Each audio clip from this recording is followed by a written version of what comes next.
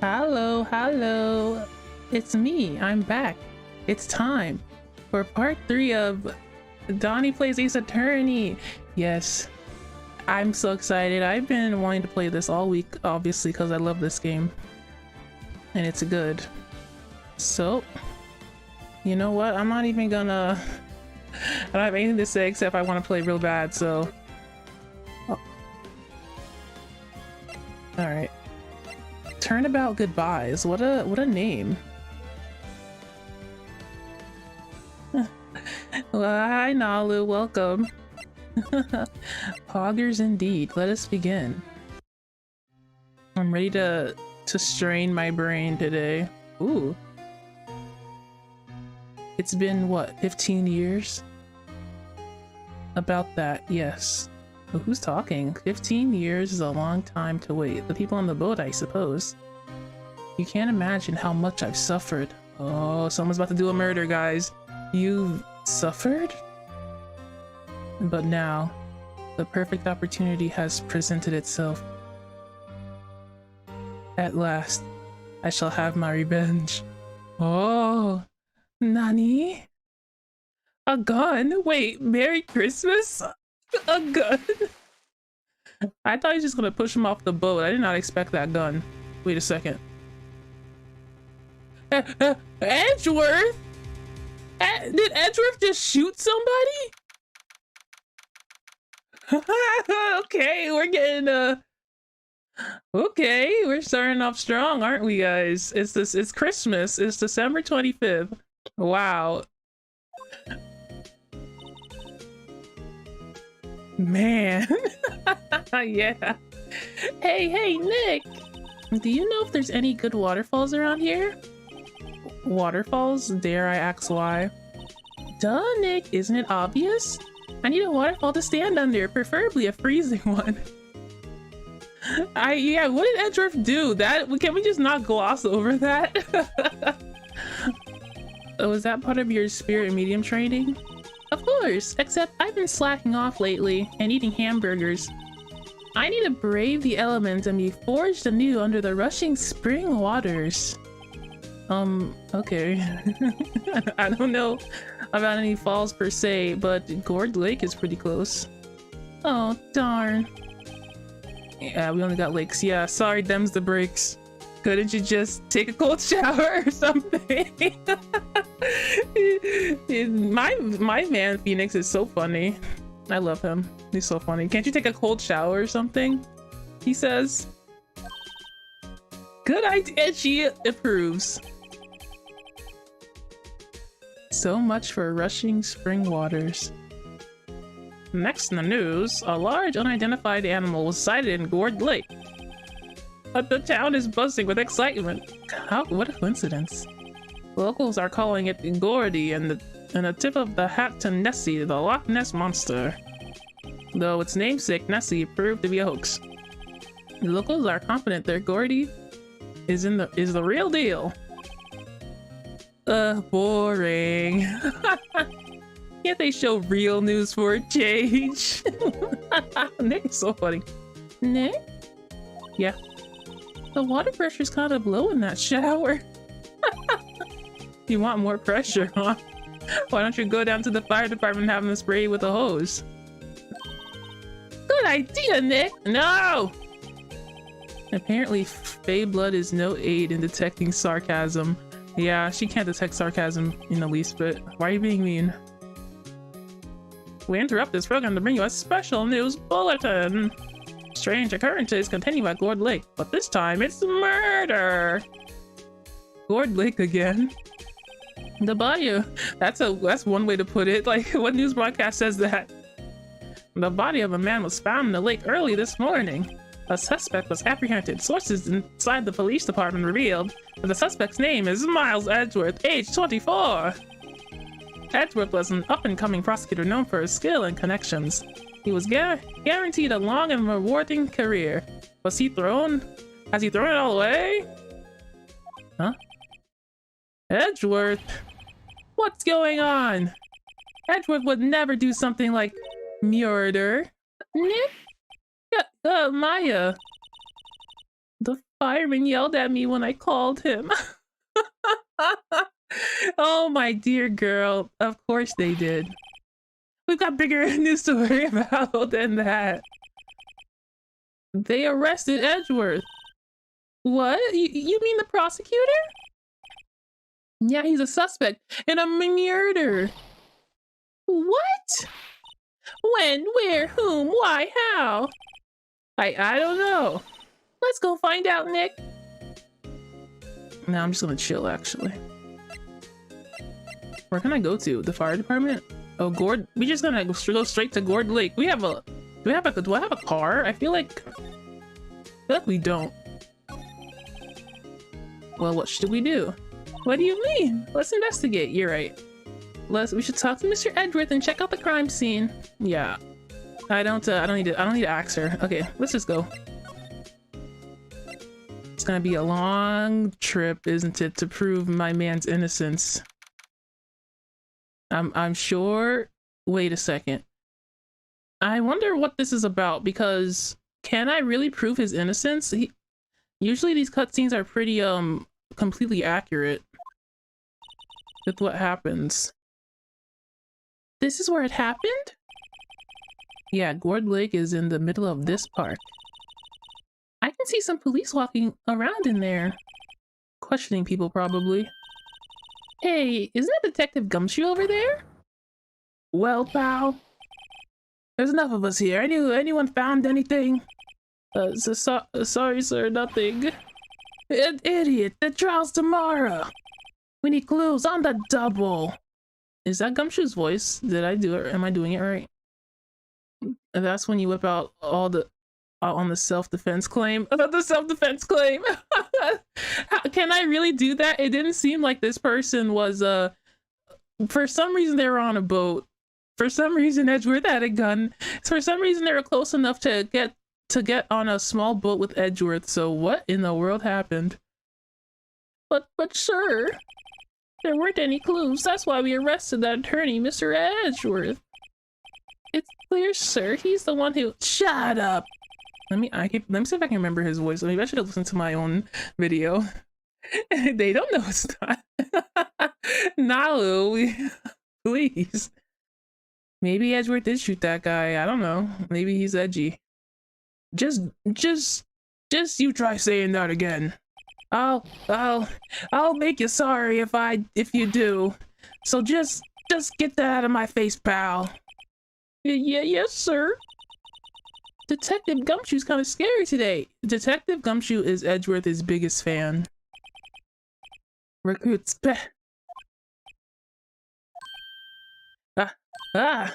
Yee! Hey, you're that hairy guy, hairy butt. Man, how can he never remember me? Right, Phoenix, right. Will he ever learn my name? This is worse than Inosuke saying Tanjiro's name as Gunpachiro. At least he's a little bit there. And just what are you doing here, pal? Investigating? Well, yes, I suppose. Well, I'm here to help. Ask me anything you want. Oh, he's a bit agreeable today. Bring it. He seems different than usual. I wonder what's up. Mr. Edgeworth hasn't actually access to defend him yet. Huh? Oh, you don't say. Oh, poor buddy. Poor buddy. His idol, Edgeworth, is in a whole lot of trouble. Detective Gumshoe, do you know what happened here? Huh? You don't know, pal? No. Wow, okay, Mr. Head in the fluffy pink clouds lawyer. Head in the— huh? Never mind, I'll tell you. It happened last night, about 15 minutes after midnight. There was a boat out on Gord Lake. In that boat were two men, holding hands. One of these men shot the other with a pistol, and they weren't holding hands no more, I tell you.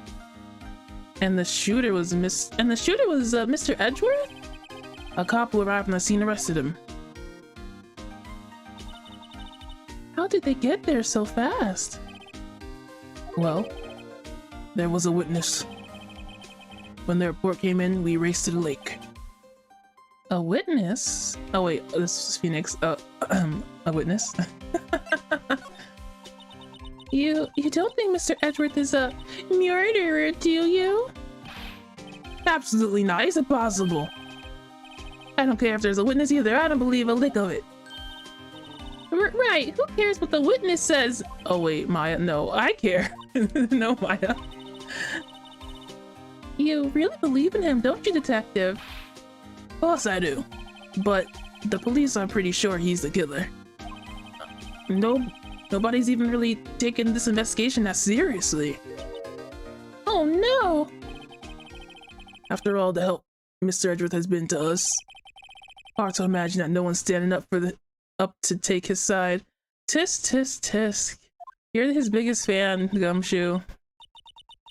Well, at least you are, Detective. At least you are. That's so sad. Do you know who will be Mr. Edgeworth's defense attorney in tomorrow's trial? He hasn't got one yet.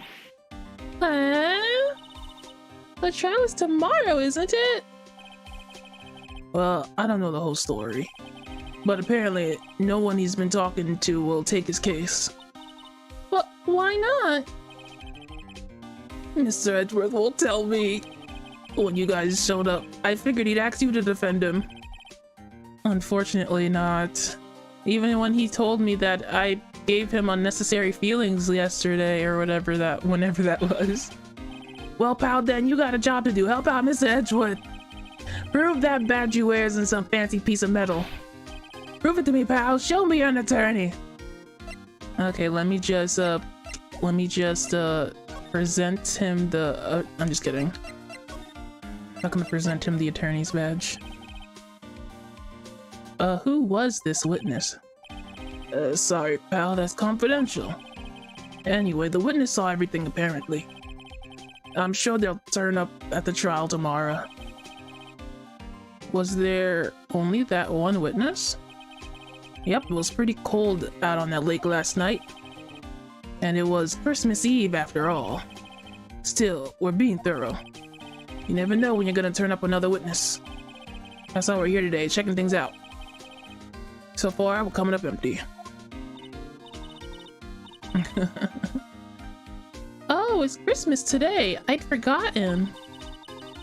What are you getting me for Christmas, Nick? Talk to Santa. You know she believes in Santa.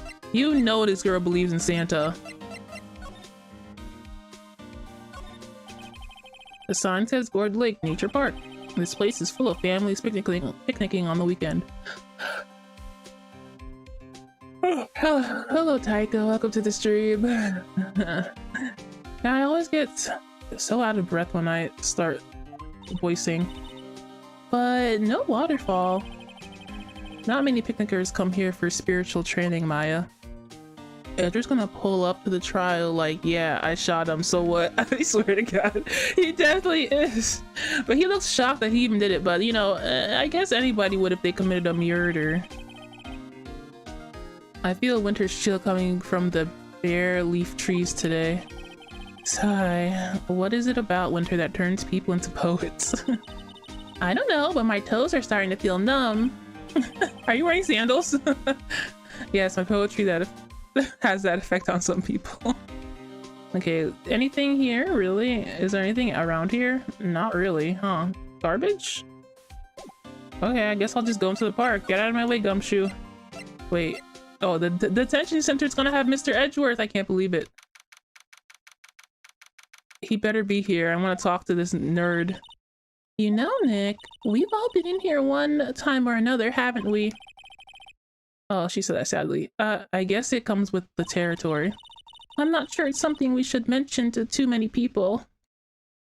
Where's Edgeworth? Show me! Show me the boy! Ah, there he is. Ah, he looks like me angry.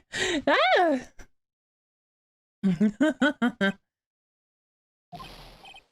Hey, Edgeworth, come. Did you leave? Edgeworth, come back, you tsundere mother. Hello. What are you doing here? Nick, I don't think he's in a very good mood. The boy, he's here. Well, he is in detention. Were you in a good mood when when you were here. So you've come to laugh at the fallen attorney? Then laugh. Laugh. Well, why aren't you laughing? This is funny, isn't it? Haha. Honk honk my nose, I'm a clown. Nick, should we be laughing?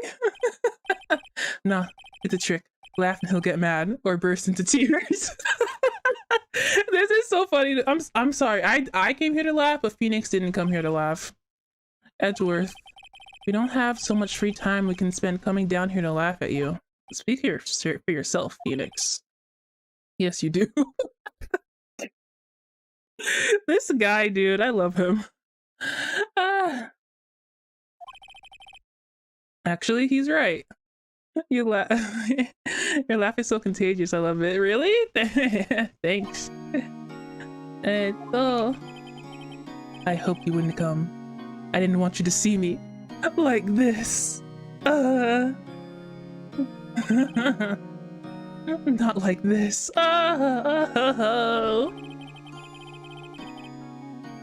I didn't want to see you like this either, believe me. Y'all are so dramatic. Okay, well, especially Edgeworth. Not like this, he says. All right. I'll stop. I'm not gonna stop laughing. This is funny. Edgeworth, tell me what happened. Come on, buddy. Why should I? What are you gonna do about it? What are you gonna do about it, huh? Attorney me? Defend me in court? Yeah, right. What do you think I'm gonna do about it, Edgeworth? Duh, we're here to help you, that's what. What? I'm sorry, this guy's hilarious. Help me, you? But you're so incompetent. Ugh. Don't be ridiculous. Sorry? You're a novice. I was right, he said you're incompetent. You've only been in 3 trials. Hey, that's not incorrect. Sure, you got lucky and won all 3. But your luck's bound to run out someday. You need real skill, right? Experience. Nick, he's insulting you. Nick! Why am I always the one who gets this angry? It's because Phoenix is a chill guy. He's just chill all the time. The murder took place at Gourd Lake, correct? Yes, late last night. The lake is a long way away from your office and the courthouse. Why were you down there? I see no need to tell you. Mr. Edgeworth, you're a tsundere, aren't you? You didn't really... Gordy. Huh? I went to see Gordy, the lake mascot. He's a big, happy bear. He's super cute, have you seen him? Gordy? What's that? I'll tell you later. Why won't Edgeworth talk to us? Is this where I present my badge? Look at this. I'm an attorney. Your attorney's badge? Edgeworth, let me defend you. Huh. Good one, right? You've always been funny. I like that about you. But I'm not that hard up. What? I'm not that hard up yet. Not yet.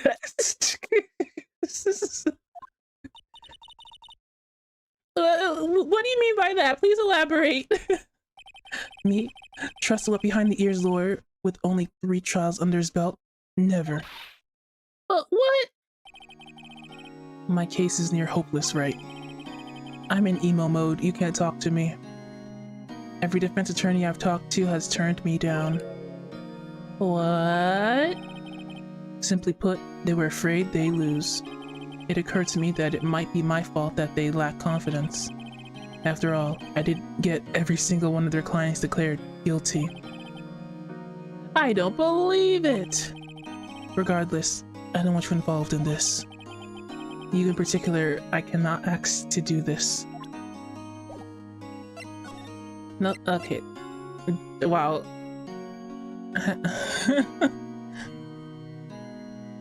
Man, I have to prove to him that I can do this.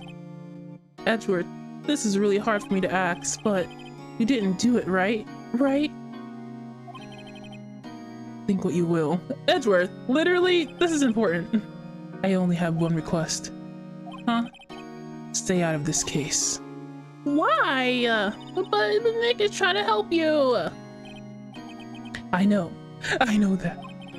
But I don't want your help, okay? Huh? Why not? Look, just go away and leave me alone. You saddled me with unnecessary feelings. Nick, Mr. Edward did it, didn't he? Maya, let's go investigate elsewhere. But Nick... he left. My man's left. I guess let's go back to the lake. Defense request. Actually, Mr. Edgeworth actually did ask me to defend him. He just doesn't know it yet. Is it true? No one will take on Mr. Edgeworth's case? Yeah. He's a bit of a celebrity. If you defended him and lost your reputation, be sure to suffer. What's more, the case against him is, well, it's pretty solid. I suppose it would be if they have a witness. Hey, pal! Don't tell me you're gonna turn your back on him too. Remember the Steel Samurai case? Mr. Edgeworth helped you get your client declared innocent. Yeah, I know, I was there. I went to Edgeworth, I tried. He really doesn't want us to represent him. Especially not us, he said. He said something about, feelings. What? Well, that doesn't make any sense, pal. You should have heard him talking about you after that trial. He kept saying right, over and over. He was obsessed with you. Okay, Nick, I'm not sure that's a good sign. Neither am I. Why wouldn't he want your help? I don't get it. I don't understand tsunderes. Why don't they say what they feel? Detective Gumshoe, sir. What? Find something? No, sir, not yet. But there was a call from the precinct. They want to hold an investigation briefing. A briefing? Right, I'm off. Oh, sorry, pal. I guess you heard. I gotta go. Any last things you want to ask before I head back? Give me something to get in touch with you. You're not coming back, detective? Probably not, pal. So what should we do if we have something to talk to you about? All right. Here, I'll show you how to get to the precinct. Come down and see me anytime. Directions to the police station received. Oh, hey, Detective Gumshoe. What? We'd like to take a look around the park. Can we walk around? Yeah, no problem, pal. You got my permission. You know, Nick, I think there's something to be said for talking to people when they're busy. Yeah, they don't have time to think about not giving you information. Right, now let's get to investigating. Okay, well, I can move to the police station now, but I should have asked for the autopsy report. Baka dana. I guess let's go to the lake, I guess. I'll get the autopsy report one way or another. I have to have it. It's important. Wowzers, this is Gourd Lake. Yep. I'm not sure it warrants a wowzers though. Probably not. But hey, look at that snack stand. Samurai dogs? I want a samurai dog, please. I bet they're great. With a name like Samurai Dog, how could they not be? They're a little behind the times though. The kids are all into the pink princess now. I mean, like, you know? Nope. Alright, let's examine this stinky lake. Some dogs. A hot dog stand? It's closed. Aw. I guess having someone murdered here would do that, huh? The Christmas fringe looks a little half-baked. The manor reads Samurai Dogs. Somebody needs to redecorate. Alright. the lake. Wow, Gourd Lake is really big. Yeah. Say, Nick, why is it called Gourd Lake? Oh, well, it's a long time ago. They used to grow gourds here. Whoa, no way! I was sure it's because the lake looked like a gourd when viewed from above. You know, like an hourglass shape? Well, it is shaped like a gourd, actually, but that's just a coincidence. Oh, okay. Whatever. Whatever, major loser. Huh, someone left poppers here. You know, you pull the string and it goes pop. Yeah, I know the ones. You see them a lot around New Year's. Hello, welcome to the stream. Hey, Nick, they might be a clue. Let's take them. Come on, admit it. You just want to pop them, right? Was it that obvious? Poppers, yeah, take them. Take some evidence. Huh? Where'd they go? Into my pocket. She just took them. A classic party noisemaker. Pull the string and it goes bang? Like a gun goes bang bang. Bang bang bang ba bang bang. A lineup of plastic benches. I guess the idea is you buy a dog and eat it here. I doubt anyone would sit here and eat on a day like this. Except Maya, if she had a samurai dog. Nothing in the garbage, huh? Suspicious. The trash can is empty. At least the place is well maintained. That's so very suspicious. Huh. I almost didn't see that signpost. Left, boat docks, right, exit. Alright, so the boat docks are probably important to this case, so... Let's see if we can't... Oh, wait a second. Let me make sure I can't shift. Okay, I can't. I remember last time I didn't check out the whole entire location. The woods? Hell yeah, let's go to the woods. Yeah. Oh, this is barely woods. Oh. No camping, but there's a camp set up. I like it here, Nick. Look, someone's camping. They've got guts camping at the scene of a murder. Hey, Nick. If they were camping here last night, they might know something about the murder. That's true. Good call, Maya. Let's go talk to them. Let's go talk to this suspicious individual. Knock, knock. This SUV has seen better days. It's dented all over. I can't believe anyone would drive their car down here. Hey, Nick! Why don't you... What? Don't tell me you're hungry again. No, I just was wondering why our camping pots and pans made of aluminum. They didn't talk about that in any of the law books. So there's no law saying that they have to be made out of aluminum, then... Monster? Huh? Are you talking about me? Are you talking about Monster in the Woods? I'm not having this conversation. Is there someone here? Don't spook me now. There's food and some magazines on the sheet. It takes a pretty tough skin to camp out in this cold. Yeah, who camps out on Christmas Eve? Don't you have things to do? The sign says no camping. Funny place to pitch your tent. Wait, what if the sign said no setting tents on fire? Huh? I don't think they have signs like that. Oh. Oh. Just oh. The trees grow quite thick here. Further back, the trees fade into the shadow where the sunlight can't reach them. Ominous. I like it. I don't see anybody. The camera has a mic and some sort of attachment. It must take pictures when triggered by a noise. Ah. Wow, cool. Let's try it out. Like the noise of a shotgun. What? Hi, I'm Nick. Maybe I'm not saying it loud enough. Hey, I'm Nick. Nick. Well, you stopped that.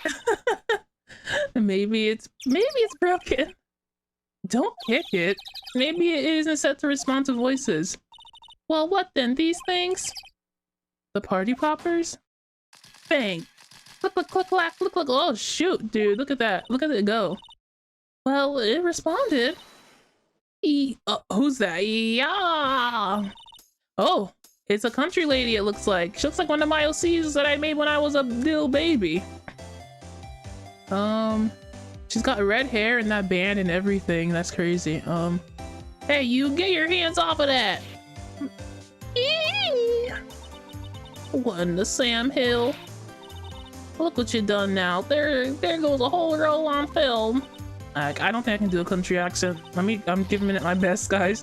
Sorry's nice, but it don't pay my bills. Y'all know how much a roll of that film costs.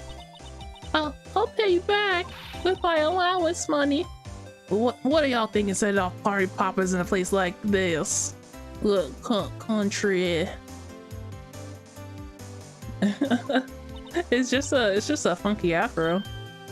What? Don't try to play stupid with me just cause you think I'm some country bumpkin. Yeah, I know how y'all Yanks think. I say those southern folks talk with that exaggerated drawl. Wow, they must be dumb. Well, let me tell you, just because I might be dumb don't mean we all are. Just because I'm stupid don't mean we all stupid. You gotta understand that. Nick, help! And who are you now, her chaperone? Yeah, no, rather, yeah, we're sort of, friends. You're a chaperone, Nick. Just figure out what y'all gonna say and say it for bejesus's sake. God, I'd rather sit through one of Papa's drawls than listen to you stutter all day. Oh boy. I'm gonna try my best to do a better country accent, please. Watch it. What? Why? Watch it. I don't know. Yes, on second thought, I'll pay later. I'm really sorry. Oh golly, here we go. I have no clue. I have no clue what she's saying. I can't understand Southern drawl. I haven't finished examining this place. Move to the side, lady. I'm busy. Okay, I think that's the only thing I can look at, though. Okay, whatever. What happened? What? Can't y'all see I'm changing the film on my camera here? Someone, I'm not naming any names, but someone used up a whole roll. Sorry. That didn't work. I wonder if I have anything to show her that would get her attention. Do I have something? I don't think so. What? Can't you see I'm changing the film on my camera here? Someone, okay, she said the same thing. Okay, so I gotta give her something. Can I show my attorney badge again? Will it actually be useful in a time like this? This is my badge. Huh? Aren't badges supposed to be all shiny and impressive? You a cop or something? I'm a lawyer. What? Y'all ain't gonna try and pull one of them lawsuits on me over that film now. Cause I'll have y'all know I'm a fighter and I wrestle meaner looking things than you. No, that's not what I meant at all. We're here investigating a murder that took place here on the lake. A murder? Sounds cool. Why don't y'all say that in the first place? Go ahead, ask me anything you like. Okay. Some cooperation. You too, y'all can come out of hiding now. I won't bite hard. Come to think of it, where did Maya get to? Sorry. Aw, my little poor baby. I was feeling a little overwhelmed. The culture gap and all. I completely understand you, Maya. I don't understand a word she's saying. Never you mind, honey. I can talk Yank. I can talk Yank if you like. If it pleases you. Thanks. I think I'll be okay. Great then. I'm Lotta. Lotta Heart. But y'all can call me Lotta. A lot of heart. That's nice. I'm here photographing media showers for a research project. Mighty pleased to meet ya. Okay, now we can talk to her. I can't believe my attorney's badge actually came in handy one time. Neat. Oh yeah, when was that murder anyway? I ain't seen much television lately. It happened late in the night on Christmas Eve. That's so, Christmas Eve. A man on a boat was shot. Did you see anything? Well, let me see. A boat, you say? I reckon I might have seen one, not sure though. Y'all gotta remember, I've been watching this here lake for a good 3 days now. I've seen enough boats to choke a mule. Kinda hard to remember which I've seen when. You got it? What? I got a lot of enough boats to choke a mule. What is she talking about? She might as well be speaking another language right now. So what is it you do, Lotta? Huh? Me? Haha, yo, don't really want to know that, do ya? Actually, I'm a research student at Country U, and right in the heart of the heartland. Wow, neat. Nick, she's a research student at university, Country U. So I hear. So when did you come up here? Oh, let me see. I guess it was about 3 days ago. Are you photographing? Didn't I tell y'all already? Meteors, yup, meteor showers. Oh, falling stars. That's cool. That's quite a camera you have there. And at Tinny Gamer, welcome to the stream. What? Okay. Y'all better know it. It's German made, a genuine Salongian. What? Isn't that where they make knives? So what's that device you have stuck in the camera? Stuck to the camera? Oh, device? Your camera went off all by itself when I fired my party popper. Oh, lad, the mic triggers the stutter whenever it detects certain sounds. It's programmed to pick up loud noises right now. A programmable camera, neat! Okay, so set automatically take a picture, okay, when loud noises occur. Good to know. And a loud note such as a gun going off, bang bang. It took a lot of pictures too. It would not have missed anything. Wait, why did she have it set to that? Isn't she looking for stars? Why does she need the sound on? You're suspicious. You're suspiciousing me. This camera is rigged to respond to noise, but it only responds to loud noises like a party popper. Alright, I guess that's all the info I can get from here. Let's get out of here. Let's go to the boat rental place. What time was that boat rented? And when was the murder? Nick, what is this place? A boat rental shop, closed for Christmas it seems. I guess a murder taking place on one of the boats won't be good for business either. Boats? I've never ridden on a boat. Really? Well, how about we go out on one when we finish the trial? Hey, good idea, you bet! Okay. Okay, I guess I'll look at the boats. There are some boats floating at the dock. Was one of these boats used in the murder, I wonder? Nick? Huh? I changed my mind. I don't really want to go for a boat ride. I suppose you wouldn't. Woods! There's more forest off that way. I doubt I found any helpful clues in there. A small boat rental shop. It doesn't look like anyone is around. They'll probably close because it's Christmas. Or because someone was murdered here. Maybe. Yeah, nobody's here. I'm out.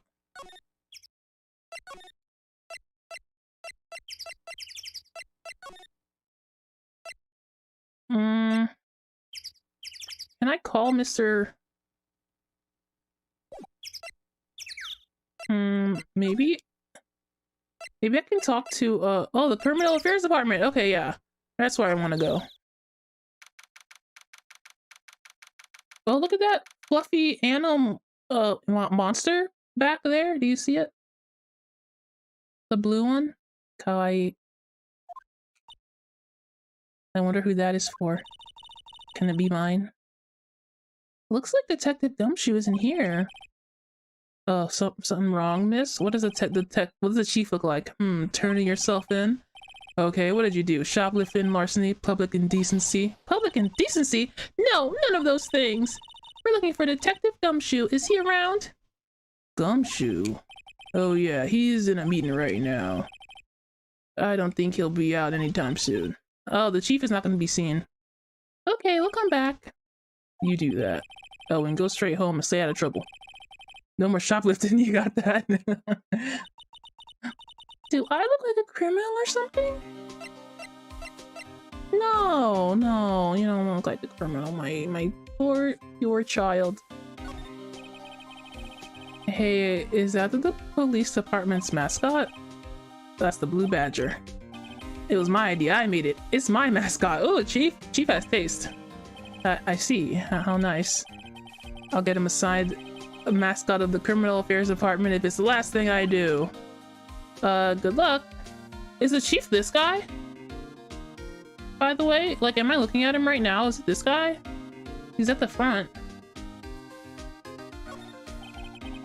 That must be one of the detectives.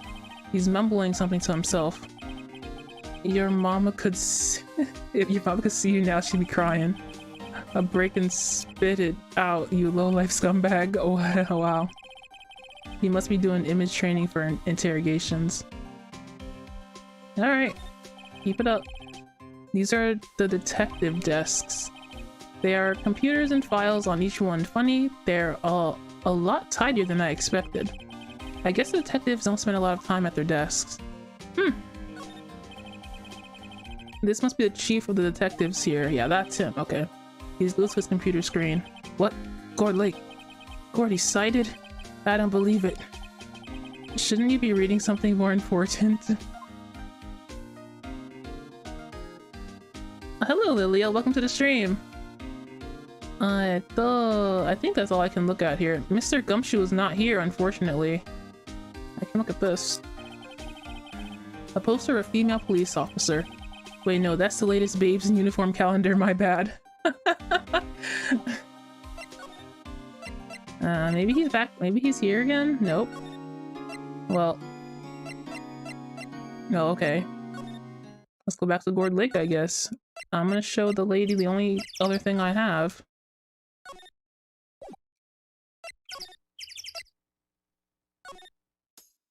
And the only thing I have for you is this. Lotta? Yeah? So your camera, it triggers on loud explosion noises? Yeah? Tycho? What are you- what? Actually, the victim in the case we're researching, he was shot with a pistol. A pistol? Right, now wouldn't a gunshot make a similar noise to our potty popper? I guess it would. Your camera didn't get a picture of the murder, did it? Hey, y'all are pretty bright. Huh? I see what you're saying. Tell you what, I'll have a look-see at my film. It would have been a photo taken late last night. I checked them once, don't remember if there was anything on them though. But what if I got something? I could be a witness to a genuine murder, yeehaw! I'll go check that film. Y'all come back now, you hear? Alright. Ah! She went inside her SUV. I guess we should come back later. I guess. Where am I gonna go? Maybe the beach guy, maybe the rental guy is here now. Nope, no one here. Nandayo. Maybe, I guess I go back to the police department, I guess.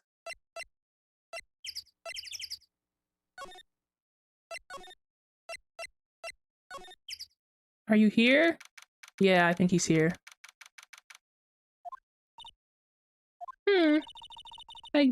I guess Detective Gumshoe is still in that meeting. Hey! Thanks for coming down, pal. Nice to see you, love to see you. Detective Gumshoe, we just finished the meeting, for better or for worse. I get the feeling we're in for some bad news. Fun fact, Lotta is called Lotta because she wants to make a lot of money. I thought it was because she had a lot of heart. Is that not what?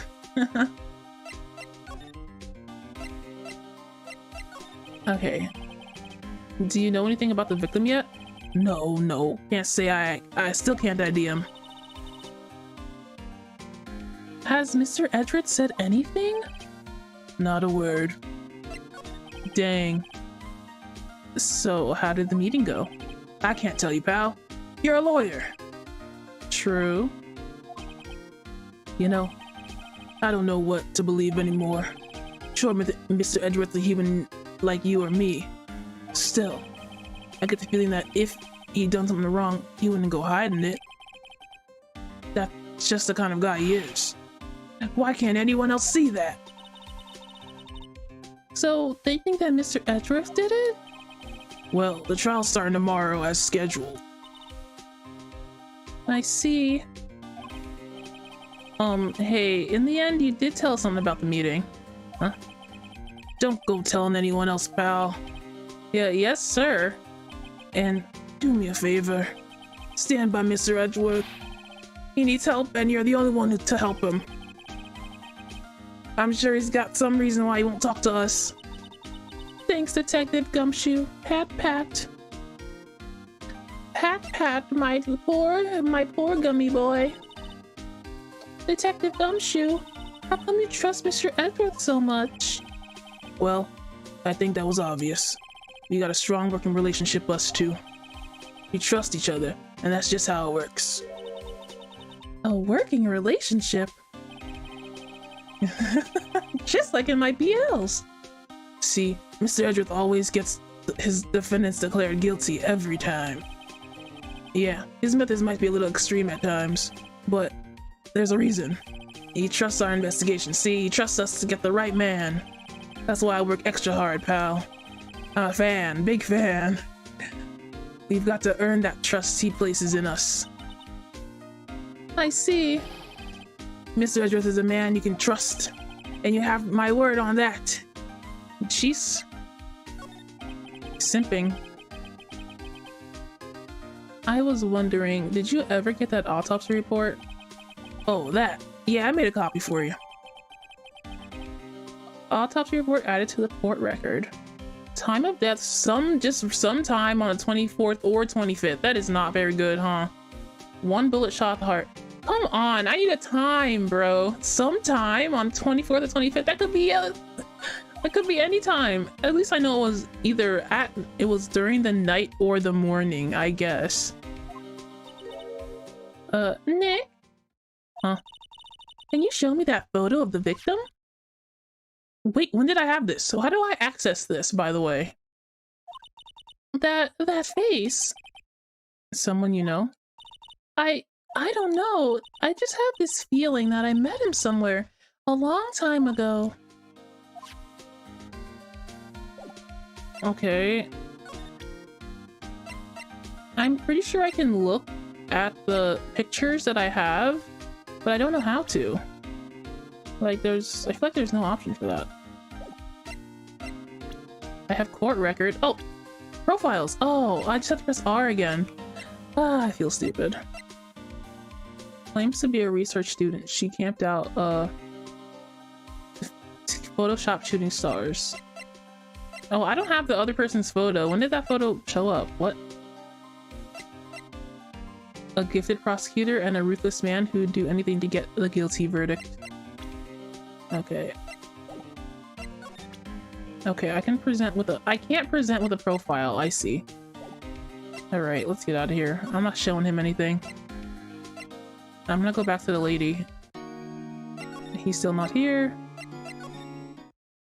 See if she's done with those pictures.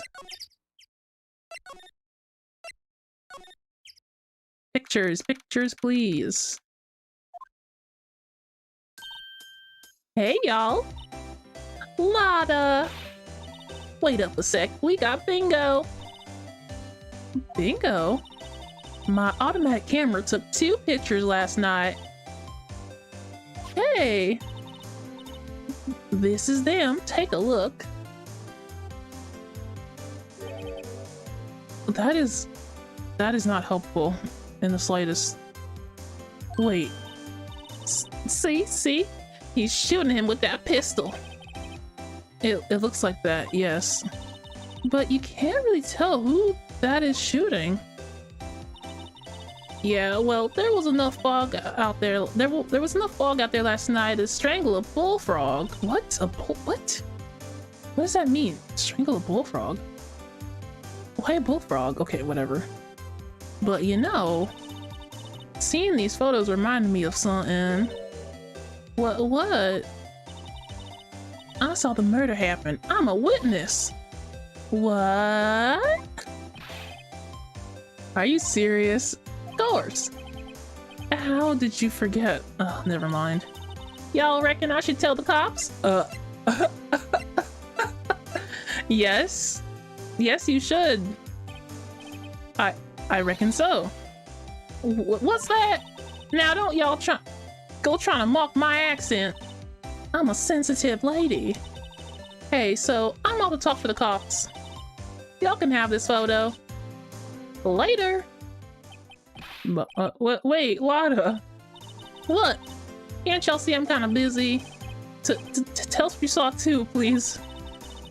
Nice try, honey, but I wasn't born yesterday. I'm a witness, and that means I'm on the side of justice, and that means the cops. I'd sooner eat the south side of a northbound skunk than tell you. What? What, huh? Why? What does that mean?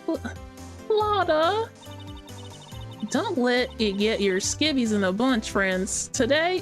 Friends today, enemies tomorrow. Or what's the other way around? No matter, I'm gone. Hey, maybe they'll let me do some testifying. Hot darn. She confuses me. She left. Well, that's one more witness. What do we do now, Nick? Well, if she saw something, there's not much we can do about it. The question is, what exactly did she see? I guess we'll find out in the trial tomorrow. Oh, we're just doing the trial? I don't know anything. Wait. I don't know anything. We better not be doing a trial. Did she leave anything? For me? An expensive looking camera. It looks like a computer's attached to the camera, that's all? Ay. Anything else? No? Okay. Okay. Looks like we're in a good place. Looks like the police have given up their interviewing. Oh, somebody's here. Hey. Santa! Ah! Nick, I think Santa's mad at you.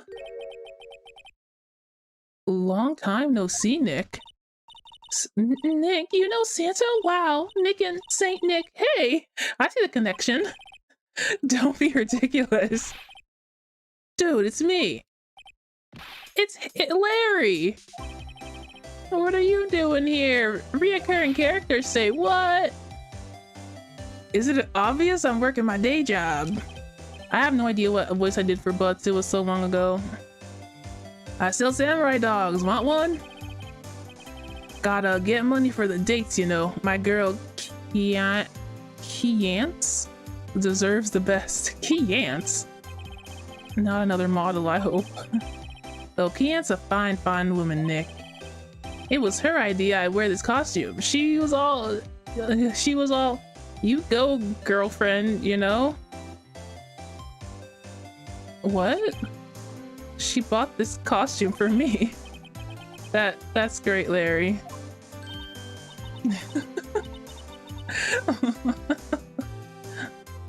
Oh wow, a Santa costume. She must be really nice. Whoa, cute. Nick, oh she's not my, what? No, what? This guy think that Maya's my daughter? I can't believe this. I'm his partner, Maya Faye. I'm the little sister. Sister? Wow, Nick, must be tough. Working 9 to 5, having to take care of a little sister. I don't know how to voice him. I have no idea. I can't get a read on him when he's not crying. No, I'm not Nick's sister. I'm my older sister's little sister. Huh. Sounds great. Don't worry, Maya. He's not listening. He seems not to be listening. What happened? Hey, Larry. There was a murder here last night. And since you work here, have you heard anything? Nick, you're wasting your time. Last night was Christmas Eve. He was with Kian's, obviously. He wouldn't have been standing out here in the cold. I think what you just said caught him off guard, Maya. No, it's just Kian's not in town right now. She's in Hawaii on a photo shoot. A model? I knew it. Well, anyway, there was a murder here on the lake. The trial's tomorrow. Oh, neat. The defendant is Edgeworth, Miles Edgeworth. Nick? Why would Larry know Edgeworth? Whoa, Nick! You don't mean that Miles Edgeworth? Old Edgy? Yeah, he's a murder suspect. Whoa, murder? Huh? You know Mr. Edgeworth, Larry? Yeah, of course. Edgy was in the same class as us in grade school. What? Nice, neat, interesting. Well, that's how we know Edgeworth. Tell me about the dogs. Huh? Oh, you mean the samurai dogs? Why are they samurai dogs? I mean, they kind of look gourd-shaped. Oh, well, originally they were gourd dogs, you know, like guard dogs. Ouch. Well, the samurai thing was Kiance's idea. Oh, she's my woman, you know. She was all, change the name and you go, girlfriend. She made me that banner. I have no idea how to voice him. I'm so sorry. I can't stick to one either. Yeah, it's flashback time. Give me the baby versions of them, please. Man, the kids can't get enough of those samurai dogs. Something about that just seems wrong. Oh, and guess what? We're getting a ton of customers here at the lake. What with the big news? Is he like a... What? He's like a... Should I make him like a surfer guy? The big news? Yeah, Gordy. Gordy? What is with everyone in Gordy? Is Gordy supposed to be like Nessie or something? So Mr. Edgeworth was your classmate, Larry? Yeah, Nick, him, and I used to hang out all the time. Wow, I never knew.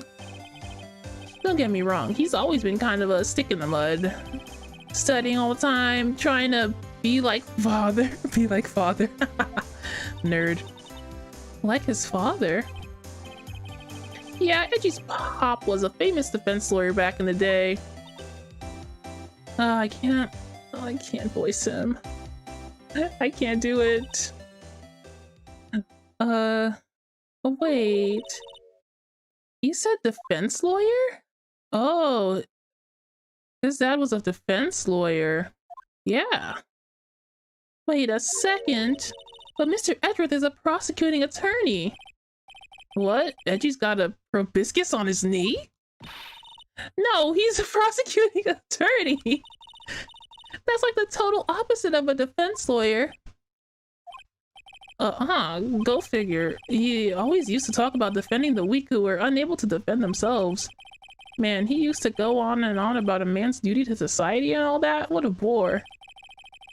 I wonder what changed in his mind, though. And do you know Nick? Nick? He looks irritated all of a sudden.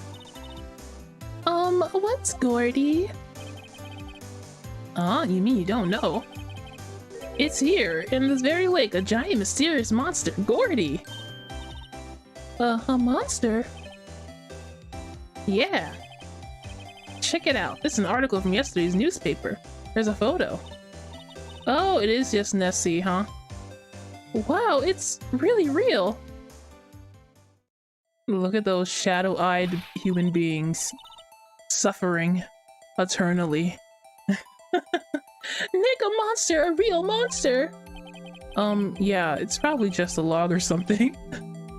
Right? That does not look like a log, Phoenix. Hey, there's a quote here from the person who took the photo. What's this? I set the camera to automatic, and when we got into the frame, I heard a loud bang, like an explosion, followed by the sound of something slipping into the water. I'm sure that's Lotta. I wish I could have seen it. Why would there be a sound like an explosion? Larry, could I borrow this article from you? Sure, no problem. That'll be $1 million. $1 million? Grow up, Larry. 40 article. Okay, I guess we have that. Pretty useless if you ask me. Is that rent guy here yet? I guess he's just not here today. Let me go to I guess I'll just be going back. What? Wait. Do I have to show him anything? No, he doesn't need to see any of this.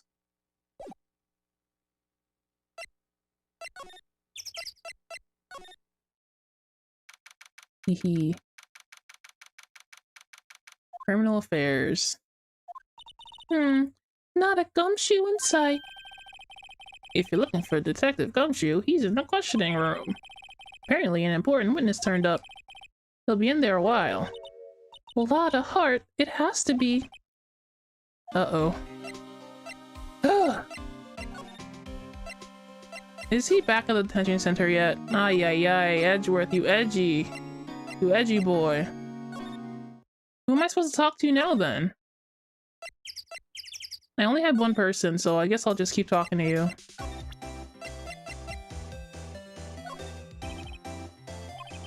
Sorry, Nick, I don't know much about that. Okay. Maybe there's something else at here. It doesn't look like it.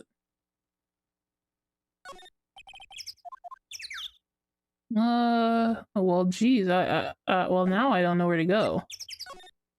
That's never a good thing. There's no one else to talk to. Maybe if I go back to my own office. I don't know what that would solve, but don't want to be here.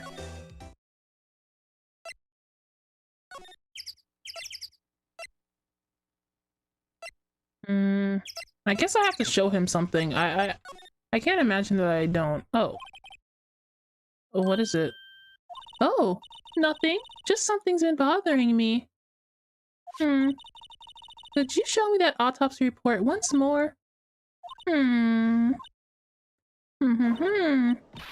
I remember now. This guy. He's a lawyer that was at that office Mia worked at. I met him once when I was there to hang out with Sis. That office? Wait. You mean Grossberg's office?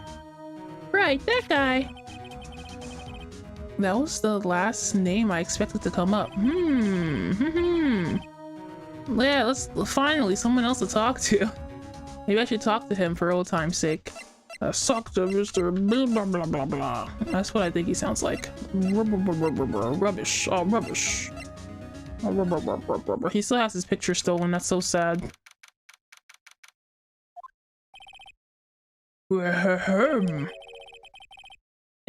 That familiar clearing of the throat.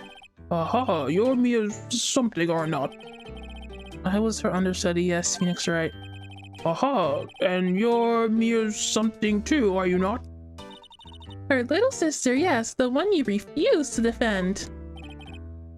You've grown. You've come to look a lot like your sister, you know. It takes me back. Ah, the days of my youth. Like the scent of fresh lemon, you see. Mr. Grossberg, sir. Yes, I beg your pardon. Of course, you came here to discuss something. What is it then? Something the matter? There was a murder last night. A murder? You haven't heard? I just got up, you see. It's like 1 in the afternoon. Well, Miles Edwards shot someone with a pistol. Edward? Who did he shoot? Well, the identity of the victim is still unknown. I'm lying. That is terrible news indeed. I guess he hadn't heard anything. Mr. Grossberg, whatever happened to that painting? Oh, yes. I do not think I shall be ever coming back home to this office. I can't exactly claim it as stolen. I suppose it's just desserts, old bitter desserts. He has nothing for me? Seriously? Can I show him this? My apologies, I'm not sure I can help with that. The scent of fresh lemon, Grossberg. Okay, what should I mean, there must be a reason why I can talk to him. Let's present him with some stuffy stuff.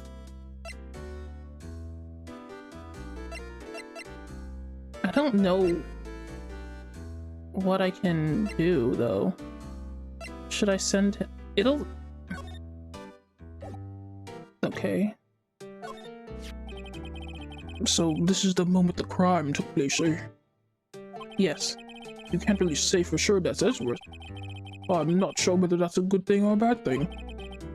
Not sure at all. I guess I can show him stuff. Strange. I feel as though I've seen this man somewhere before.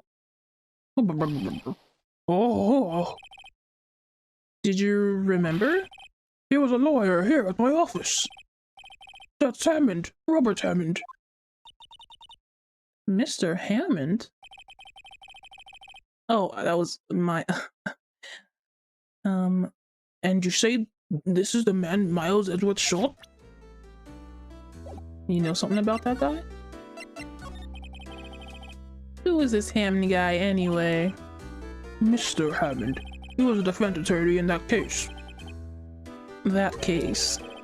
Yes, the DLC incident. DLC? Why does that sound so familiar? It was in the second case. It was in the last case. Perhaps you remember? I'm sure someone mentioned it during the trial for Mia's murder. How do you not remember it, but I remember it? I guess it's been months for you. That was the incident where the police were so at the loss that they used a spirit medium. Ah, yes, that's the one. Wait, you don't mean... Was that medium my mother? Yes, my dear. The spirit medium, Misty Faye, your mother, contacted the spirit of the victim. But the case was a loss. No conviction was made.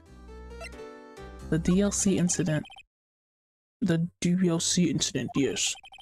Happened 15 years ago. A very strange case indeed. They never caught the criminal, right? Correct. Misty Faye used her powers to talk to the spirit of the late victim. Her testimony led to charges being laid against one man. But Mr. Hammond won the case and the suspect was declared innocent. And the police blamed my mother, calling her a fraud. You were the one who helped her out then, right, Mr. Grossberg? Yes, quite. Thank you. No, please, don't mention it. DLC, never thought I'd hear that name again. But wait, what does that case have anything to do with Mr. Edgeworth? It has everything to do with Mr. Edgeworth, my dear. The victim in the DLC incident was none other than his father, Gregory Edgeworth. Gregory? His father? Yes. If you want to know more, you should ask him yourself. Show him this. I'm sure he'll talk to you. Wait, this is a photograph of my mother. All right, we're getting to the bottom of the DLC incident mentioned long ago. Let's gotta move on. Edgeworth must be here now. Destiny. What's this? I was hoping you'd gotten my message the first time. Edgeworth, what about your defense? It's no concern of yours. Guess he hasn't found anyone yet. I got something to show you, nerd.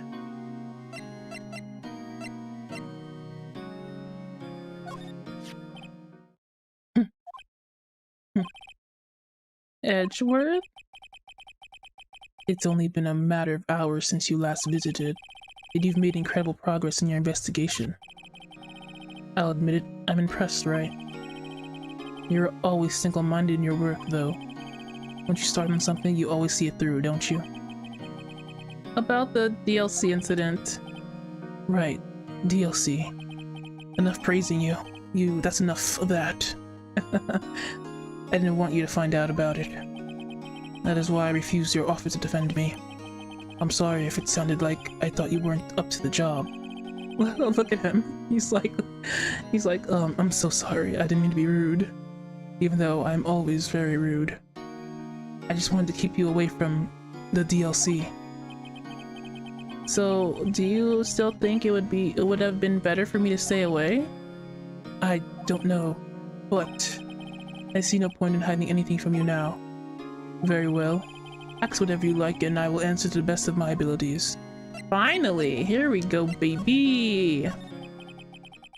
The DLC incident was when my father died. Gasp! Gasp in awe! Oh my god. Right before my very eyes. He was shot and killed, and I saw it all. My memories from that time are foggy. I suppose it's a defense mechanism. In any case, a suspect was arrested, a man. It was pretty clear he was the only one who could have killed my father. The spirit medium they used to talk to my late father said the same thing. It was an attorney by the name of Robert Hammond that cleared the suspect's name. And Hammond is the victim of the Gourd Lake murder? Correct. That spirit medium, that was my mom. What? You mean you're... It's strange. I thought that terrible incident was about to end, and now this... About to end? The DLC incident happened 15 years ago. 15 years ago on December 28th. Oh, that's coming up soon. About to be 16 years, huh, guys? Yeah, happy anniversary. Welcome back, Tycho. December 28th? The statute of limitations on the case runs out in 3 days. Oh. What? Nick, what does that mean? When the case statute of limitations run out, legally the case never happened.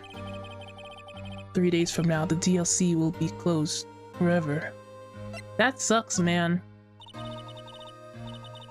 What happens to the suspect, the one who got off innocent? I don't know.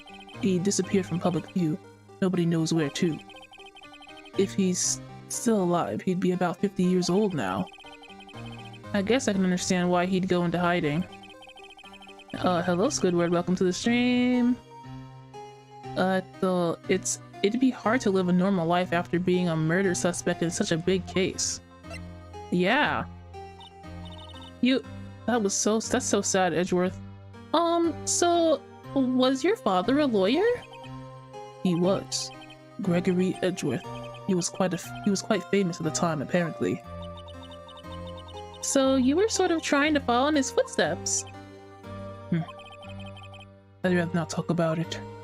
Edgeworth is being edgy again. Yada yada yada da, da. Present. Who would have thought there would be a photo? Edgeworth, did you shoot him? What do you think, right? I don't think you're the kind to point a gun at anyone, no. So you didn't shoot him? No, I didn't. It wasn't me. Okay, I believe you. But then he does that. Right. Yeah?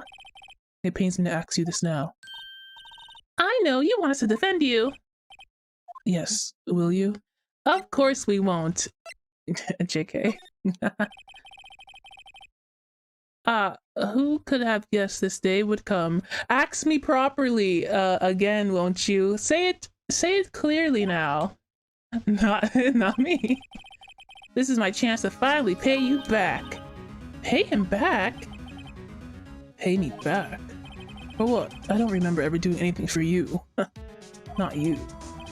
Never mind, I guess you don't really need to know. Squidward says, I had a dream, we did a face reveal, and you were an old man. Believe me, I had some weird dreams. Well, you're not the first person to say they had a dream about me. Surprisingly.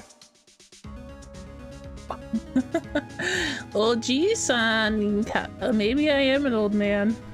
I feel like that at heart. My friends always called me the dad friend, and you know what? Fine, whatever. I'll accept it.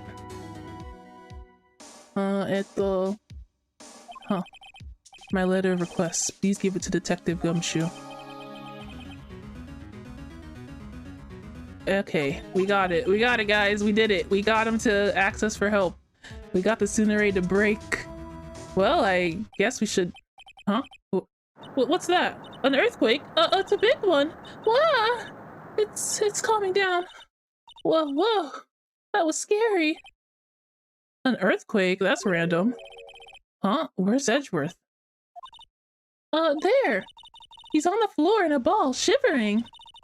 I guess he doesn't do well with earthquakes. Sheesh. Oh my god. Edgeworth? Daijoubu? I've heard of running, but curling up into a ball. Well, I guess we're done. Mr. Edgeworth doesn't seem like he's gonna stand up anytime soon. Let's go, Nick. Right. We have to give Edgeworth's letter request to Detective Gumshoe. We're just gonna gloss over that. There was an earthquake and he just fell to his knees. Edgeworth? I didn't mean to laugh, I promise. That's the one way to end a conversation, huh? Let's go to see if Mr. Gumshoe is here. The department. Hey, let's get him. What's going on here? Eee. What's wrong, detective? This wild lady comes in here just a while ago, said she came to talk to y'all after hearing what Mr. Wright had to say. What's this all about, pal? A lot of heart. Why are you going around finding more witnesses? You want me to give Mr. Edgeworth the death sentence, pal? Oh, you want to give him the death? No, not at all. I mean, she did see something. There's nothing I can do about that. I can't go around covering up evidence. You trying to say something about the way I do my job? No, sir. Shut up, Gumshoe. I did it. I got Edgeworth on my side. So what did Miss Hart say? She said she saw Mr. Edgeworth fire the pistol. What? She even had a photograph to prove it. Right, I saw it too. But you really can't tell from this photo who it is shooting. Yeah, you can't tell anything from this photo. That could be a finger gun for all I know.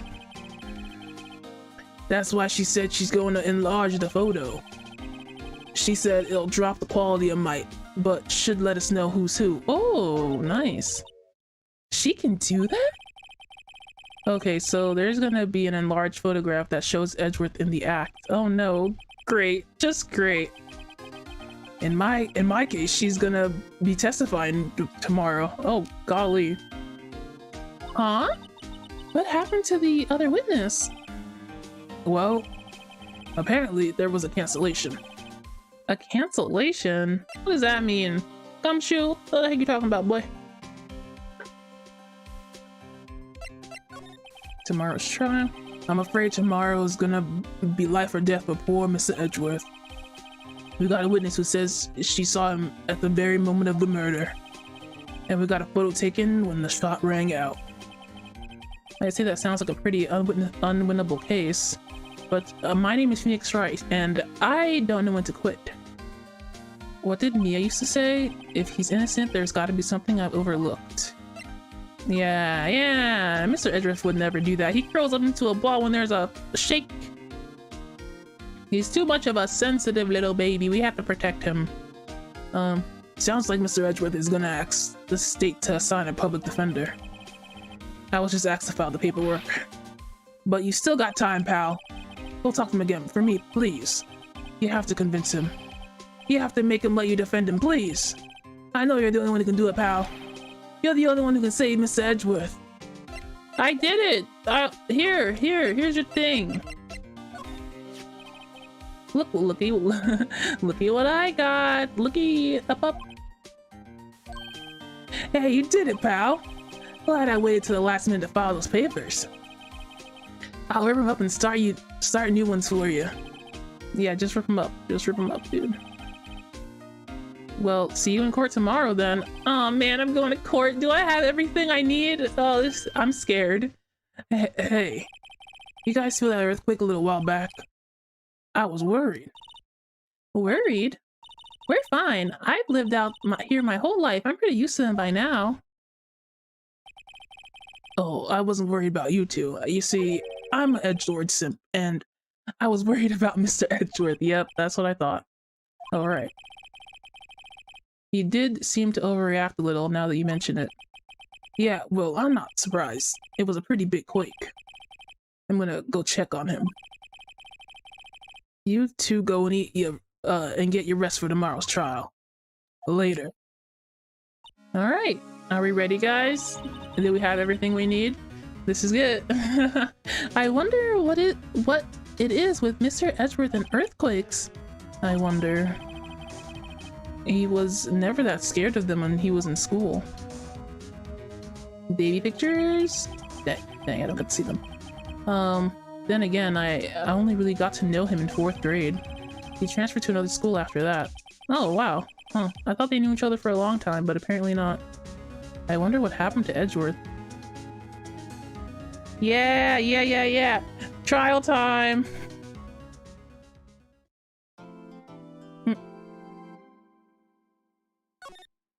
Save my investigation, please. Alright, are we ready? It's time. I got my evidence. I got this. Even though it's kind of half-baked evidence. Karma? That's right. Manfred von Karma. He's the best prosecutor there is. He hasn't lost a case in his 40-year career. He's a god of prosecution, right? A god. Not a single case? He'll do anything to get a guilty verdict. Anything. Sounds like someone else I know, Edgeworth. Look at him go tsundere, he's so cute. You don't understand. I mean, he'll really do anything. Manfred von Karma is a man to be feared. That's quite a claim coming from someone who forges evidence. Dang, got him. He taught me what it really means to prosecute. What? He taught you? This is very interesting. Just picture a prosecutor as vicious as me, multiplied by a factor of 10. So was he your teacher then, Mr. Edgeworth? Something like that. And now he's gonna try to get you found guilty? What a creep. Oh wait, maybe he's planning on losing on purpose to help you out. Not a chance. He hasn't lost once in 40 years. 40 years. He's as ruthless as me times 20. That's pretty ruthless. Welcome, K&K. Welcome to the stream. We're gonna start the trial. You came at a good time. Like I said, he's a god amongst prosecutors. I guess that's something like Mia was to me. Speaking of Mia. Maya? Uh-huh. We could really be using Mia's help right now, don't you think? Do your magic dance. Oh. Huh? I can't. Sorry, I really tried, but I couldn't reach. You couldn't reach? Just so you guys know, Maya has a spirit medium and she can contact her dead sister and kind of transform into her and channel her. And her sister was like a really good lawyer that could help me. But apparently she cannot be here today.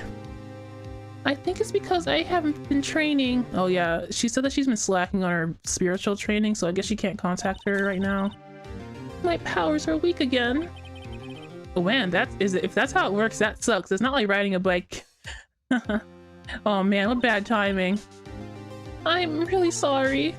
I'll try my best. I hope so. What are you whispering about?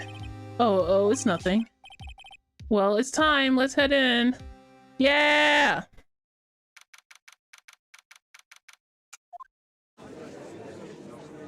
Court! This is the best court in the entire world. Court is now in session for the trial of Mr. Miles Edgeworth. The defense is ready, Your Honor. Oh, look at Karma. Look at this guy, huh? Freaking wears a jeweled, like, brooch right there. That's insane. He's ready. He knows he's good. Mr. Von Karma, is the prosecution ready? I don't know how to voice it. He's so cool. Let me think about it for a second. You seriously think that he's older, right? You seriously think that I would stand here where I'm not completely prepared? Right. My apologies. He even got the judge scared. God, I'm gonna have to figure out his voice as well. Give me like a few minutes of speaking like him. Very well, your opening statement, please. Decisive evidence. Decisive witness. What else could possibly be required? Nothing, of course. That should be fine. The prosecution may call its first witness. What's with this guy? Is he royalty or something?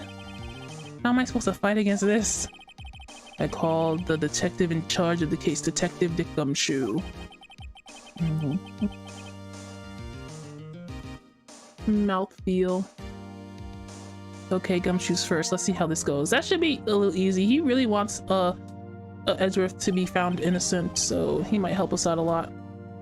Describe the incident now. Yes, sir. Detective Gumshoe looks nervous. Please look at the map.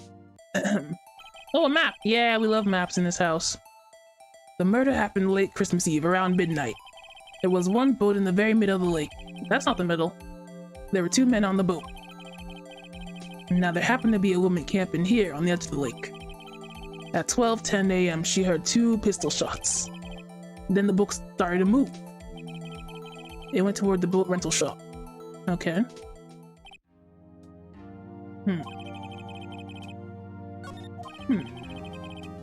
Testify to the court about the arrest now. Well, wait, Mr. Von Karma. Yes. Actually, I'm the one that's supposed to be handling these proceedings, you see. No. Wrong. There's only one thing you do here. You will slam your gravel and say the word guilty. That is your rule. Of course, you're quite right. No, he's not. man, Von Karma is scary. He brought a whole brooch.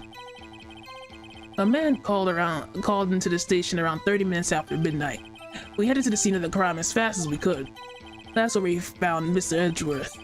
Now, I didn't suspect him of anything at all, but the next morning, a body was found in the lake. So we had to arrest Mr. Edgeworth. Man, how am I supposed to cross-examine that, man? That's just facts.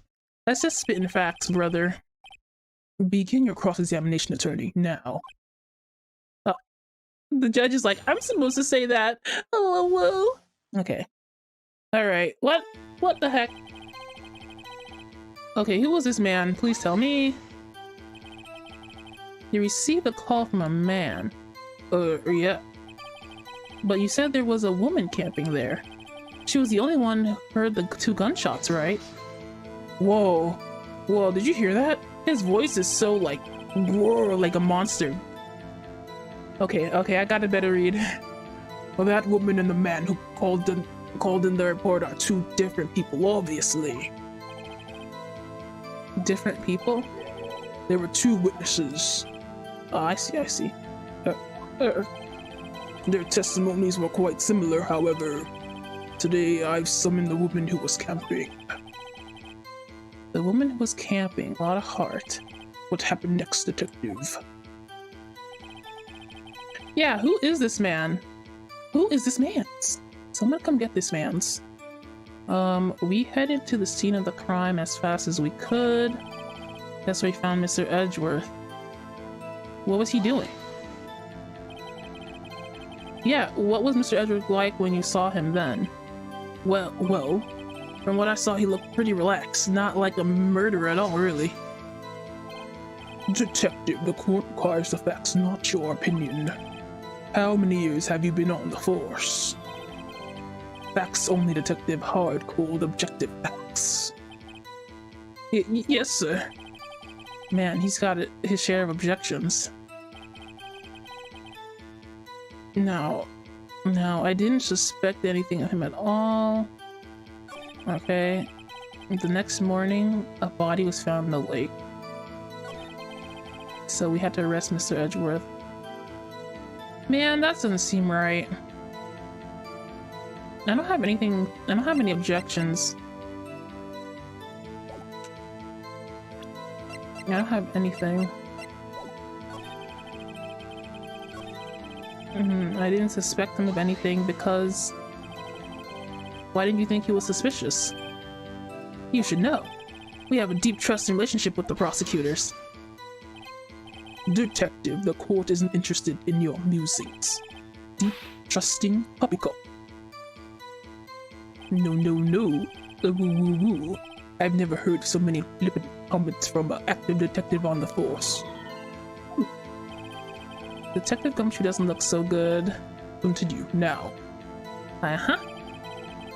Okay, well, I figured that would happen, honestly. He's very best friend. Do something. Poke, do something. Did you find any clues on the body? Oh, thank God. A single bullet was recovered from the body. He was shot through the heart, fatally. Judge, here's the bullet. He didn't strike bone, so its shape is well preserved. Very well, the court accepts this bullet into evidence. Alright, fired from a .22 caliber pistol. Okay. At least we got something. So we had to arrest Mr. Why did you arrest him? Please, I have no thing to object against this. But why is that? Well, we found the murder weapon in the boat. The murder weapon? Oh, thank you. Thank you for showing me the next freaking piece of evidence where you're not going to. A pistol. Detective Gumshoe. That is a vital piece of information. Please revise your testimony. We're right. Sorry, Your Honor. Yeah, Mr. Gumshoe, please. The murder weapon was found in the boat was decisive evidence. How was it decisive? Let me put it in my little bag of tricks. What about the pistol made it decisive evidence? Oh, he has the same evil laugh as Edgeworth. There were fingerprints on the pistol on the boat. Oh no! They were clear prints from Mr. Edgeworth's right hand.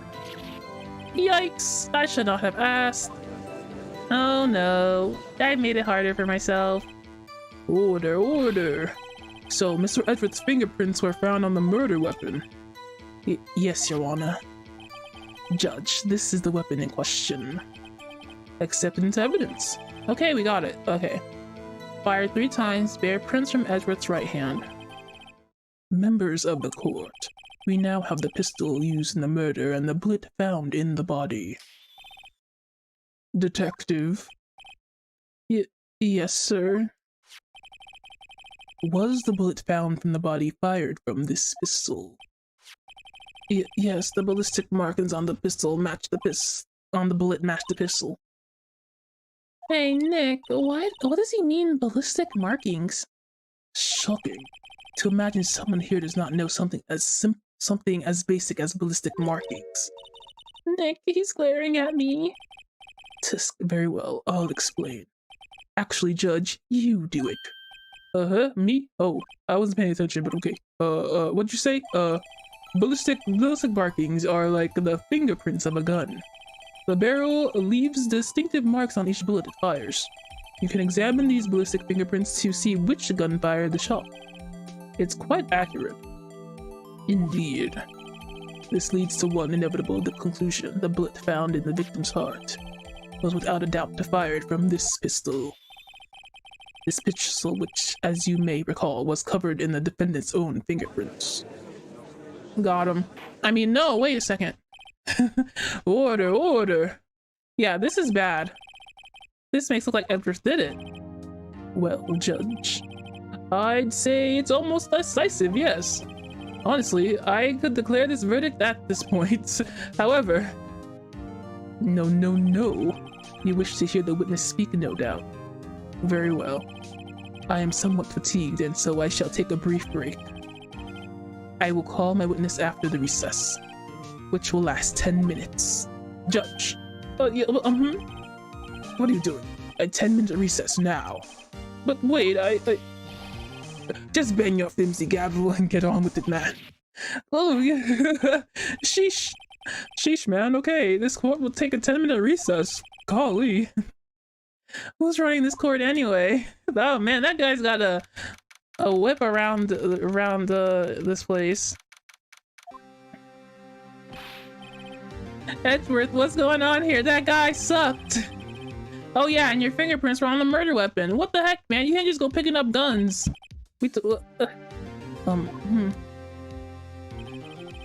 And that foggy photo makes one thing clear. The only one who could have shot that man was the person in this photo. True. Edgeworth is acting like maybe I did do it. Huh? Maybe I did do it, actually. This evidence is pretty airtight. What, was that you in the boat? Yes. What? But you must believe me, I did not shoot him. Then who did, Edgeworth? I don't know. You don't know? Weren't you right there? Weren't you right there? You were literally right there. I heard a gunshot from very close by. Then the other man fell from the boat. I can't say why, but I thought at the time that he had shot himself. You mean it was a suicide? That's the only explanation I can come up with. Wow. Wow. How am I gonna convince anyone of that? Say, Maya. Huh? What? I zoned out for a second. Any progress with Mia? Oh, I wasn't trying. It's no good. Oh. I know. I'm no good for anything, am I, Nick? If I can't call my sister, I might as well not be here, right? No. Yes, actually, you can kind of get out of here. You're completely useless. No, I'm not gonna say that to my precious daughter. No, of course not. I need you here. I can see you're always trying to help out, even if you don't actually help. It's the thought that counts, right? It's okay, Nick. You don't have to make me feel better. I don't know anything about trials or defense. What's more, I'm a spirit medium who doesn't even contact spirits. Oh, everyone has their off days. Come on, champ. Come on. I mean, I've just been getting lucky lately, but you never know when my luck is gonna run out. That's not something to say. It's Phoenix. That's not something to brag about. I know you're trying to make her feel better, but come on. Right in front of Edgeworth. Really? What? Whoa, right. Don't jinx this case any more than it already is. It's bad for my heart. He's so sensitive. So sorry. I forgot you were here. The court is back in session, everyone. Oh, you said it. Court is back in session. Mr. Von Karma, call your witness. Yes. Will Miss Loudahart take the stand? Yes, Loudahart. We love that. We love that yeehaw. We love that hold down. Loudahart, you are a research student at a university? That I am. Good. Begin by telling us what you saw on the night of the incident. And don't add anything trivial or subjective. Understand? Y'all need to learn some manners. No, I was never taught manners. Understand? Yeah, I understand. Very well, your testimony, please. Okay, Lotta, please help me. Please, please, please. It was Christmas Eve, just after midnight, I reckon. I was in my car. I heard this bang come up from the lake. When I looked out in the window, I saw two gents in a boat. Then there was another bang. There was a nary a thing on that lake but that boat. Karma, basically antag of this game. Okay, so the prosecutors change out, as well as, you know, the things. Mr. Edgeworth was the prosecutor for our last case.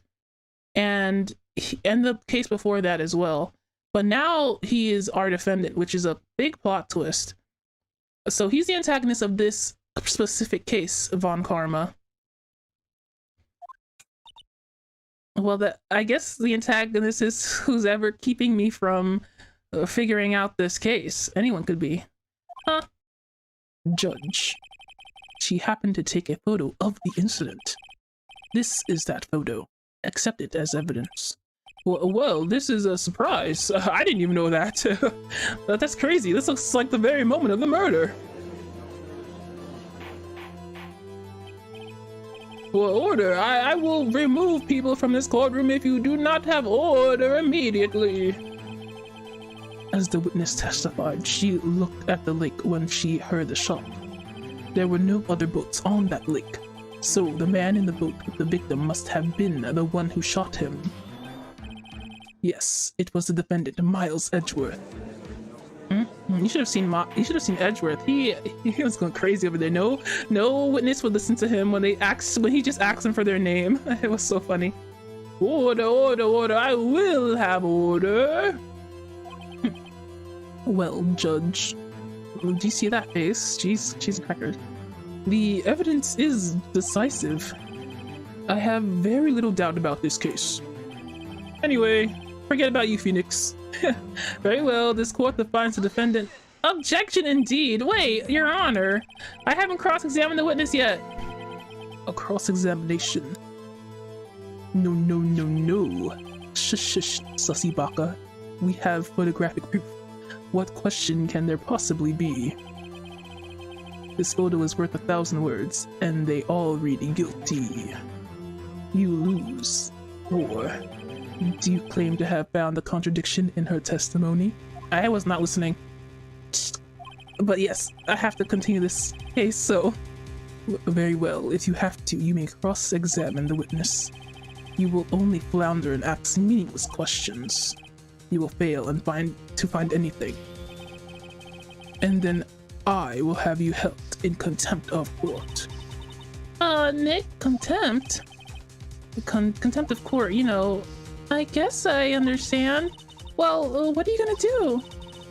Do you really think there was any contradiction with the facts in her testimony? Yeah, there has to be, or I'll be in contempt of court, I guess. I think I noticed one little thing. Wow, I'm impressed, Nick. I didn't notice anything. Right, let's take him on. Yeah, I got a bad feeling about this. I understand. I'll cross-examine the witness. I have a bad feeling too. I didn't know. I wasn't really listening to her. I was expecting to cross-examine her and look at it more closely, but seems as though I'm in for it. Tisk. Very well. I pray for your sake this isn't a waste of time. I got things to do. Okay, let's see what she has to say again. Okay, that's right. I was in my car. I heard this bang come from the lake. I looked out the window. I saw two gents in a boat. Another bang and everything on the lake. Oh no! Oh, I went back too much. Oops. No. We gotta keep going. Sorry. Okay, I'm just gonna press her on some stuff. That's all I have in my, gotta get more details out of her. So you weren't looking at the lake at the time? Nope. I looked after I heard that noise. She said that already. I asked you to find the contradictions, not leisurely chat with the witness. I'll do whatever I want, alright? You're not the boss of me. Who were those two gents you saw? Could you clearly see the two men? Just look at the picture. Clear enough for you? Uh-oh. Press further. The picture is not clear enough, actually. Wait a second. I wasn't asking you about the photo. I was asking if you saw the two men. Yeah, well, of course. The witness has testified that she saw them. There's also a photo. You'd best look elsewhere for your precious contradictions. He jumped in quick. He's hiding something. And then there was another bang. Oh, there was another bang? What is that about? There's supposed to be only one bang. Were you watching the very moment the shot rang out? Well, yeah, sure. You're asking meaningless questions. Meaningless contradictions, Mr. Wright, not meaningless babble. Bon Karma, I think I hate you. He's trying to keep me from talking to the witness. To what end? Yeah, man, I can't get any info out of her because of him. Really? There was nothing? Are you sure about that? Oh, this is the part where I show the picture of Nessie, right?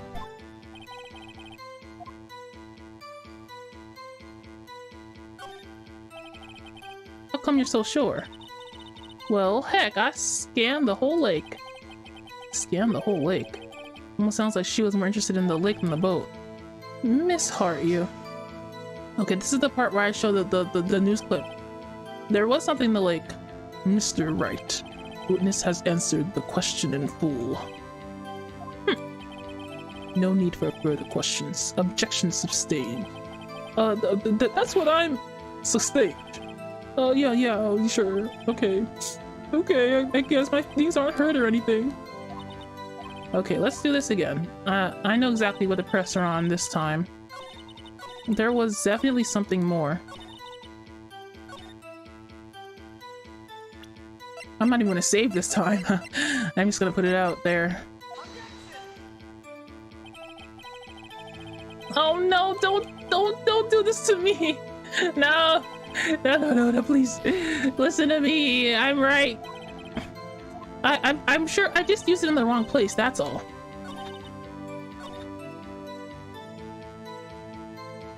Okay, I'm just gonna save real fast. I'm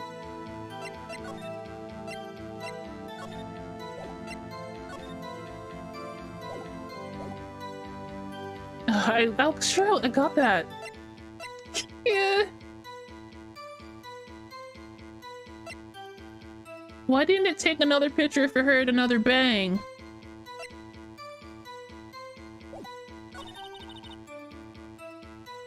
This is very important.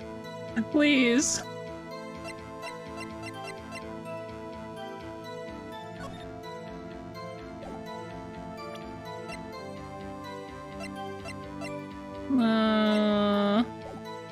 Maybe I just used it in the wrong place.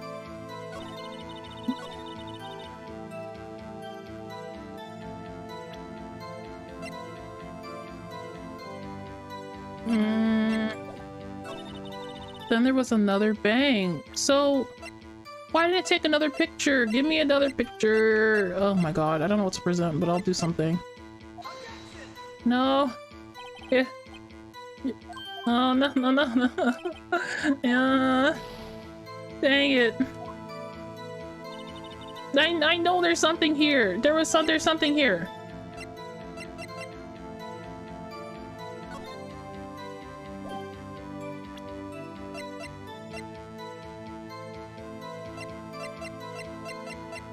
Then there was another bang, but there's only one bullet. What are you talking about?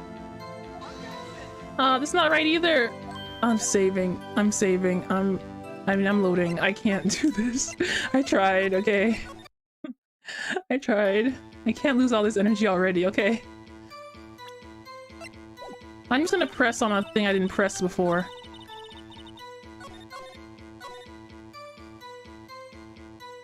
What would pressing on Christmas Eve do? Just after midnight, you say. In other words, it was no longer Christmas Eve, but Christmas Day. Huh? Yeah, well, yeah. I know you want to find contradictions, but really... I know! It's hard! Shut up! I hope your next contradiction is a little more relevant to the trial. Witness, continue your testimony. Ay, ay, ay.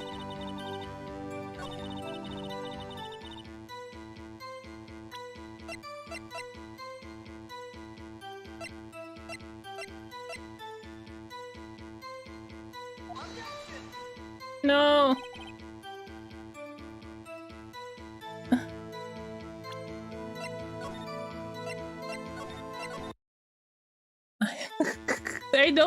I know she's wrong. I know she is, but I don't know anything to prove it.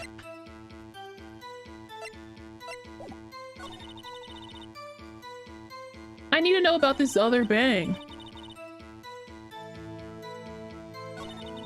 Okay, I'm gonna press around something I haven't pressed before. Why are you camping there anyway? I'm a research student at my university. I was taking pictures to use in my research. What research? This all sounds suspicious. Press further, yes. Miss Hart, could you be more specific about your research? No, tell me. Gosh darn it. No. What does the witness's motives in camping by the lake have to do with the case? The answer is nothing. I object to this line of questioning. Objection sustained. Wait, no, I'm the one who says that. Well, then say it already. Objection sustained. Thanks for nothing, Your Honor. No, I used up all my presses. Enough. Well, I think we all heard what we need to hear, Mr. Wright. It seems you are unable to find a contradiction in the testimony worth noting. But, Your Honor... You keep your promise. Don't do it. I don't have a safe state for this. Mr. Wright, I'm afraid that I will have to penalize any further outbursts by holding you in contempt of court. And if that happens, you'll have to leave the courtroom immediately. Understood? Uh-huh. Nick! Well, this testimony is fishy, Nick. Real fishy. I know what you mean. But if I can't say anything, what can I do? I believe we've covered the evidence sufficiently to make a decision. Then pass your judgment. Very well. Mr. Miles Edgeworth, please take the stand. Hold it indeed. Yeah. Who said that? Who was that? It was me. Maya, my dear girl, what are you doing? What's going on? Why can she object? Is something wrong? Do you need to use the facilities?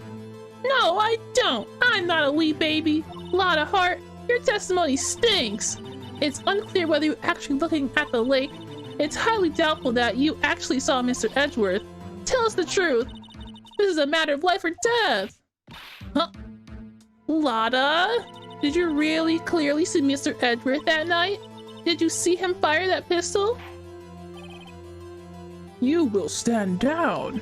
The court does not acknowledge the defense's outburst. Answer me, Lotta. What's the big idea? Treating me like some sort of criminal? I saw him. I swear it. I saw Edgeworth. Enough. Judge, declare the defense in contempt of court. Yes, of course. Sorry, but you were warned. Guard, escort Mr. Wright out of the courtroom. Now. He is in contempt of court and must leave. No. What the heck? Wait. I was the one who made the outburst, Your Honor. Nick is innocent. Huh. What's the difference? All that remains is for the guilty verdict to be declared. Isn't that right, Mr. Phoenix Wright? Wrong. Yeah, tell him. Did you hear what Miss Hart just said? She said she clearly saw Mr. Edgeworth. That was not in the testimony. That changes her testimony, and I have the right to cross-examine her again. Yeah, get him with semantics. Got him. Get him. Give him the old one too, Mr. Phoenix Wright. Order. You're in contempt of court. It's too late for wild claims. Judge, sustain my objection. But I'm I don't have anything else going on today. I'm sorry, Mr. Von Karma, but I cannot. What? Miss Lotta Hart has made a new testimony. The defense does not have a right to cross-examine her again. Does have a right to cross-examine her again. But jeez, he is in contempt of court. No, I am. If you're gonna arrest someone, arrest me, officer. I'll go down. For you, Nick. Very well. Maya Fey, you will leave the courtroom immediately. Nick, I did what I could. You have to do the rest. Good luck. Maya? My daughter's sticking up for me. Oh man. Such a good girl, gorgeous girl, love her. Have you played Danganronpa yet? I've watched Danganronpa and I've watched a few playthroughs, but I haven't played it myself, so I don't know if I will. I might. I care not for this melodrama. Listen well, Mr. Wright. I do not tolerate badgering of my witness. I'm running out of time. I'd better find a contradiction in here or else. Mr. Wright, begin your cross-examination. Yeah, say it again, Lotta. Say it with your whole chest, huh? Say you saw Mr. Edgeworth. Shut up! You shut your filthy mouth. You didn't see anything. Got you. Got you, Miss Hart. Finally. Well, what? Well, you got what? Look at this photograph. The photo I took? The very same. There's something I want you to see on this photo. It's quite clearly visible. The fog, Miss Hart. So? This picture was taken with a professional high-quality film, right? Yet even it could not capture the faces of the men on the boat. Yet you claim you saw Mr. Edgeworth. How? What? Mr. Wright has a point. I didn't even think of that. I'm the judge here, but I didn't think of that. That's why I told her not to say that in her testimony, please. What? You told her not to say that, and now she has. Mr. Von Karma. How could you possibly see Mr. Edgeworth? Explain yourself. Miss Hart? What? Did you see the defendant that night? Of course. I said I could, and I meant I could. Then testify as to the circumstances of your sighting. I did it. Holy cow, I didn't think I could, but I finally found a hole in Von Karma's carefully vague testimony. So he's the one who made her talk so vaguely. How Edgeworth was seen. You're right. It was a cold night and the fog was thick as grits. So once I finished setting up my camera, I got back in the car. Still, I brought my binoculars with me. When I heard that noise out on the lake, I looked with my binoculars. See? No problem. Why did you not say that before? Baka. Sussy Baka. Very well. You may begin your cross-examination, Mr. Wright. They probably Danganronpa is pretty niche still, even though it's getting more popular. You couldn't find it. I'm not surprised. Look online. This one better be good. Yeah, we got one. This is gonna be easier, I'm sure. The mist was thick as grits. So once I finished setting up my camera, I got back in the car. So I brought my binoculars. Okay. Why didn't you say that before? Binoculars? Yeah, binoculars. Yesterday you mentioned that you were looking for shooting stars, correct? Well, yeah. Wouldn't you need a telescope, not binoculars for that? I've got doubts about your camera too. Was that really to take a picture of meteor showers? It's true, why would she need a noise activation if she's just looking for stars? The camera is irrelevant to this case. You can't say that for certain. Mr. Wright. Is the camera really relevant to this case? If you believe it is, you may continue with this line of questioning. But know this. If you find nothing with this, there will be consequences. Well, Mr. Wright, Do you wish to proceed further about the camera? Yes, I think there's something here. That's a make it or break it time. The camera is of utmost importance, Your Honor. It is perhaps the key to this entire case. I wouldn't say all that. Phoenix, can you calm down? Wow, put a lot on me. Therefore, I will continue my line of questioning. Wow, maybe I went a little overboard there. Yeah, maybe you did, huh? I don't know all that. I didn't say that. Very well. Miss Hart, you will testify to the court about the camera. Yeah, I hear ya. I hope it was the right choice. Jeez, Phoenix. The camera was set up to take pictures of a meteor shower. When I heard that noise out in the lake, I looked with my binoculars. Yeah, no. You know you didn't.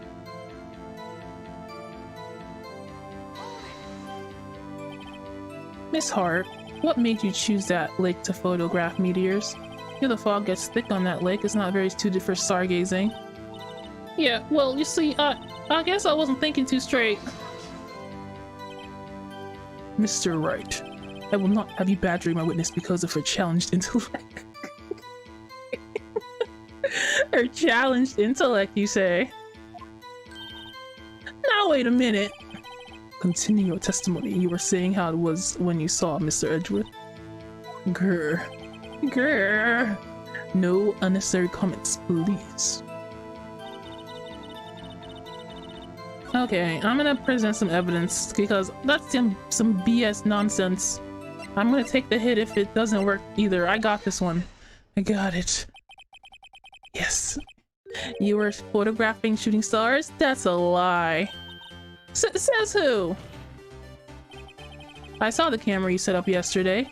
It was pointed directly at the lake. You have to point the camera upwards to take photos of the stars, Miss Hart.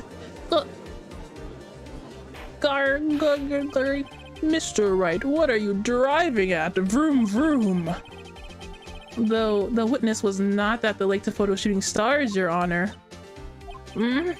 Well, then what exactly was she photographing? Show evidence. Yes, I have the evidence. Your Honor, take a look at this. What was Miss Hart trying to photograph at the lake? Bada boom, bada bing! The monster! There it is! Miss Hart, this is what you were trying to photograph. What's this? A newspaper article? Gordy? Oh, the sighting at Ford Lake. Well, Miss Hart? I never heard of no lake monster. You got proof or something? Let's see you prove that I was down at the lake trying to photograph this Gordy. Frick. The photo, it's the camera. The camera. I have it. Proof. Intriguing. Very well, let's see it. And no joking around this time, please. What's the proof that the witness was trying to photograph Gordy, the lake monster? It's the camera.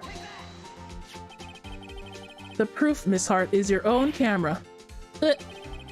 Your camera was set to take photos in response to loud noises, correct? Thus, this photograph here was taken when the gun fired on the lake. And here, this article about Gordy. According to this article, Gordy made a loud noise when it emerged.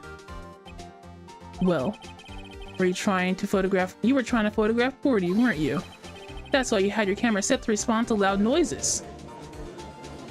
Got him. Order. I see. I too thought it was a little strange. I thought of stuff too. Yeah, right. Yeah, sure you did. Well, Mrs. Hart? Were you camping there to try to take a photograph of Gordy, weren't you? Oh yeah, okay, I said that wrong. You were there. For Gordy. Yeah. Not bad. Are you lawyers that smart? So smart. Oh, so smart, boy. I was down there trying to photograph Gordy. You got me. So what? Huh? That don't change what I saw, does it? Exactly. What you just used several precious minutes of our time to prove is nothing more than that witness is an idiot who thinks monsters exist. Hey! But as she so succinctly said, so what? It changes nothing. Not true. You were hiding the whole thing about Gordy for some reason, I know it. But what could have been? Whatever it is, I'm getting to the bottom of this. Mrs. Hart! Why did you hide the fact that you were searching for Gordy from this court? Please revise your testimony. Yeah, give me a new one. Right, fine, I'll testify. It won't change nothing though. Something will change, it has to. And I'm gonna spot it. Bada boom, bada bing, I'm gonna get it. Let's go. Pop, pop, pop. Actually, I'm not a research student at a university. I lied. I know you couldn't tell with my big brains and all hiding in my hair. I'm an investigative photographer. Imagine what a scoop it'd be to have got a picture of that monster. That's why I was camping out by the lake. But that's all I was hiding. When I heard the bang, I looked right straight out at the lake. There wasn't much else to look at, so I just watched that boat the whole time. When I saw a flash near one of the men's hands and I heard another gunshot. I was looking right at the boat the whole time, crossed my heart and hoped to fry. Well, Mr. Wright, you may cross-examine the witness. The witness's testimony is unchanged from before. Whether she's a research student or photographer has no bearing on this case. There is no need to waste more of our time with another pointless cross-examination. Let me do my job. I claim the defense's right to cross-examine the witness, Your Honor. Von Karmer's up to something, I know it. He doesn't want me to cross-examine her because why? Was there a contradiction? Very well, you may begin the cross-examination. You seem so sure of yourself. You must have something in mind. Huh, that would be a first. Huh, very funny. You understand this is your last chance to cross-examine, Mr. Wright? If there is no problem with the testimony this time, we will let the witness leave. I will announce my verdict at that time, Mr. Wright. Understood. Yes, Your Honor. Huh. I'm saving. I need to save. Why did you not say that before?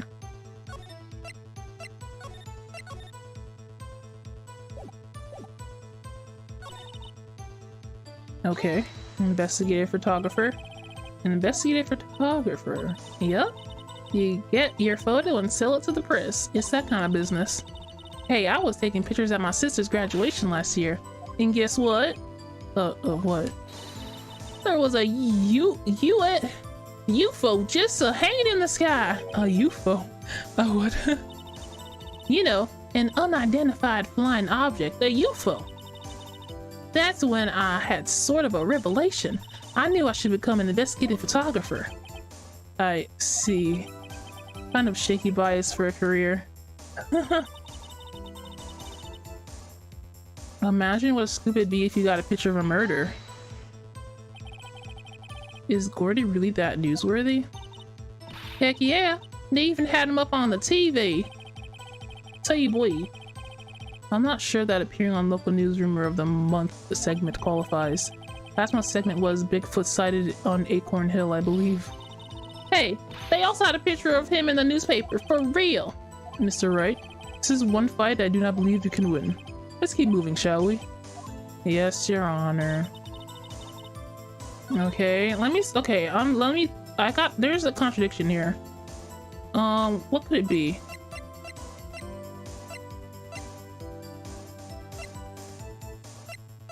It has nothing to do with anything, I feel.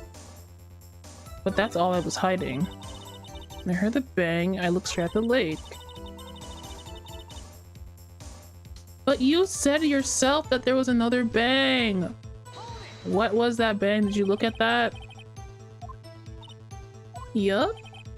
I don't know, she heard a bang and she thought Gordy was out there. I kind of doubt she'd waste any time looking at a boat. What do I do now? What are you giving me that look for? Definitely suspicious. Maybe it's just time for some evidence. Okay, he's saying that Hold your hush puppies, Pops. I'm getting there. Okay, so maybe that was when I needed to present evidence, but which evidence?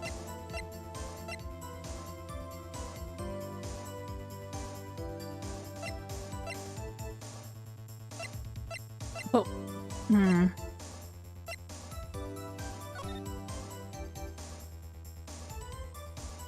Okay, so she had view of it. She had clear view of it, obviously.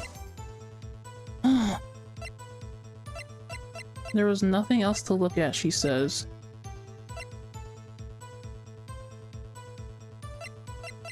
Can I use this again? She was probably scanning the entire lake for the monster. Yes! Yatta! Katta! Miss Hart, were you really looking at that boat? Well, what's with you? Of course I was looking at it. It was the only thing out there. Any normal person would be looking at it. I agree, any normal person would. Well, you were far from normal. What? Alright, you don't want to step over here and say that? You were camping at the lake to take a picture of Gordy. Think about it. What would you do if you heard a loud noise? You'd be scanning the lake for any sight of Gordy, that's what. You wouldn't give the boat a second thought. Got him. Order! Continue, Mr. Wright. You testified that you were watching the boat through binoculars. However, you wouldn't need binoculars to watch that boat. You needed them to search for Gordy, and that's what you were doing. Well? Well, now that y'all mention it, I did sort of take my binoculars and kind of scan the lake a bit. I mean, Gordy might be out there and all. Mrs. Hart, are you saying that you were not watching the boat then? Sorry, y'all. I wasn't fibbing, really. I thought, you know, I could be the witness to a murder and all. I kinda got excited. I was sure I was watching the boat till now. This is totally uncalled for in my court. How could this happen? But hey, you got the photograph, you got proof. Still, we can't see who's shooting in this. Right. That's why I took this photo and another photo. Give me the photo now. Witness, that's enough. You've had a long day. Shut your pie hole. Shut my what? What was she going to say? She took this photo and what? Wait a second. Give me that photo. She even had a photograph to prove it, but you really can't tell from the photo who's shooting. She said she's gonna enlarge the photo, that's right. Give me that. Give me now. She said it'll drop the quality and stuff like that. She enlarged the photo. Give me the photo. Why won't Bound Karma let her show it? I've got a hunch. I bet that enlarged photo shows something bad for Von Karma. This is my chance. If I'm wrong though, it'll mean prisons for Edgeworth or more. What should I do? Okay. Make her show the enlargement. Yeah. Miss Hart, look at this photograph. You enlarged this photograph, did you not? Yeah, I did. Why has that enlargement not been presented to the court? Because it does not exist. What are y'all talking about? You were the one who told me not to show it in court in the first place. You old fool. Got him. Old man. What is the meaning of this, Mr. Von Karma? Well, Miss Hart. Show the photo to the court. Show us the enlargement. Show now! Show now! The prosecution objects to the submission of this evidence. Objection denied. The witness will show the enlargement to the court. Here it is. Yes, gimme. You can't barely see anything in this either. Oh my god, useless. We still cannot see who is firing in this. It could be the defendant, or maybe it's not. Regardless, I'll accept this as evidence. Okay. Happy now, Mr. Wright. There should be something. You asked for the enlargement, you got the enlargement. Huh. No, no, no, silly little puppy. And little good it has done any of us. That's why I requested she not show it. I suppose this means that the cross-examination is over, obviously. Then I would like to close the cross-examination of Miss Lotta Hart. And none too soon. That was a flagrant waste of my time. Mr. Von Karma, do you have anything to add? I stated everything I needed to when this trial began. Decisive evidence. A decisive witness. What else could possibly be required? Oh, nothing, of course. Then I believe it's time for me to declare my verdict. Wait, it's not supposed to go like this. There has to be a clue in this photo somewhere. I'm gonna guess that that is a left hand and Edgeworth is a right hand. That's not my big guess. That's my big brain guess, guys. Because that is a left hand using the gun.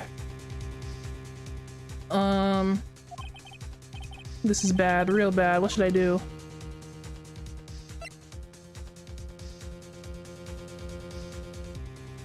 Other evidence? What? I don't have evidence of left-handed, right-handedness. Oh! Jeez, look at that picture. Yeesh, man. He's like 50 or 60. Oh, what a nice lady.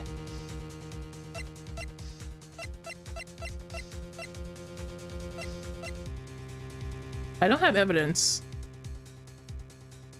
I'll just object to the enlargement, I guess.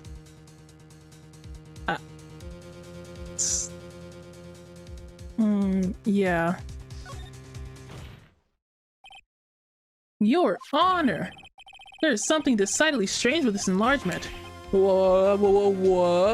What might that be? Mr. Wright, you will show the court what you mean. What about this photo was strange? Okay, here goes nothing. To the judge, what's strange? It's the hand. It's gotta be. This is a left hand. And most people are right-handed, aren't they? Here, Your Honor. The shooter? I'm not sure I understand. What about the shooter is strange? Look at the hand holding the pistol, Your Honor. The hand? Yeah, I was right. There it is. There is nothing in that picture except the gun and hands. That hand directly contradicts another piece of evidence. This man's left hand does what? Let me show you. I'll show you the evidence left hand contradicts. Oh, is the gun a right-handed gun? Where's prints from Edgeworth's right hand? I didn't even remember that. I just figured that gotta be it. But yeah, the gun is a right-handed gun. Got him. The evidence is clear. The man in the photograph is holding that pistol in his left hand. However, the prints on the murder weapon from Edgeworth's right hand. Ergo, the man shooting the pistol in this photograph is not Mr. Edgeworth. Bada bing, bada boom, we gotcha. We gotcha. Yay! Yay! Got him. We got you found innocent, Mr. Edgeworth. But now we gotta find who's guilty. Now that everyone in the courtroom has quieted down. Man, Phoenix really riles up the crowd, doesn't he? He's a big ticket show. I would like to reconvene this court of law. Mr. Wright? Yes, Your Honor. You have given us definitive proof today. We now know that it was not Mr. Edgeworth who fired that pistol that night. However, this leaves us with a rather large problem. If Mr. Edgeworth didn't do it, then who shot the victim? Oh my gosh. Precisely. So, as we have seen, there were no other people on the lake that night. Who but the defendant could have shot the victim? I'm gonna get penalized for this? Ugh, how am I supposed to know?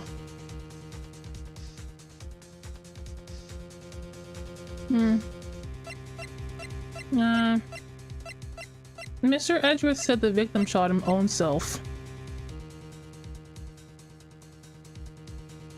Larry. That stinky boy, he did it. The victim, I guess.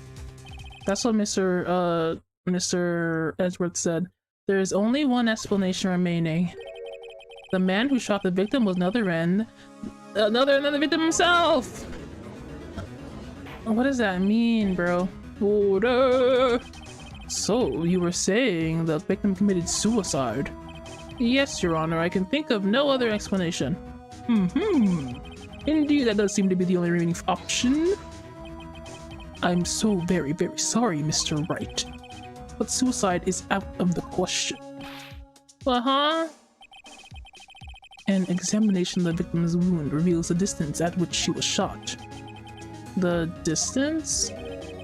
The victim was clearly shot from further than a meter away. Okay, so what? Oh, right, so then he wasn't shot right there, was he, buddy? Huh? What? Where was this evidence? Where was this put in the evidence? Are you kidding me? You're just going around showing this picture of him being shot at from a centimeter away, and now you're telling me that clearly he was shot from 1,000 miles away. I think that's a little bit different.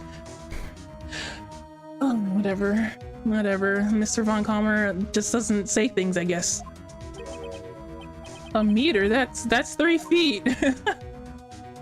No, that's actually 3 point something. So there's no way it could have been a suicide. And there's no way also that it could have been whatever you're trying to prove here. Order. Mr. Von Calmer, are you sure of the accuracy of your data? Of course, I had already considered the possibility of suicide, you see. Okay, thank you for updating it. Shot from approximately 1 meter away. Jeez. This guy knows something. I see. Very well. Allow me to state my opinion if anybody wants to hear it. Jeez. Considering the situation, the shooter had to be the defendant, Mr. Edgeworth. However, the print on the gun revealed the shooter was not Mr. Edgeworth. This is a conundrum. Therefore, I would like to suspend proceedings for this trial for the day. The court orders the defense and the prosecution to further investigate this matter. Understood? Yes, Your Honor. That is all. The court is adjourned. Pat, pat. Bam, wham, wham. Got him. Good job. Good job, me. Ha ha ha ha ha ha. And did you see that? Did you see that, Edgeworth? I did it. You're not the murderer. Oh, that was a close one. Yeah, hey. Don't you have anything to say? No, I have yet to be declared innocent, right? Well, yeah, but what happened out there on the lake anyway? If he didn't commit suicide, then who? The shooter was about 3 meters away, too. What? Don't give me that look. I did not kill him. I was just kidding around, you know, how we joke about murder. Look, I'm gonna go check on Maya. She's in jail and stuff like that. Oh, right. What? Tell her something for me. What? It's hard for me to say. Tell her to watch what she says in court. That's all. That's a tsundere way of saying, thank you. But can you just state how you really feel with the thanks, Edgeworth? Let's go see Maya. I requested a transcript of Lotta's entire testimony. I thought it might give me some ammunition for the trial tomorrow. Of course, she didn't see the shooter. So the only part of her testimony that stood was the bang she heard. I heard 2 long gunshots after midnight. Look at how short they turned her testimony. Okay, 2 loud sounds. We gotta remember that. I remember that. To be continued. Wow, wow, wow. I did pretty good. I didn't get that stumped.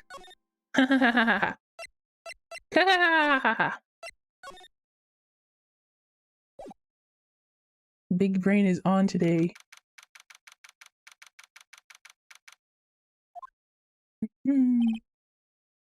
Maya. Well, I wanted to see what the next screen was so I could take a little break here. It's just Maya in jail. That's kind of depressing. Hey, Nick, it's you. Hey, how about that? She's happy. This is a good place to take a break. Everyone look at how happy my precious daughter is while I go take a break. Wait, is there music? I don't want you to be left with no music. I'm glad Mr. Edric made it through the day okay. It's a relief. Hey, why'd you do that anyway? I don't know. I just knew I had to do something. I know I'm not the lawyer my sister was. I'm sorry. Well, you did save the trial. Just behave from now on, okay? Okay. Oh, she's still sad. Well, I'm just gonna... I'm sure she'll make a happy expression. Have you been questioned yet? No, not yet. There you go. BRB.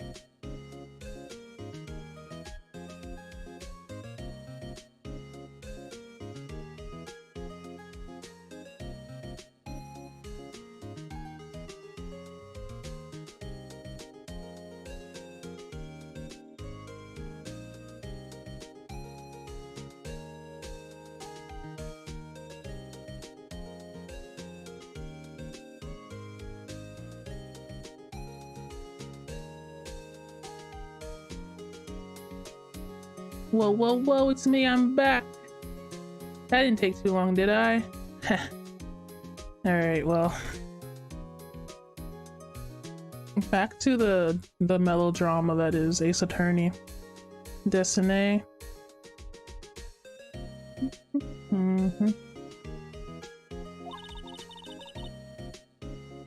Miss Maya was put into the detention center because she was being a boss. She was being a girl boss and helping Mr. Mans out, or Mr. Mans Edgeworth.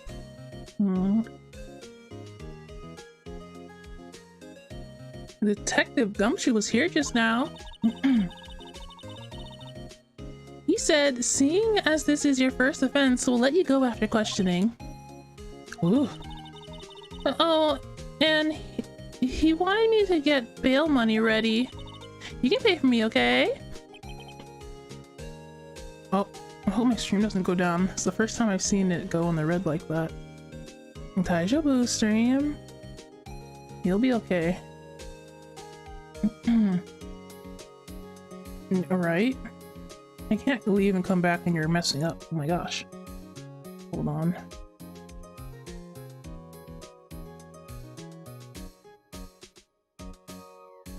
Okay. I think it'll be fine. Huh? How much? I don't know. I guess they'll send you a bill or something. What, I picture giant bales of money every time I hear the word bail. Any luck with Mia? None. I can't get through to her at all.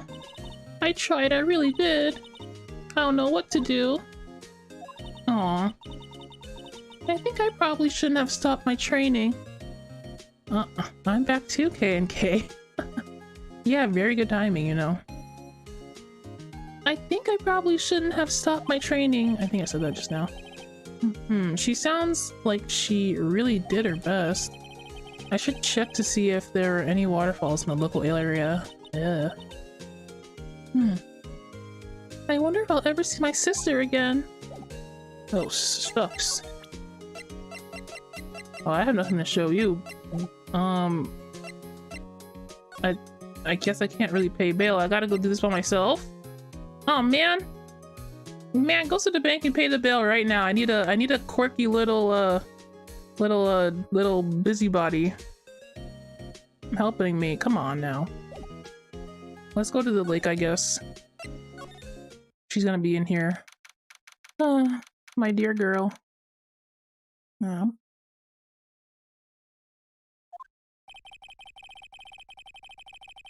There are fewer than there were yesterday, but the cops are still around the park. I wonder if Detective Gumshoe was here today?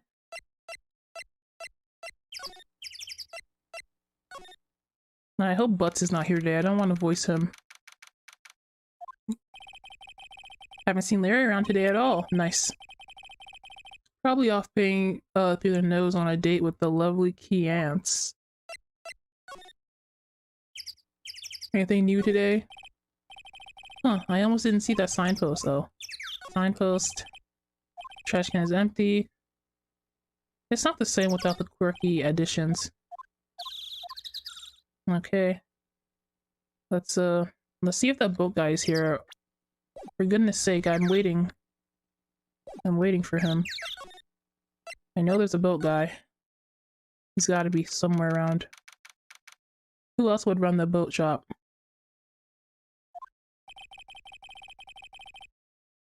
Looks like the boat rental shop is closed today too. Oh, come on. Knock knock. Knock knock.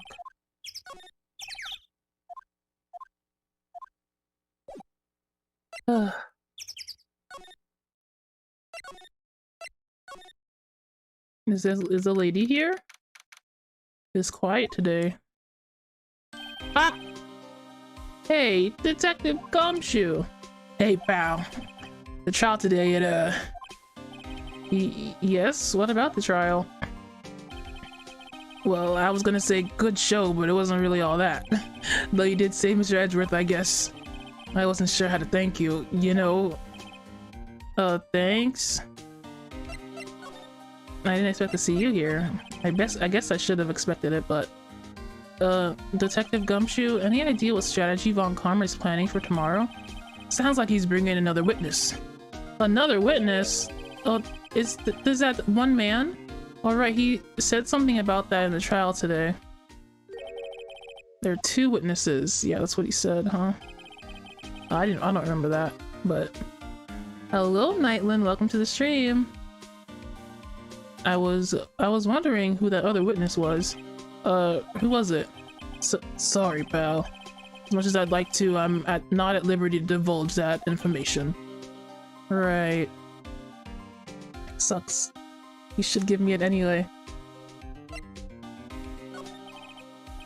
Oh right, I wanted to ask you something about Edgeworth. Oh, what's up? Is he afraid of earthquakes? I've never heard anything about that before.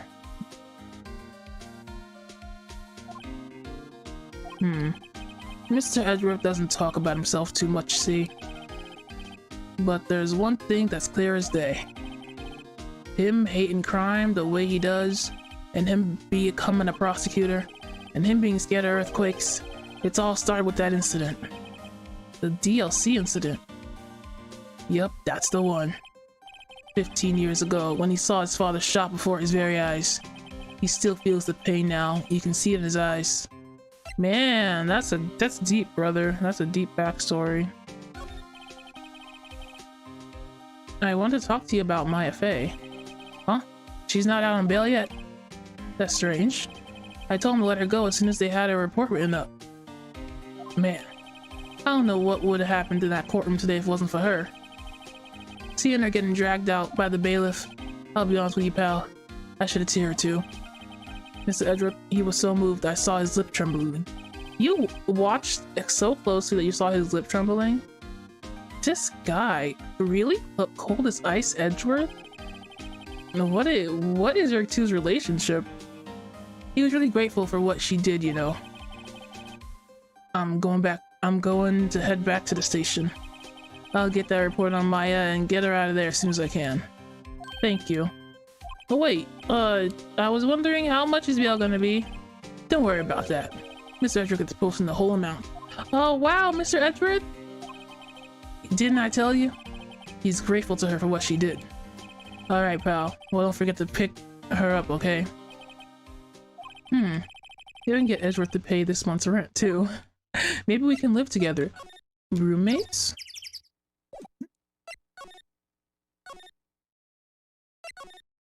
Let's go pick her up, then. Let's go pick up my girl.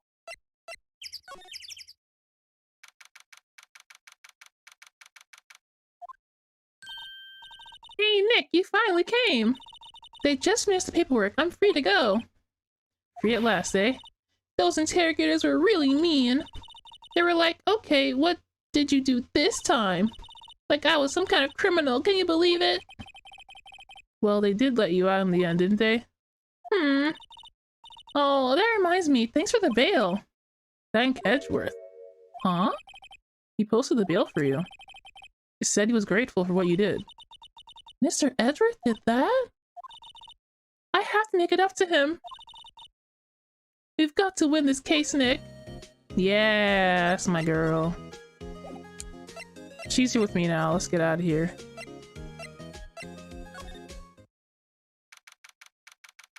Things can really move along with my partner around. There aren't many cops around today, are there? They're probably back at the precinct working up the cases against Edgeworth. Hey, y'all. Hey, it's Lada. Y'all really did it today. What do we do now? No, I'm not complaining. See, I did a little thinking, a little self-reflecting, you might say. I realized that being a witness is a mighty big responsibility, but I just went up there and started babbling my old thing that came to mind, any old thing that came to mind. So, you see, I want to make it up to y'all.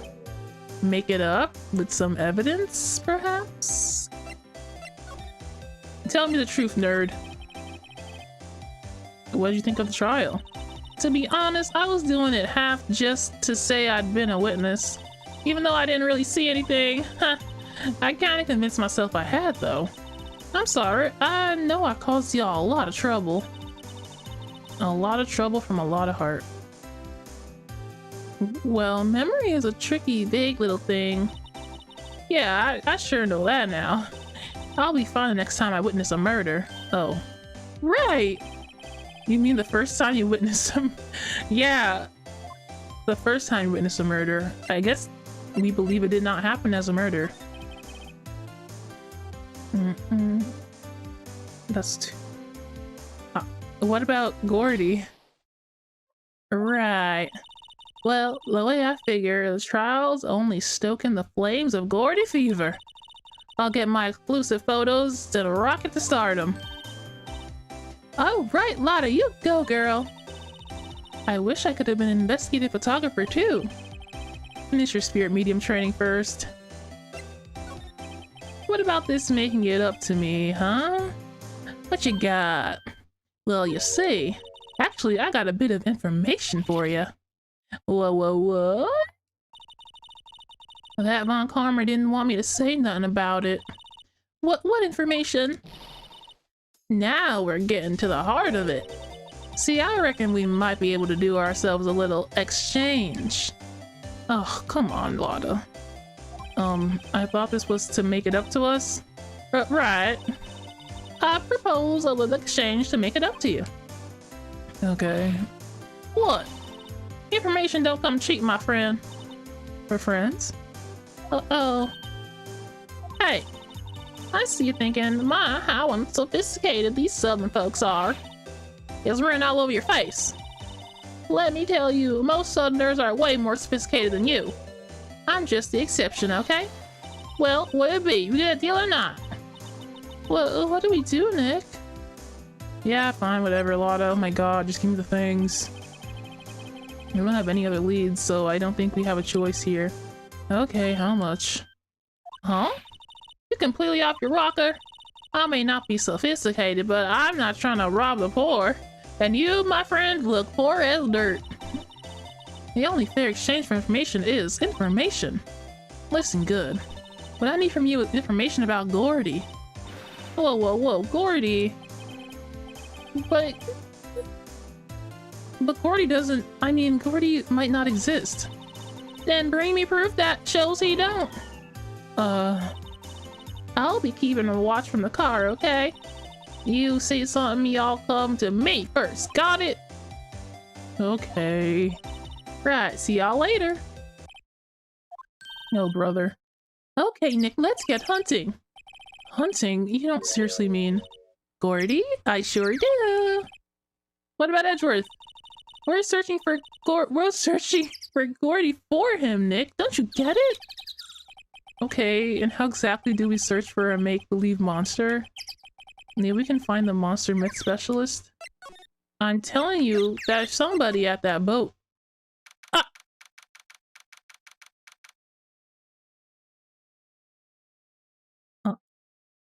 There's something different here.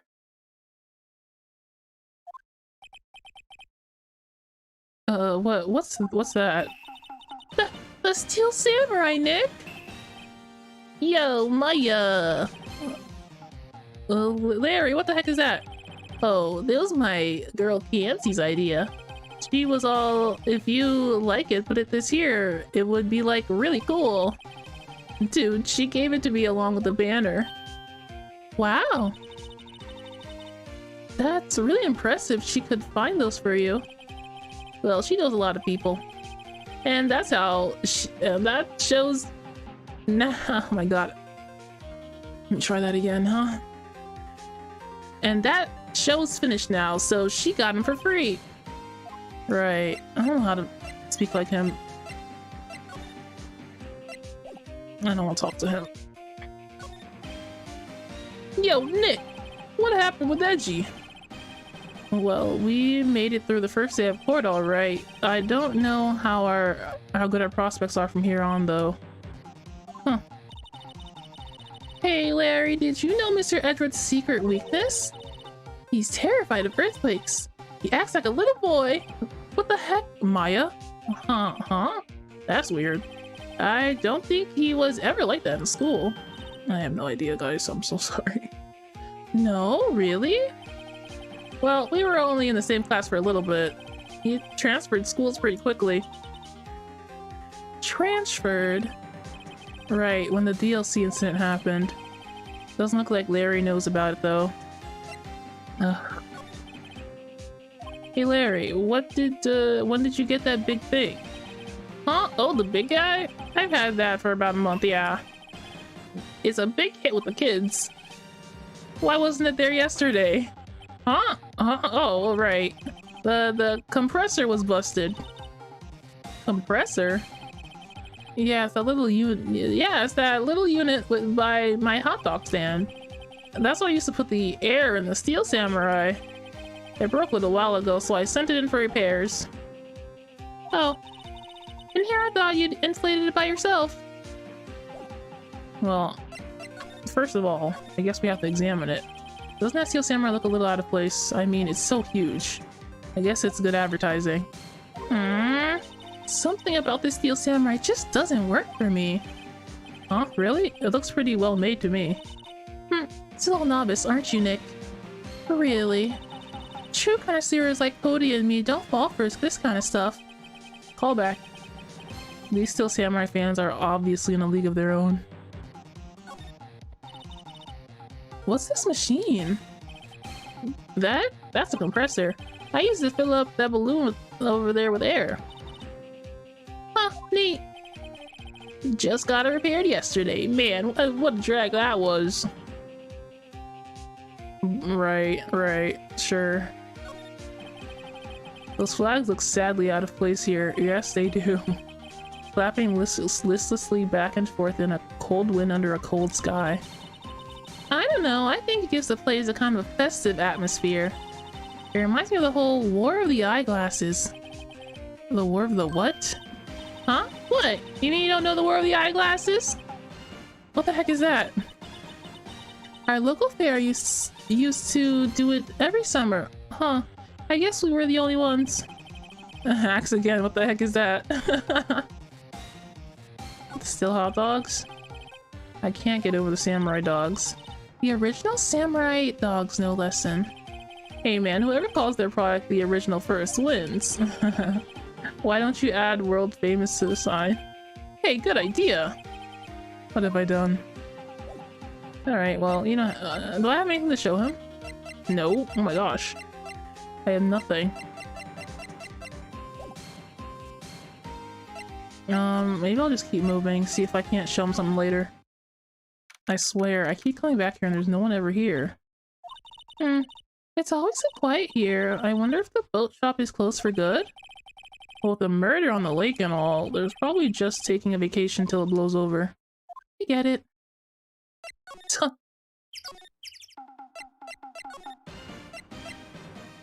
Don't we? Oh, we need some proof of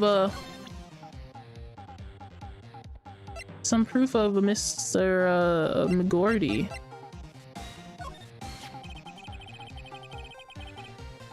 That's the guy that's selling my dogs faster than I can cook them. Do you think Gordy really exists? No, I think somebody probably saw something that they just thought was Gordy. So don't keep selling samurai dogs until the truth's out. I need some stuff, man. Gimme. Okay, there's nothing else I have. Yeah, with this one. What definitive proof do you want? Hey y'all! Well, y'all find anything about Gordy? No, nothing. Well, keep moving. It gets cold out here at nighttime. So cold. It is a little chilly. I think I have to sneeze. Whoa, no you don't. No sneezing. Oh. I told y'all no sneezing. See, I set the camera to respond to things a little softer than a bang. I trigger on one of those Von Karma's finger snaps now. Oh, I'm sorry. Yeah, well, sorry's nice, but what about my film? Nick, pay the lady.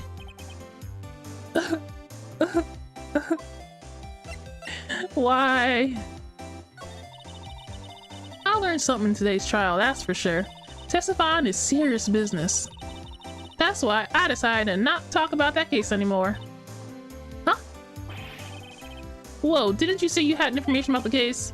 Tell us that at least. Like I said, I'll trade it for the dirt on Gordy. What are you gonna do if Gordy doesn't exist? I'll quit being an investigative photographer. What? After all, I only have one photo of my name so far. Was it a good one? You bet. A UFO. A UFO? Anyway, if I can't get a career-making photo this time around, then that's it. I'll quit and go back to school. Uh-huh? So you really are a university student? Yeah, well, I'm taking a break for a bit. Right. There's more about Gordy? Oh, no, there's not. How do I skip the whole thing? I don't think there's a button for that. I saw there wasn't a check mark, but it seems as though I need to present with something and I don't have anything yet. Let's get moving.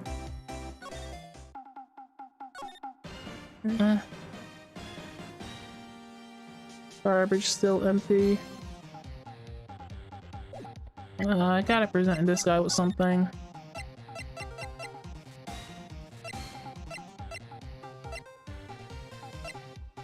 What do I have to show him anyway?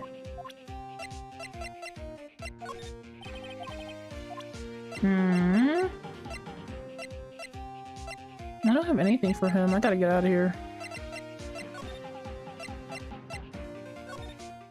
Oops.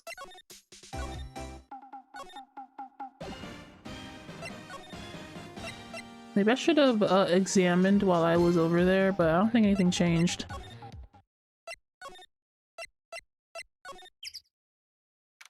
This is the only other place I can go. Gumshoe! Hey there, pal. What's up? You look out of sorts. Wait, you didn't go and do something that's gonna hurt Mr. Edgeworth's case again. What do you mean again? Whatever, have a seat, pal. I'm here for you if you need anything. Besides, money, that is. Okay, give me some Gordy news, please. How's the investigation proceeding? It's not really. We have another meeting coming up. We're supposed to talk about Mr. Edgeworth's motive. His motive? See, Mr. Edgeworth's father died in the DLC incident. And the guy who got the lone suspect declared innocent was the victim in the case. Robert Hammond. They're saying that's why Mr. Edgeworth shot him. And Edgeworth never talks about his past. I bet they'll drag out and hit him with it in court tomorrow too. Poor Mr. Edgeworth. I gotta admit, doesn't look good, pal. Say, Detective Gumshoe, do you know about Gordy? The monster down at the Gourd Lake? Not personally, no. Well, we're looking for it. Huh? Are you out of your minds? Yeah. Hey, you got time to go wild monster hunting? How about doing a little questioning for me then? Oh, Detective Gumshoe is scaring me, Nick. Do we have some something to do for Detective Gumshoe? Okay, the deal with Wada. Nick, try telling him sooner next time. Sorry.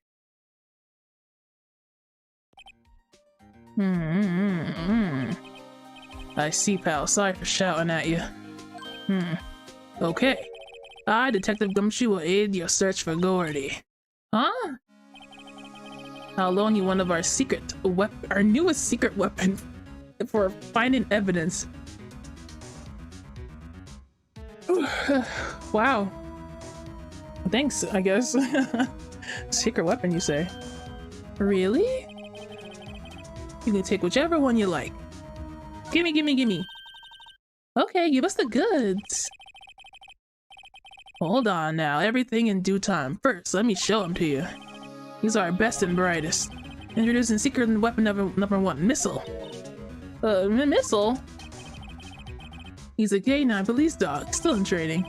Missile! Here, boy! Hi! Look at him! Oh my gosh, baby. Tiny baby. Here he is. He's so cute! Look, Nick, cute dog. A cute dog. And this will help us how? Bow wow. Next, secret weapon number 2, a fishing pole. Here, this is my own personal pole. Detective Gumshoe. We're looking for a monster. Yeah. How are we supposed to catch a whole sea monster with a fishing pole? You never know until you try, pal. Okay, this one's the last one. This one for sure. No, please, I'm already overwhelmed by our choices. Secret weapon number 3, a metal detector. Yeah, these are secret weapons. Oh my god, Gumshoe. Detective Gumshoe, we're looking for something alive. Right. How are we supposed to find it with a metal detector? Hey, you never know. We might have been eating soda cans. Well, which will it be? I can't make up my mind, Nick. They all seem so perfect. I can't make up my mind either for this opposite reason. They seem perfect. The reason.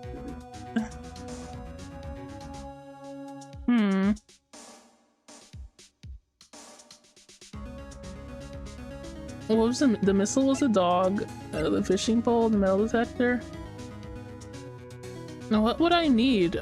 I guess a metal. Oh, a metal detector. Maybe I'll find the second bullet. There was 2 things shot, wasn't there? Sure thing, pal. I'm not sure we're gonna find with this. Remember, you're hunting for a monster. Anything's possible. Anything. I mean, I know I'm looking for a monster, but I wanted to see if we can find a bullet. Oops. Maybe any of them were good, huh? Maybe I could find anything with this.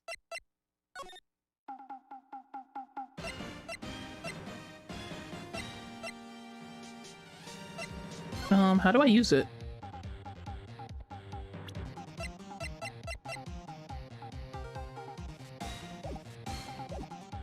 Wait, how do I use it?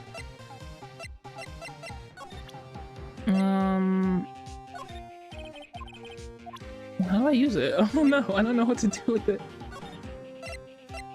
Maybe I'll go off if I just go somewhere. Hello, Lotta.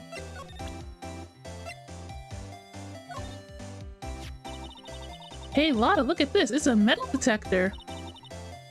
I know what it is. I'm not sure, but that's gonna pick up Gordy, though. Unless he's been eating people's watches or spare change or something. Oh, I hadn't thought about that. Oh, so this is not useful. I have to get a different thing. I thought for sure that I could find something. Maybe if I come over here, I'll find it. Ah, so, yeah, I was right. I was so right. Oh my god. Big brain. Nick! It's beeping. Metal detector found something. Sure is loud about it. Whatever it is, it must be in those bushes. Go check it out, Maya. Why do I have to check it out? Nick! Look! An air tank. An air tank? I was not expecting an air tank. Oh, idiotic. Darn it. I'm not even tired. Well, I was expecting to find a bullet, but I guess that'd be too easy, huh? The valve looks broken. I thought it was Gordy. Maya, first of all, why would Gordy be in the bushes? And second of all, why would a metal detector react to a sea monster? Oh. Huh? There's something wrapped around this air tank. It looks like a string of flags. Well, we might as well take it with us now that we found it. It's heavy. Okay, maybe Mr. Butts has seen it.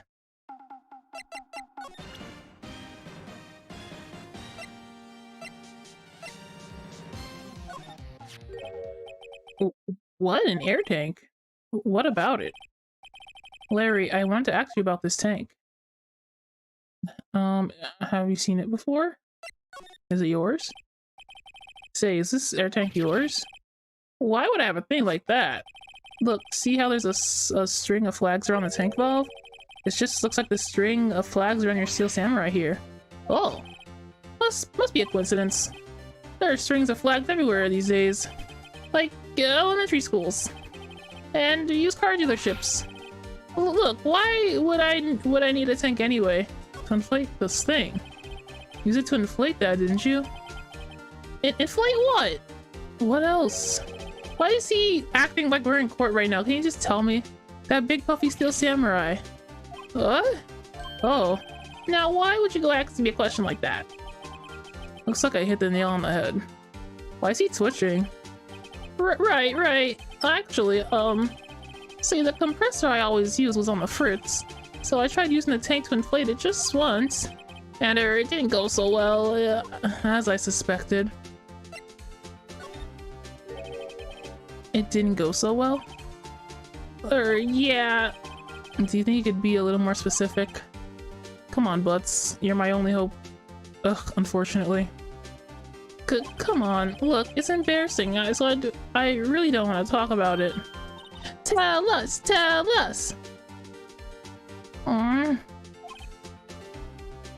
Oh. Fine. Whatever, it's like what I said, the compressor was busted. So I took the tank and tried to fill the samurai cup with that. And then, blam. Oh. Wow. The valve busted open and made this incredible noise. And the tank there took off like a rocket. And it took my poor deflated Steel Samurai with it. What? Off into Gourd Lake?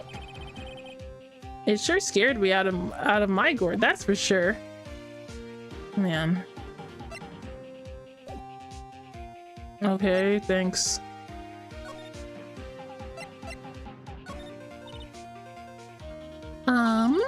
So the tank and the Steel Samurai you were trying to fill up flew away. What happened next? Well, all that happened on the 20th or so. The 20th, a week ago. Now, as far as I could see, the tank went flying out into the lake. So I went out every night in a boat looking for it. I mean, Kiant gave me that Steel Samurai after all. And when did you find it? Just the night before last. Okay. Okay. It flew out there. It took me 4 whole days to find it. The night before last? The night of the murder! Oh my god, he was there at the murder! Sorry for not telling you, Nick. This is not funny. Actually, I was here on the night of the murder. Silly little thing I do. But you see, I went home before midnight. So you didn't know about what happened? No? That's too bad. It's not bad at all. We've solved one mystery at least. A mystery? Maybe we should go tell her. So that was the bang. This thing flying off into the whatever was the bang. But we need proof about some this is not what we came here for, quite frankly.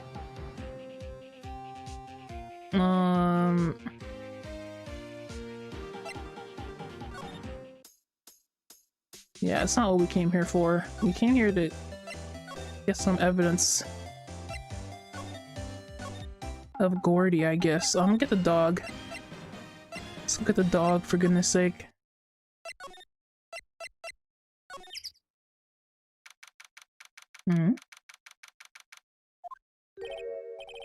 No, give me the dog. Detective Gumshoe isn't here.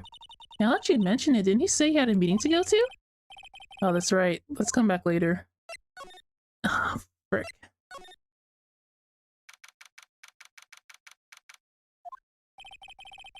Looks like Edgeworth isn't questioning. What? What am I supposed to do? Oh, I can go to Grossberg, apparently. I didn't know that. Hello. Mr. Grossberg is on vacation today? What the heck? Why is everybody left me? Come back to me. Please.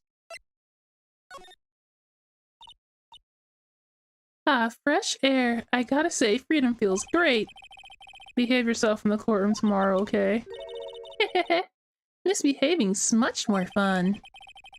It's not going to be so much fun when Edgeworth refuses to pay your bail again. Right, I'll behave. Oh dear. Okay, let's ask her what we should do next.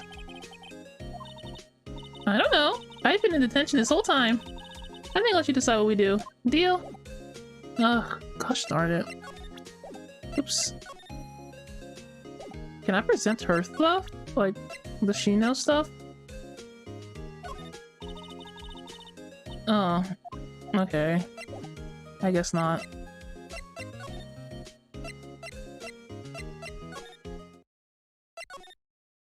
I guess we gotta keep talking. Oh, maybe we'll show this thing to, the lady.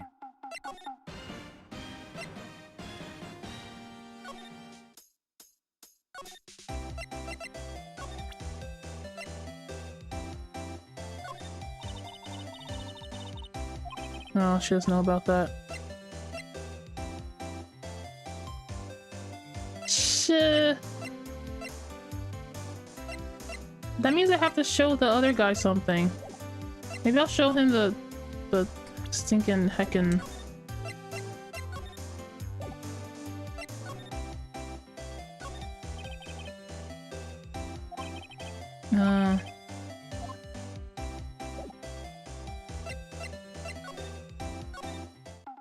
Man, okay.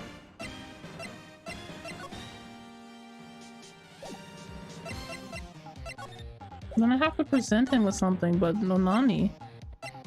Eat the Nani. Well, it can't hurt to show him other things, I guess.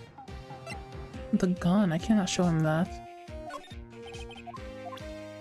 Okay, maybe I'll show Lotta the two... Oh, wait, I can't. I need to get some evidence. Or she won't talk to me.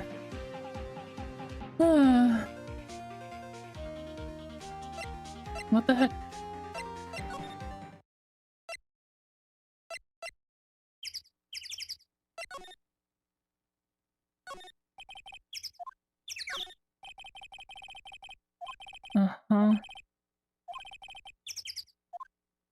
There's just some floating boats, nothing more, nothing less.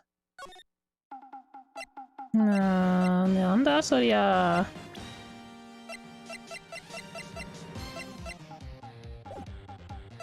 Neanda soria.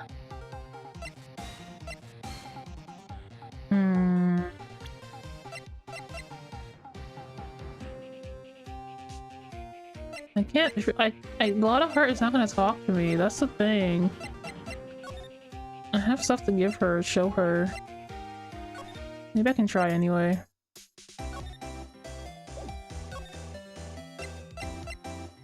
Oh wait, she said she changed the way her camera setup is.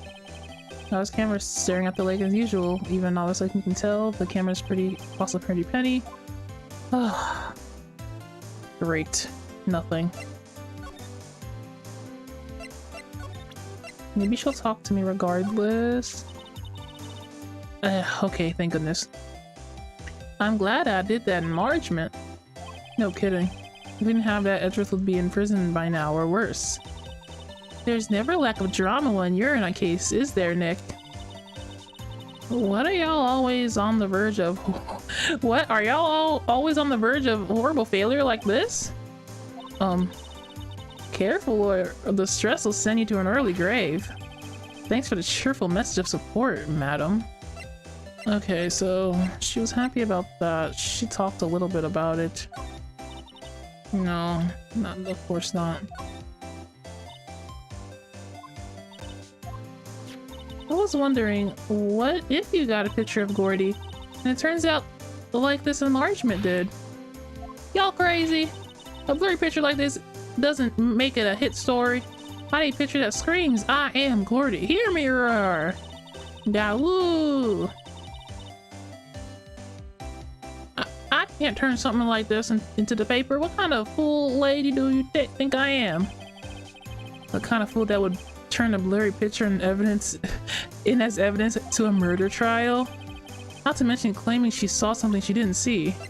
Man, can you help me out? Apparently I can, in fact, show her things.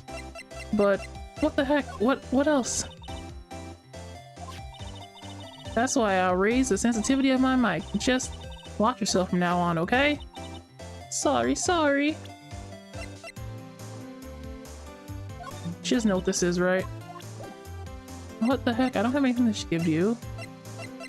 And Mr. Mans is out.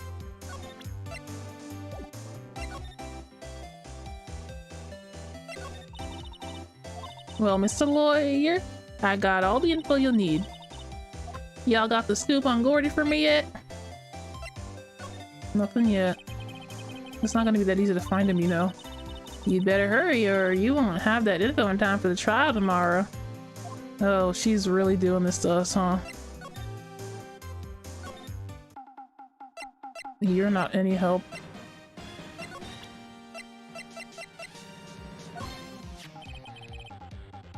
Oh yeah, are you talking about this?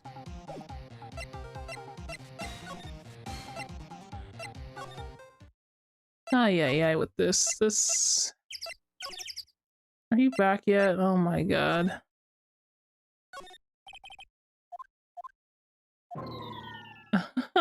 He's playing chess on his computer. Oh, hello Jerry, welcome to the stream. I'm trying to figure out what to do next. It doesn't seem like much I can do right now. Grossberg is out, no one's here. I only have 2 people to talk to and they won't say anything to me. There must be something.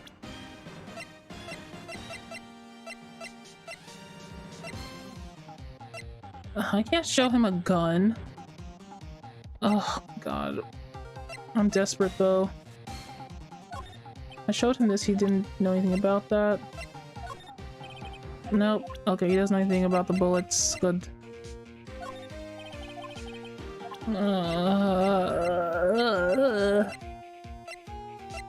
Maybe I'll show I have to show somebody something, man.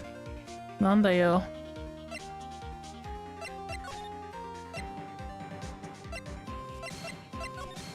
There's gotta be something this lady wants also. Maybe if I say something specific to her. Gory doesn't exist. Maybe Gory doesn't exist? Lada, there is no such thing as Gordy. What? How can y'all be so sure? Really, Nick? Y'all got some proof Gory doesn't exist? The proof that Gory doesn't exist.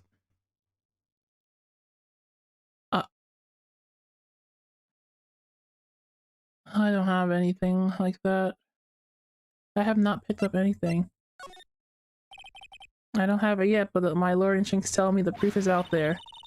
Nice try, but y'all can't pull the wool over my eyes that easy. That won't work in court either, Nick. Great, now they're both mad at me. I have to do something. Is there something here that proves it's not real? No.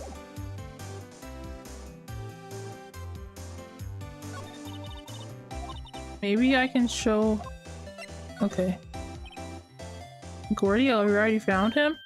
What? I haven't seen any monsters yet. Y'all for real? Gordy really exists? Wait, I need proof. Y'all got a photo? Oh my god. I have nothing. Of course I have proof. No fair, Nick. It was when I went to the bathroom, wasn't it? That's when you made contact with Gordy. Enough jabbering already. Let's see your proof.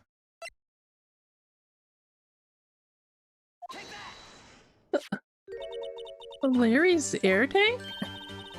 What are y'all doing with that air tank? This is Gordy. Excuse me? What exactly are you saying, Nick? Okay. he can explain it. I feel like I get it, but not quite. There's a stand near here, a hot dog stand. There's a giant inflatable samurai doll here. About a week ago, an idiot who happens to be a friend of mine tried to fill it. He used the air tank and when the valve blew, the tank flew into the lake. Apparently it made a pretty big loud bang when it flew. A bang? Oh, yeah, that... okay. The tank, along with the still deflated samurai, fell into the lake. At the same time, a couple was taking a photograph of the lake. This photo. Wait, so you're saying that Gordy is really the Steel Samurai? Oh, I made her sad. Well, that's a fun way to ruin a gal's dream. I'm sorry, Lotta. No, it's okay. You win. I'll give you your info like I promised. Poor Lotta. Alright, thanks. So tell us information you have. A promise is a promise, I guess. I overheard the cops around here saying something about a witness tomorrow. They said he's the caretaker of the boat rental place up the path here. I knew it. I freaking heckin' knew it. Boat rental? There's someone there? I mean, it looks so deserted. Just an old guy living all by himself. Y'all should go and check it out. Thanks, Lotta. We will. Let's get cracking, Nick. Hold on. Something else? Yeah, the night of the murder. My camera clicked twice, you know. Yeah. Wait, so you have another photo? Well, yeah, but there's nothing in it at all, just the lake. I figured it wouldn't be much use as evidence, so I kept it to myself. Well, it might not be helpful at all, but here, take it. Thank you. Oh my god, that's what I wanted. Bye now. Y'all take care. Time for me to pack up and leave. Gordy ain't real. I can't believe it. Poor Lotta. It's all Larry's fault. The legend still lives on, I guess. The legend? Yeah, the legend of Larry. Familiar to all who know him for any length of time. When something smells, it's usually the butts. Someone should whip that bus into shape. Oh man. Silly writers. You can't fool me. The last one was harder than this. Well, it might get hard. I have to prove a murder here. So, is the man gonna show up yet? Hey Nick, this is the boat shop that Lotta was talking about. You're right.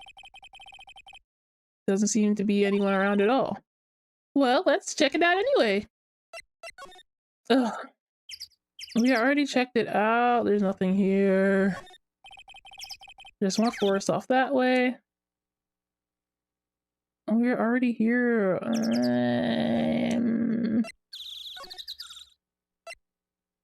Oh, we can go inside. Yeah. Oh, bird. Oh, wow. Bird, fish, TV. T-boy. Whoa. Meg, that you? Hey, is that Keith with you? Where have you two been? I've been worried sick. Nick, you handle this. I think I'll leave this one up to you, Maya. Meg, yes? Finally made up your mind, have you? My mind? You'll run the pasta shop when I'm gone. Pasta? I've talked to people like this. Glad to hear it. They're usually old people, though. You make your old man proud. When you kids left the house, I didn't know what to think. How am I supposed to keep this place running an old man like me? Polly, the kids are home. Hello, squawk! Nick, what was that? A parrot, the one on the perch. Keith. Yes? I'll leave the wet noodle in your capable hands, Sonny. Nick, what's the wet noodle? Based on the available evidence, I'd have to say it's the name of the pasta shop.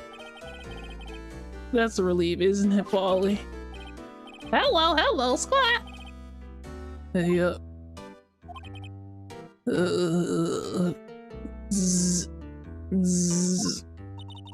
A man's asleep. Oh, shush, quiet. He fell asleep. I guess he's relieved. Let's take a chance to look around his nasty home. Well, there's lots of various fish in Gourd Lake, aren't there? Hmm? Something's funny, Nick. All these fish are saltwater fish. Oh, how do you know that? Interesting. Wow, he has a television in here too. We don't even have that, Nick. Why don't we have that? Nick, can we get a TV?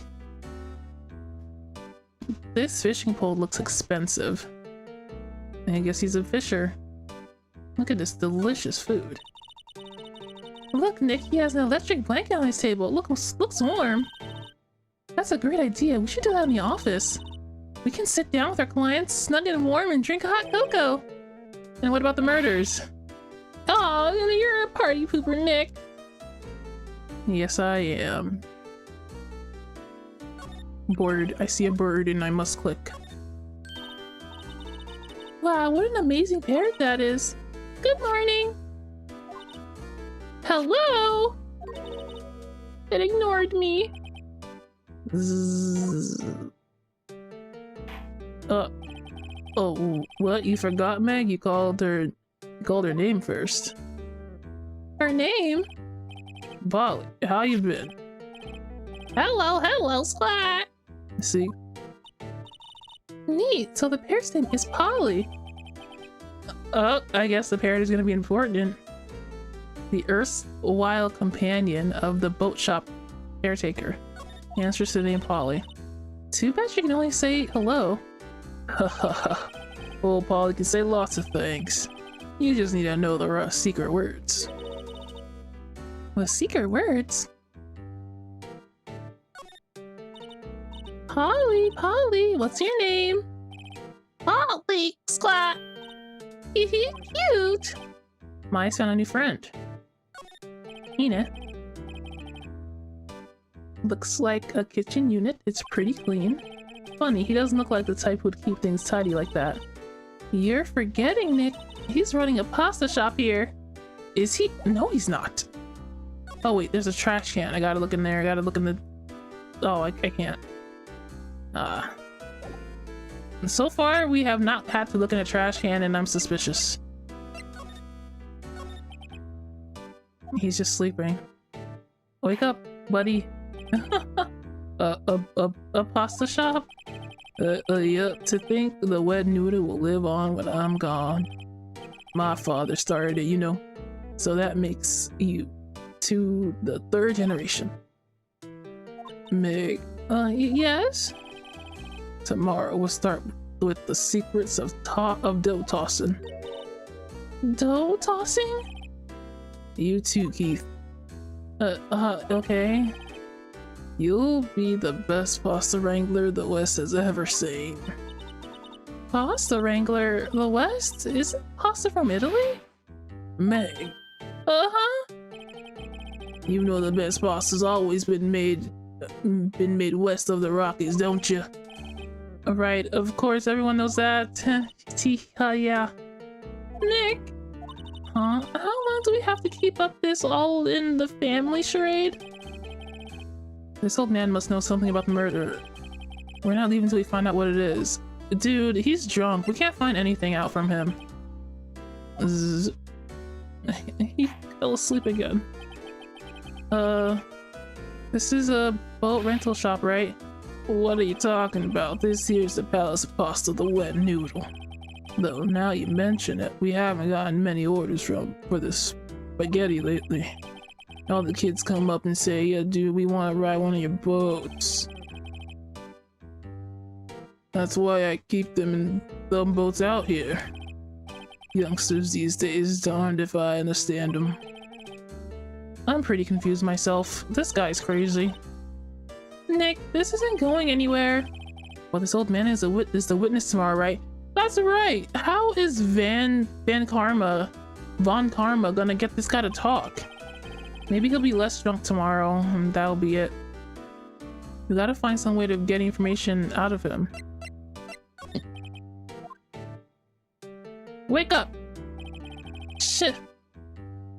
My memory's gotten worse of late. That's why I just tell everything important to old Polly here.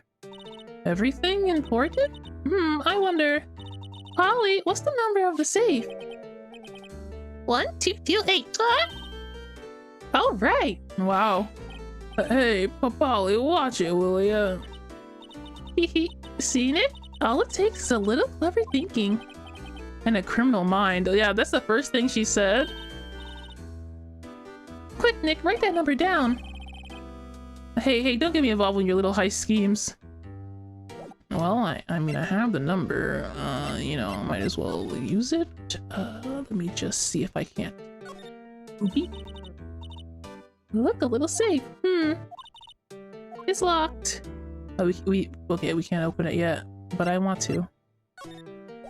Darned if I don't want to.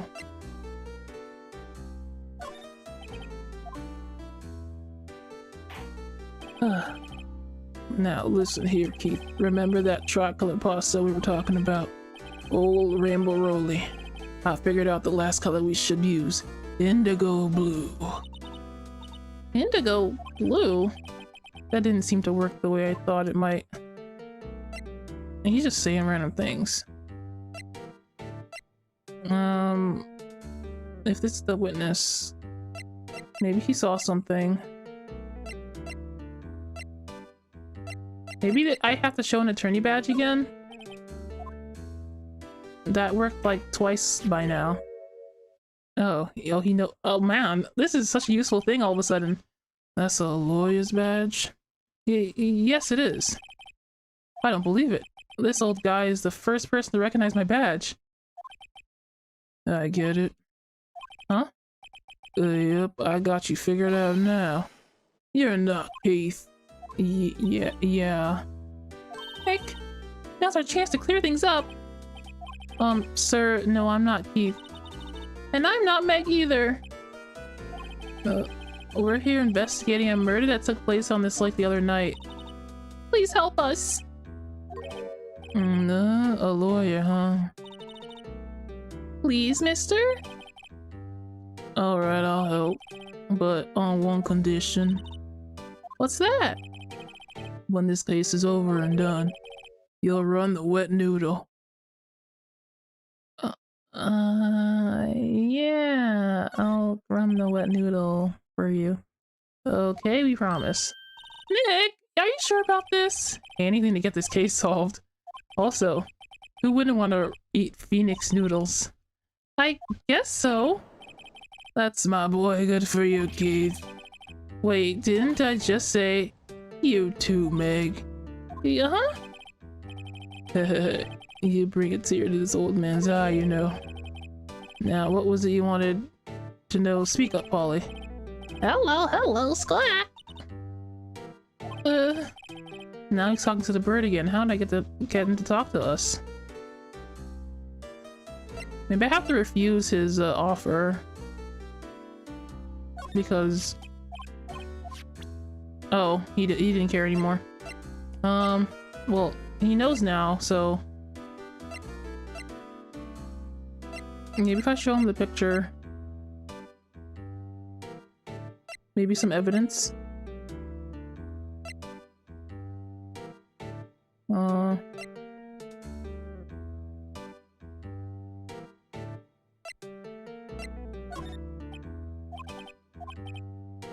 he fell asleep. Oh, I gotta show him something else. He's awake though. He's awake, so... You know about Gordy? Nope. Oh, God, this guy.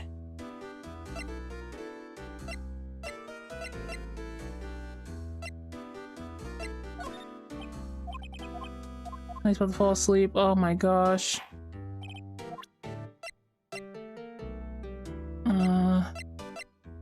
I guess there's nothing I can really show him.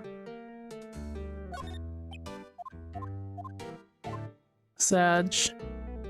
Alright, this old man's bothering me. I'm out of here. There must be something I have to give him.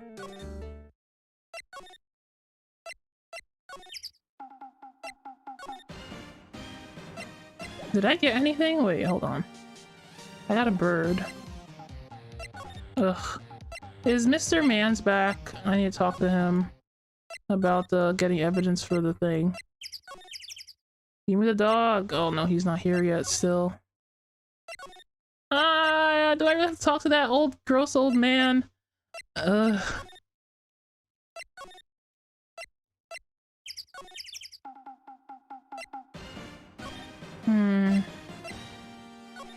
Sure.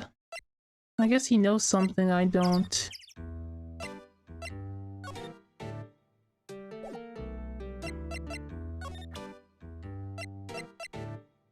What would get him to talk?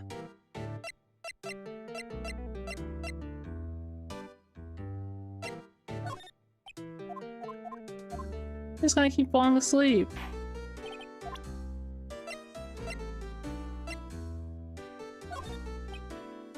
Yeah, he doesn't know anything about that either.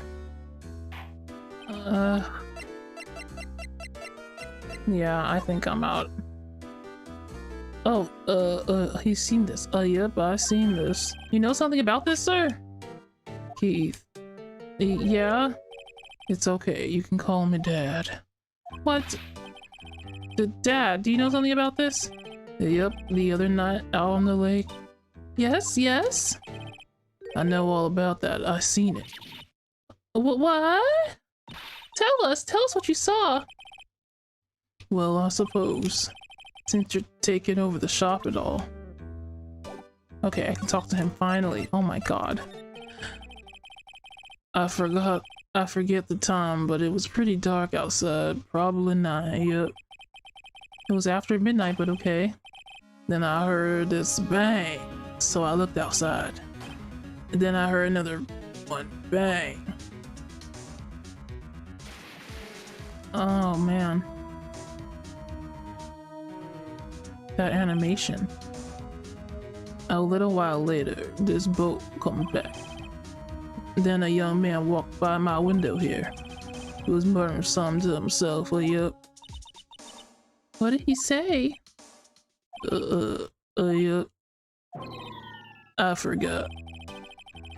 I'll remember tomorrow by court time, promise. We need to know earlier than that. You know what? Little Terry was just here. Terry? Yep, that kid next door. He always used to make him cry, remember? He was wearing this tattered old coat, got some whiskers growing out his face. He must be talking about Detective Gumshoe. He comes up and tells me to come down to court tomorrow. Really? Somehow, I don't think we're going to get much useful information from this guy. I can't believe that we haven't got any information from this guy. Maya, maybe we should be leaving. I think you're right. Oh wait, I had one more question. Polly, have we forgotten something? Squad? Don't forget DLC, Squad! What? The bird knows about DLC. Speak more, bird. What did she just say, Nick? One more time, Polly. Don't forget the DLC, Squawk. What, the DLC incident? Hey, mister, I mean dad. He went to sleep. This is getting weird. Who is this old guy? He's involved in the DLC! The DLC! The DLC! Why? Oh, why would that bird Polly know about DLC? We have to figure out who that old man is. Uh-oh! What? He locked the door from the other side! Uh-oh. Who could that old man be? I think I need to do more research on this DLC incident. Maybe I should ask Detective Gumshoe. Finally, let's go to Detective Gumshoe then. Ah, wrong place. Teehee.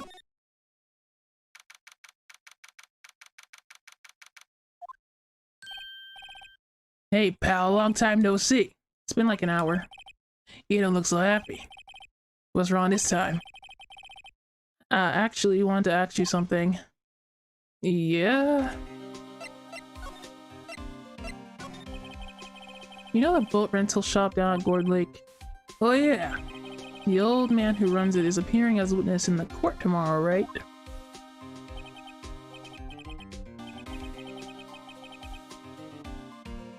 Jeez Louise. Okay, if I could just stop yawning. Oh. For 1 second. How'd you... that was supposed to be top secret.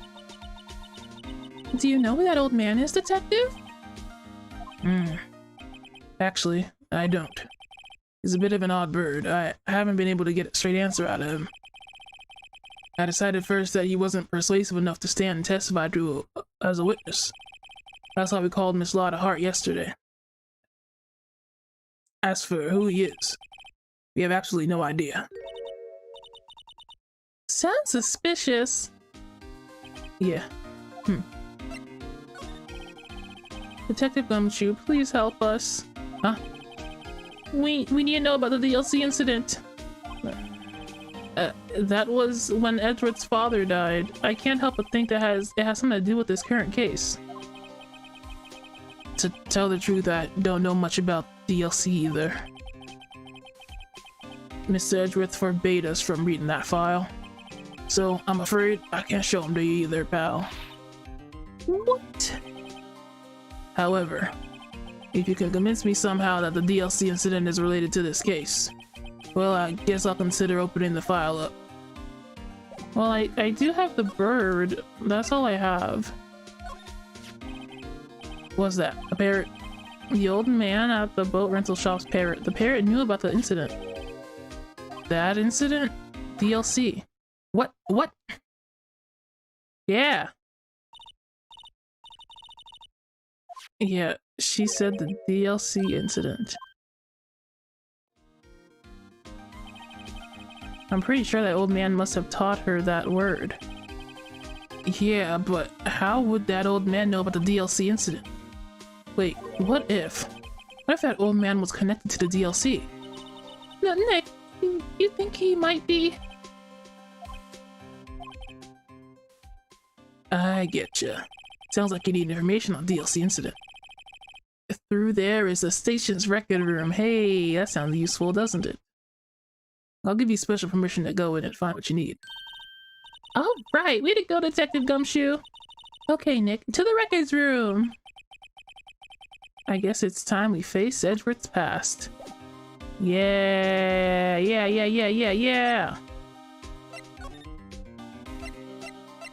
I'm all down for going somewhere else.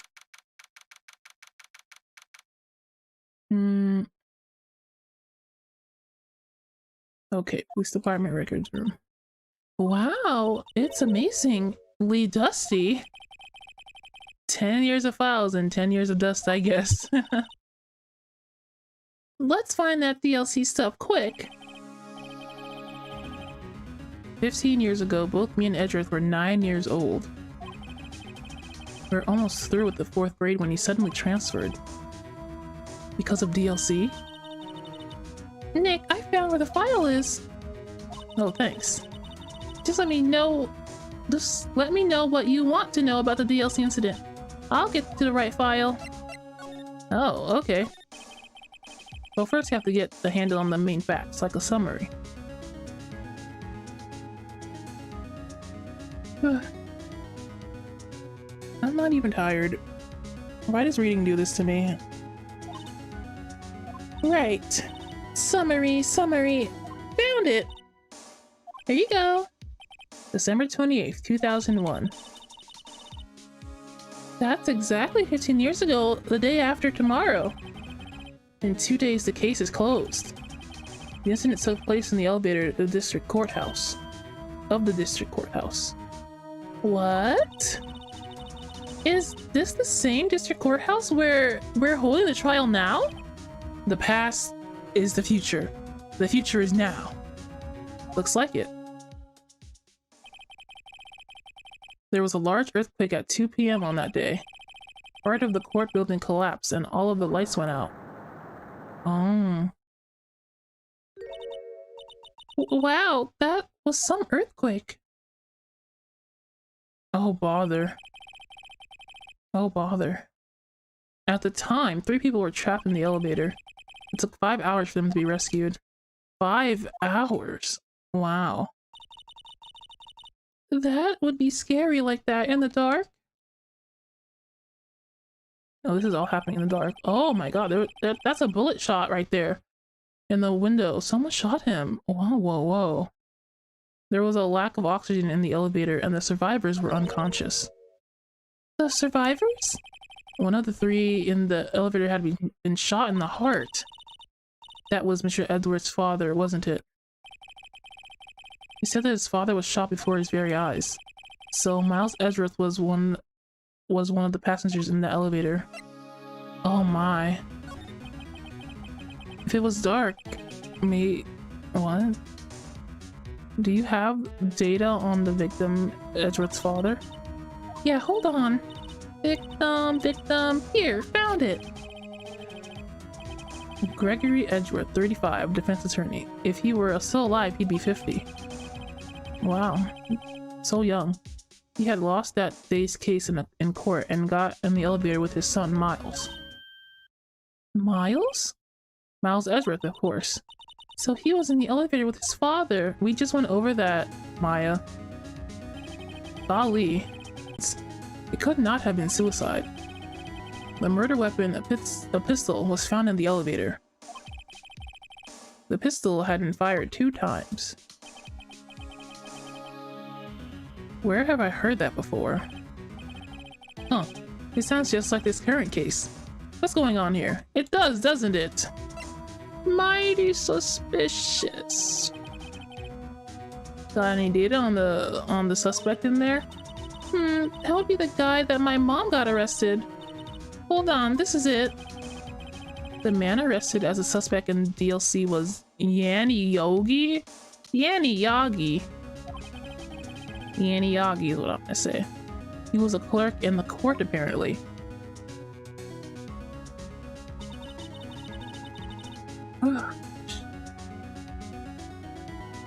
So he must have been the 3rd person in the elevator. Well then, he had to have done it. But he was found innocent thanks to his defense lawyer, Robert Hammond. Hammond, the victim in our case. Right. The suspect, Mr. Yagi, was oxygen deprived so much that he had brain damage. Wait, is this Yami Yagi person the old man?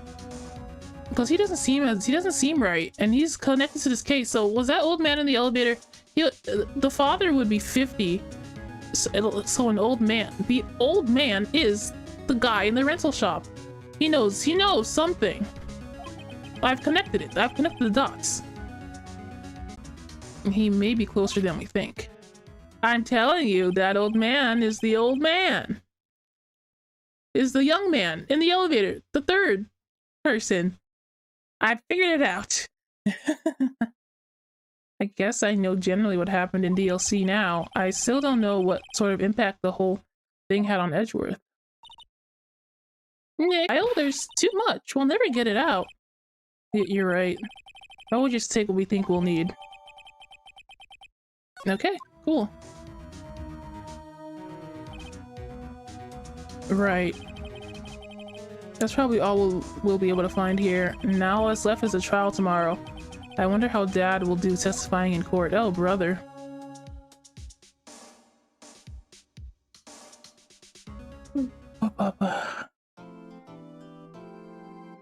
I should get a sleep emote.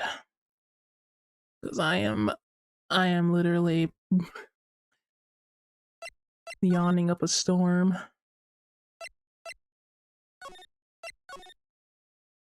I'm not sleepy, I'm not. It's only like 6 p.m. Almost 7. I mean, it's 10 a.m. at the district court. Interesting. I think I need to like get up and stretch or something. before the case starts, guys. I can't just yawn throughout this entire thing. That'd be so upsetting. All right, give me 1 moment. I'm even gonna put you on the maintenance screen. Who knows when I'll be back? I'll see you very soon.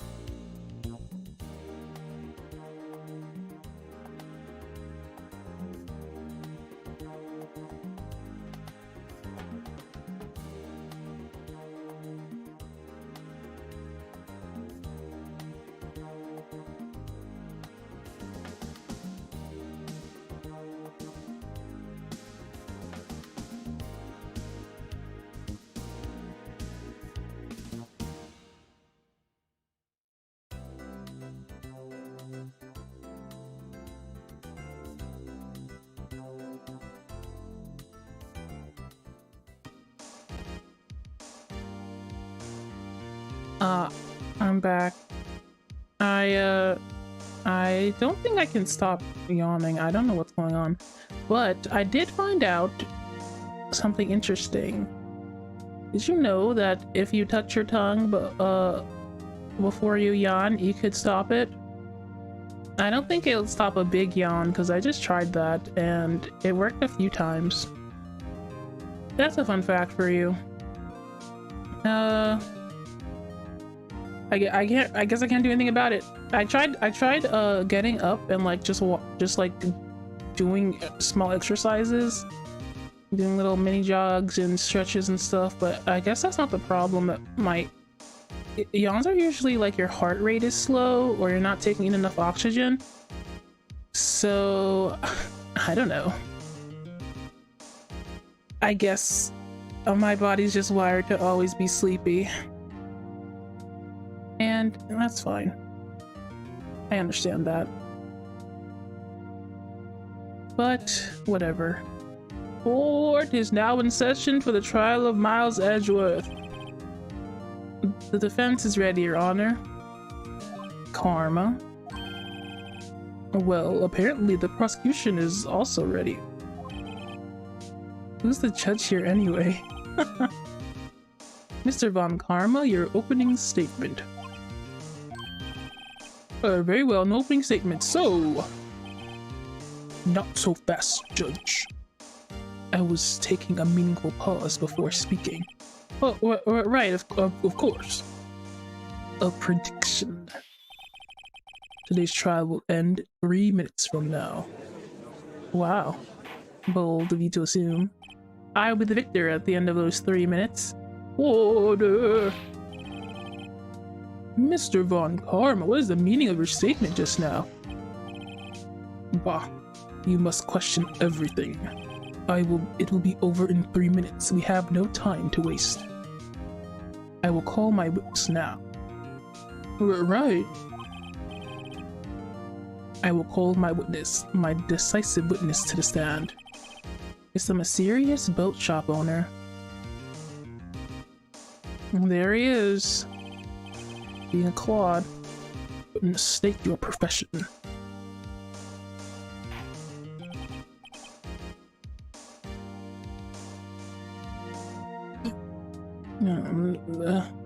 Why? I mean, is he the one who made me sleepy? I'm the proprietor of the restaurant of the Wet Noodle at Gourd Lake. Ooh. And I also rent boats. Oh, he can keep this guy in check, huh? The night of the incident, were you in the boat rental shop, correct? Oh, you were in the boat rental shop. Yep, I was. Please testify. Wait a second, we still haven't heard who this guy is. Yeah, why is he important? Wait a minute. Witness still hasn't stated his name yet. Because I did not ask him, Mr. Wright. Oh, I have predicted this trial will end in 3 minutes. No, you can't do it. Stop asking trivial questions and cooperate. Yeah, right.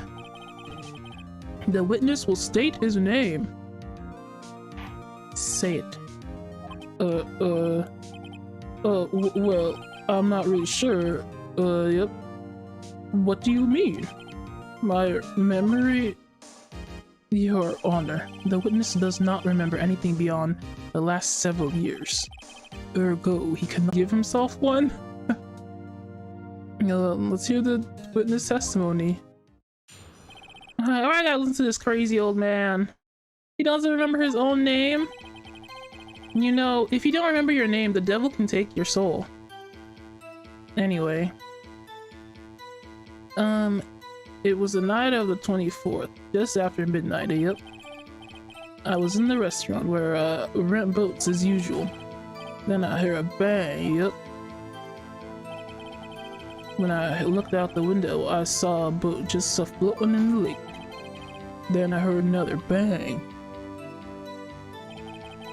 Just about then, the boat come back to the shore and a man walks by my window. Very well. I'd like to begin the cross-examination. No cross-examination for you. There's nothing to question in my witness testimony. Ergo, no need for cross-examination. Besides, there are only 10 seconds left before our 3 minutes are up. What? This guy? Judge your verdict now.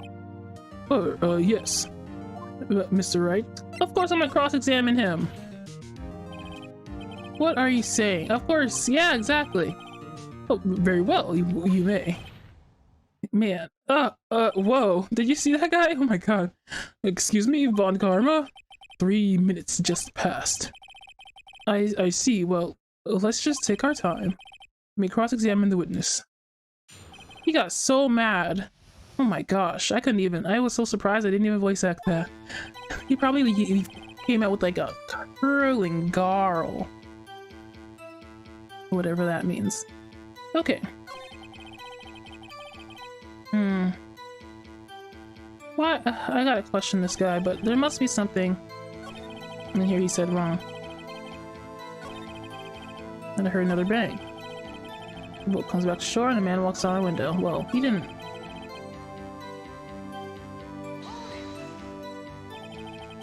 Was there someone in the boat?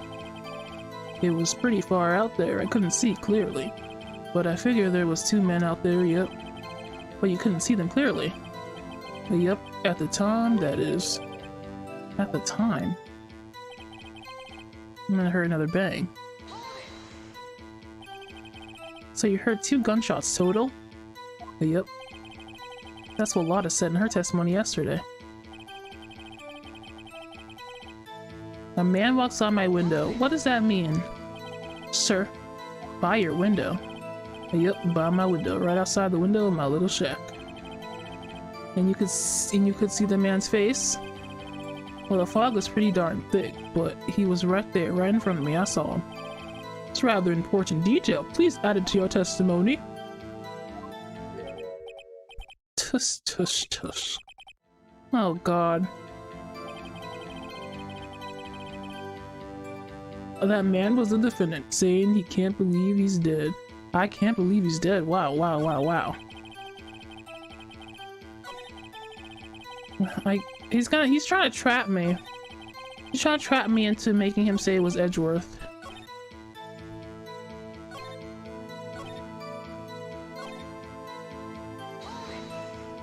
Like, how can you be so sure? Just after midnight, you say? Yep, just around then. Are you sure? I'm pretty sure, yep. When I talked to you yesterday, you were rather vague about the time. I'm surprised you seem so sure about it today. I asked him and he remembered. Isn't that right? No. Wake up, old man. Don't glare at me like that. I remembered it clearly, I did, yep. You see? Continue.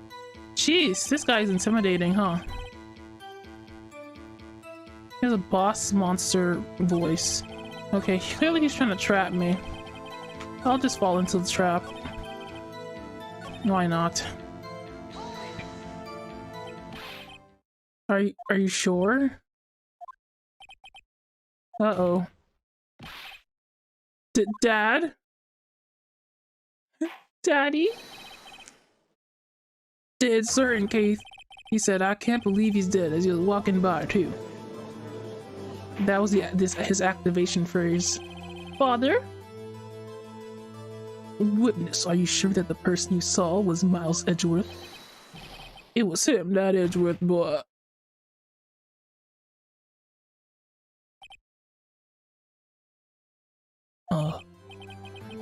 This sounds like decisive evidence indeed. I see no room for doubt. Von Karma, he lured me into cross-examining so he could set me up for a fall. I know he did. I saw that. He's not so clever. Nick, I don't like the way things are going here. Everyone in the courtroom is glaring at us. They better act quick or this trial is gonna be over. We can see what happens. He's gonna get up. How can I raise an objection without any proof? Judge, there is no room for doubt in this witness's testimony. I demand you declare the verdict. The judge is lost in thought. What should I do? Okay, I'll raise an objection. Jeez. Your Honor, the witness claims that Edgeworth said I can't believe he's dead, but his word is all we have. If he were telling a lie... Mr. Wright, in a court of law, the evidence tells all. Apparently, you have yet to realize even this is basic fact. If you say his testimony is a lie, show us proof. Nick, do we have evidence? It's no good. There's nothing I can do. Are you sure? To be honest, I don't know what to do anymore. Please. Onegai? Can you hear me, sis? Please. We need your help. We need you. Tisk, tisk, tisk. 3 minutes was perhaps too high an expectation. However, 15 minutes isn't bad. This must be a new record. Enough, the witness may leave the stand. Oh man, no. Wake up, Dad. Papa. This court sees no reason to further prolong the trial. Nor is there any need for more time to decide the case against the defendant. This case is extremely clear. I see no room for misinterpreting of the facts. What? This guy sucks. This court finds the defendant, Mr. Miles Edgeworth. No! What do you mean? But no, stop! Stop it! The accused will surrender to the court immediately, to be held pending trial tomorrow at a higher court with a month from today's date. That is all. This court is adjourned. What? Wait! Wait, what? Who was that just now? Oh, da-da! Larry! What are you doing here? Listen, you gotta listen to me. I was there in the park the night of the murder. I wasn't sure about it until yesterday, but today I remembered it. Oh my God, Larry, what an entrance! He just declared him guilty right in front of my eyes. You remembered what? The gunshot. I heard it too. Oh my gosh. Order. What is the meaning of this? The verdict has been decided. I call for adjournment. One moment, Mr. Von Karma. This is on my court nonsense bingo. Let it happen. So you say you heard a gunshot? Yeah, I did. A gunshot that night. I was sitting here in the audience listening to the testimony.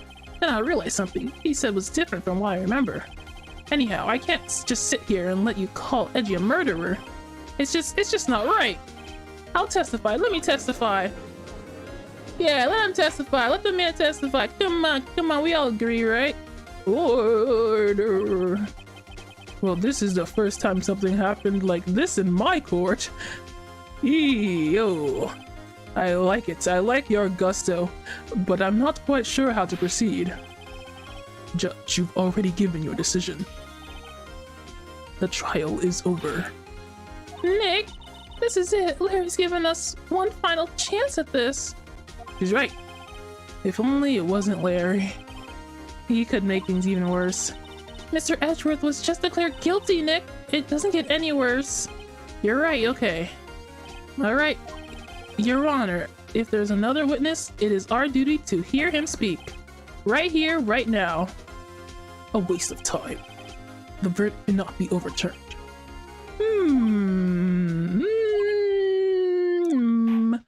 Clearing my schedule mentally, allow me to speak my opinion. In all court proceedings, it is our duty to prevent an inaccurate verdict. In order to make sure no mistake has been made, every witness should be heard. What is this?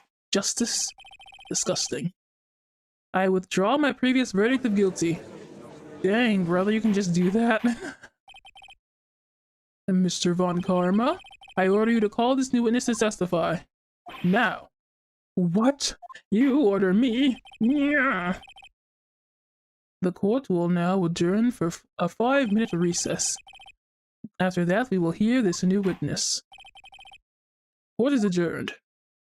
Dang, Larry, you came in real clutch, but why so late, brother?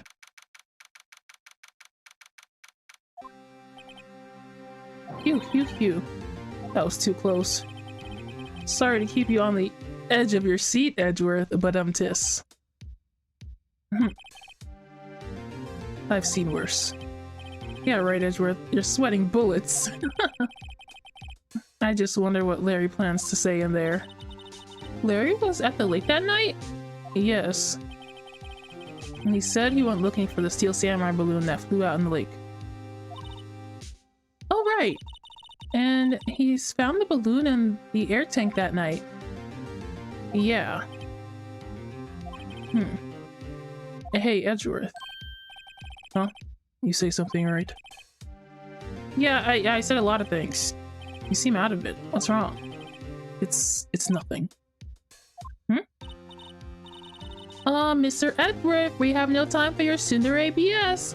If there's something there's something I've been meaning to ask you. Oh, what's that? Why are your fingerprints on the murder weapon? Oh. I guess you didn't ask me that, did you? When he fell into the lake, I went into a daze. I couldn't understand what had happened. I couldn't think straight. Then I saw the pistol lying on the floor of the boat in front of me. I picked it up without thinking. I didn't have a reason, really. I was just being a sussy little baka that day. Do you get it? I see. Right. Yes? This might be our chance. Our chance? Von Karma has only ever won perfect trials. Perfect trials? Perfectly prepared witnesses, perfectly complete evidence. That's the secret to his success. This is the first time he's ever had to deal with something unexpected. He has to let someone he hasn't even talked to testify before the court. That someone is Larry. What are you getting at? Read between the lines, Phoenix. It's likely his testimony will be full of holes, right? That's right, Nick. No 10-minute trial this time. We'll milk this one for all it's worth. Hey, it was 15 minutes. 15! Everything's riding on Larry, yeah. Unfortunately. That dang idiot. Alright, here we go.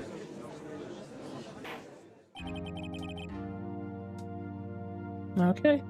Court is now back in session. A witness. Please testify to the court about everything that you saw on the night of December 24th. Right, leave it to me. Please, Larry, don't mess this one up. I hate to admit it, but you're our last chance. Von Karma didn't even have time to prep his witness.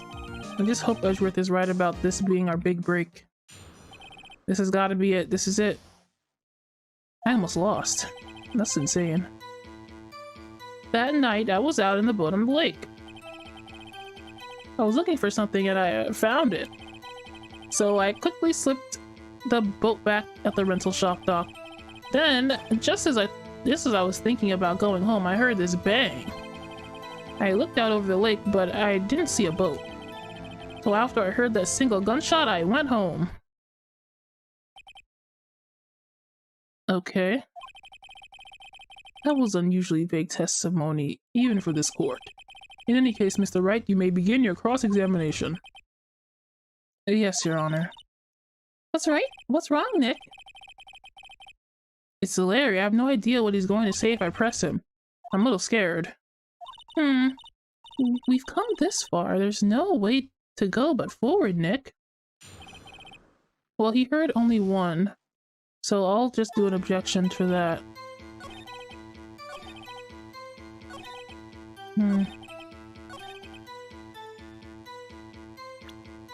The thing said 2 shots. There was a thing that said 2 shots. Yeah.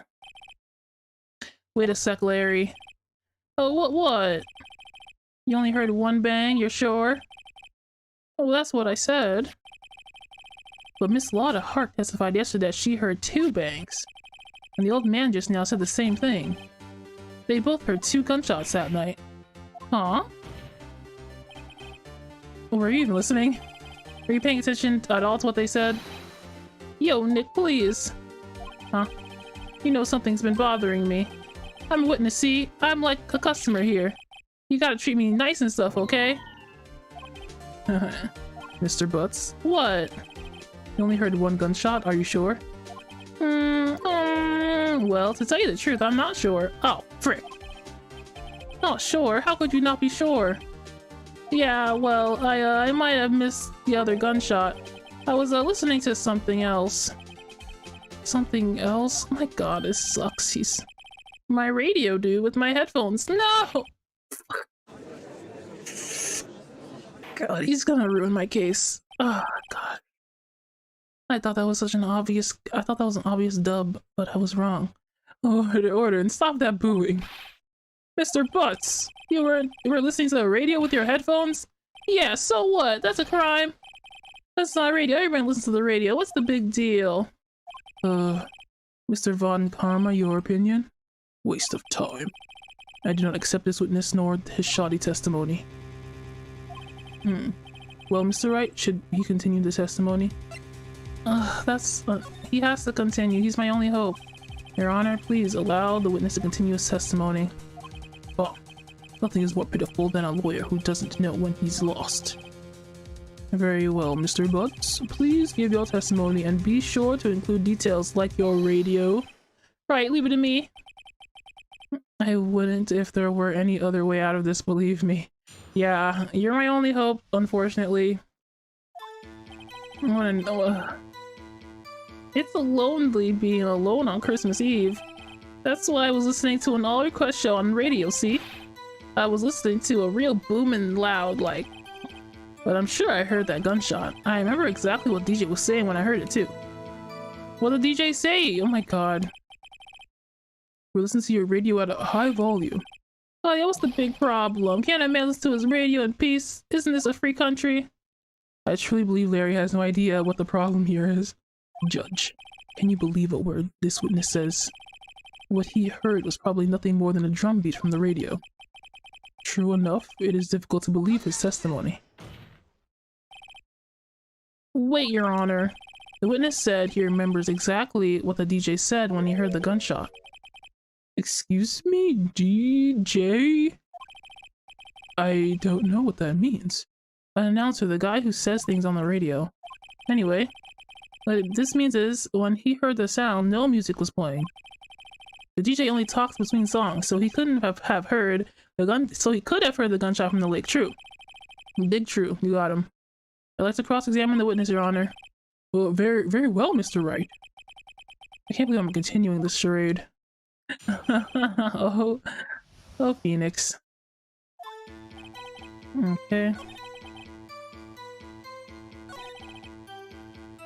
I was listening to a real booming light. What did the DA say? Go ahead and tell me, nerd. Yeah, what did he say? Mr. Wright, please cease these pointless questions. What possible good could knowing what a radio DJ said to us? I don't think I read that right. It's fine. Indeed, Mr. Von Karma has a point. I'll allow the question only if you see some reason why we should care. We should care. We should care, Your Honor. Of course we should. Why? Well, you know how... How do you know if we don't ask him, Very well, Mr. Busby testified to the court. What was the radio announcer saying when you heard the gunshot? Just when he said, hey, it's almost Christmas, I heard the gunshot. This is the most ludicrous testimony I've ever heard. But there is one gleaming ray of hope in there. We've got to press it until we get to the bottom of what happens. Okay. Okay, Phoenix, we can do it. I believe in us.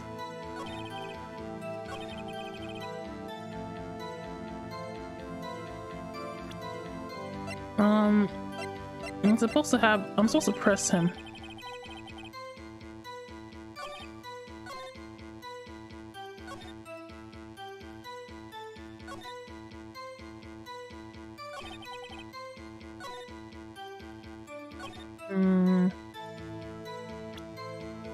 Oops. Can you prove that? I can't prove it. But I just had reading normal. But I remember the moment real clear. I mean, it's almost Christmas. Wait, almost Christmas. Wait a second.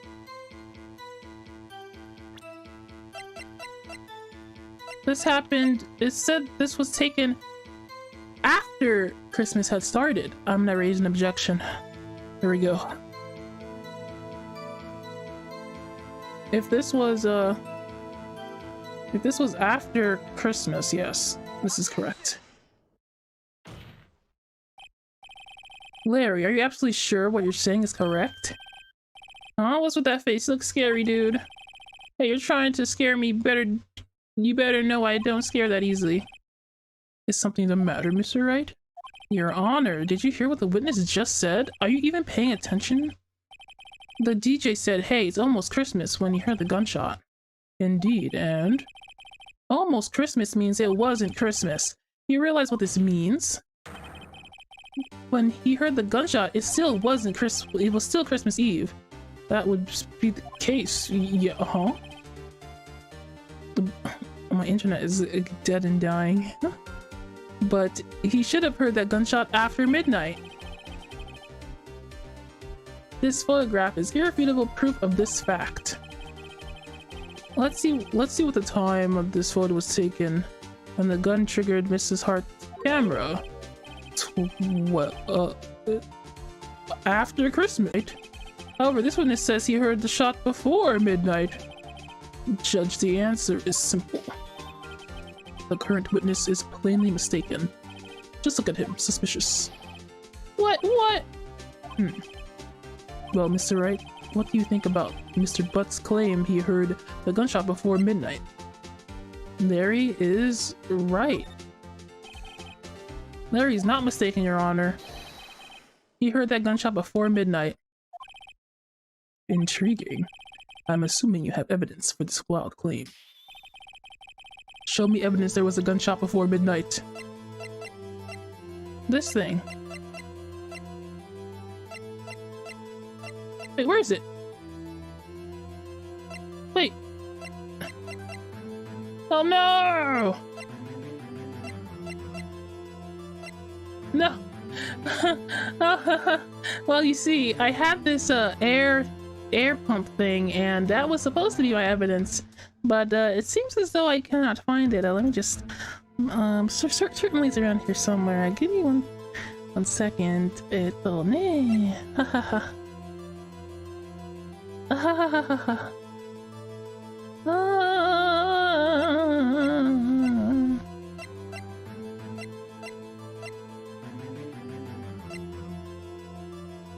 The monster?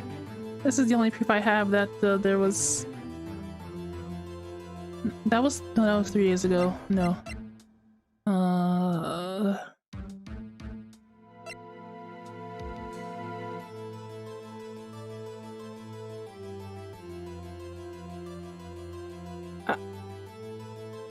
Evidence. In other words, I picked the wrong evidence to show him. I can tell from your face you haven't learned your lesson. Very well, try again. Show us your evidence. Thank you, Zaddy. He's giving me another chance. Thanks, Papa.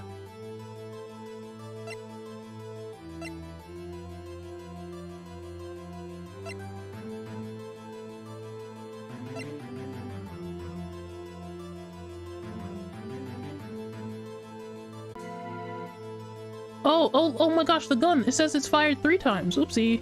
I did not see that. The murder weapon, 22 caliber found. This is my evidence. The murder weapon? Something about this pistol was bothering me, Your Honor. Both of the witnesses who testified yesterday heard 2 gunshots. However, the murder weapon was fired 3 times. When, then, was the last shot fired? Only now I have realized the truth. The 3rd shot was the shot Larry heard just before midnight. Oh, no. I I guess that would make sense out of yesterday's testimony. Bah, you waste your time again with your empty statements. Yes, the pistol was fired 3 times. But do you have any proof that it was fired before midnight? Do you have proof that the witness didn't just think he heard something? Indeed.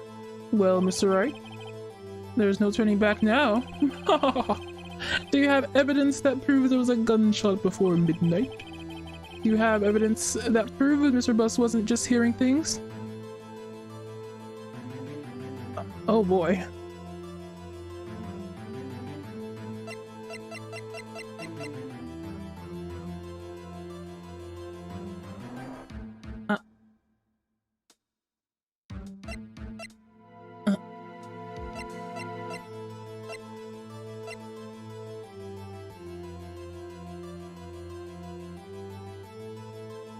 Oh no. Oh no.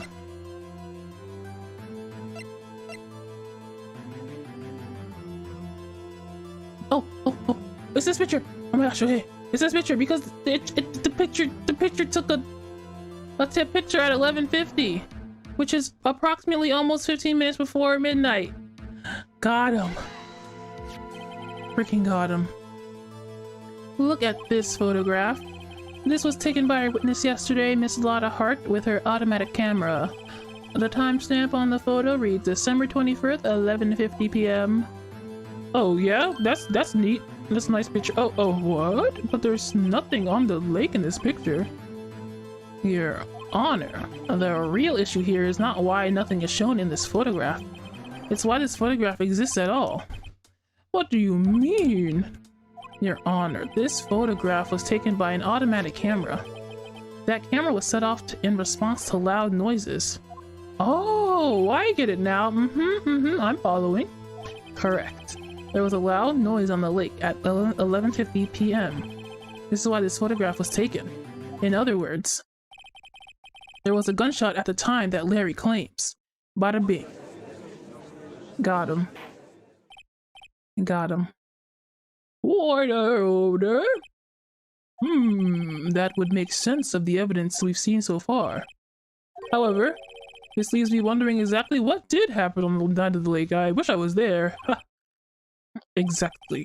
If this was true, there were 2 sets of gunshots separated by 25 minutes. One at 11:50, another at 15 minutes after midnight. Why, I ask you, why? Well, I don't know. Uh-oh, I better think of something quick. Why do they want me to know? Wait a second. Gunshot separated by 25 minutes. What did you realize? What's wrong, Nick? I have it. Share it with the class? Huh? Remember the case with the Steel Samurai? Yeah, of course I remember. The murderer in this case had the same idea as the murderer in that case. Well, what do you mean? Maya. Yeah. If we don't figure this out now, we'll never overturn Edgeworth's guilty verdict. I've got a hunch and I'm gonna run with it. Right, I mean, is this safe? Safe? We've already gotten a guilty verdict. We have nothing left to lose. You just have to watch and let me know if I say anything that sounds fishy, okay? Right, Nick. Bro, if you know, bro, just say it, alright? I mean, I won't blame you. Yes, Mr. Wright? The testimony just now has cleared up this entire case. Oh, yeah, I know exactly what you're talking about. What do you mean, Mr. Wright? Tisk. So you finally realize the truth. There can be no other murderer here than Miles Edgeworth himself. Why don't you prove it was Miles Edgeworth? Ugh. With this evidence, you can't prove it was him at all. Wrong, Von Karma. A man was shot that night, but it wasn't Edgeworth who did the shooting. No, you're wrong. Listen, rookie. Take a deep breath and consider the facts. At the time of the murder, one boat was on that lake. This was the photo by the witness's photograph. The defendant Edgeworth and the victim Robert Hammond were on that boat.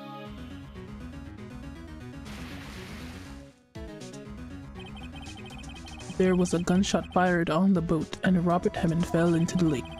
The distance of the shooting was 1 meter. It couldn't have been suicide.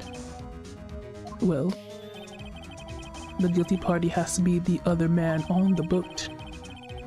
I admit it's pretty hard to imagine any other possibility. Yeah, but this assumes that the victim was shot 15 minutes after midnight. What do you mean by that, Mr. Wright?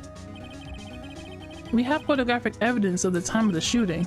The timestamp on the photo says 15 after midnight, but Larry heard a gunshot 25 minutes before that. Robert Hammond was killed then, 25 minutes before the shot on the lake. That's the only way Edgeworth could be innocent. Mr. Wright, are you quite mad? Explain the two men on the boat. Who the two men on the boat are.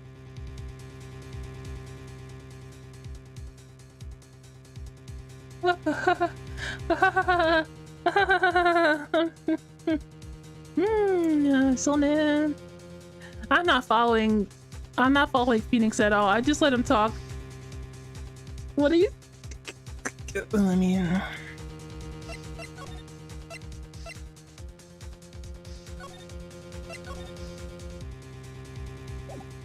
I've done good so far. I've done good, okay.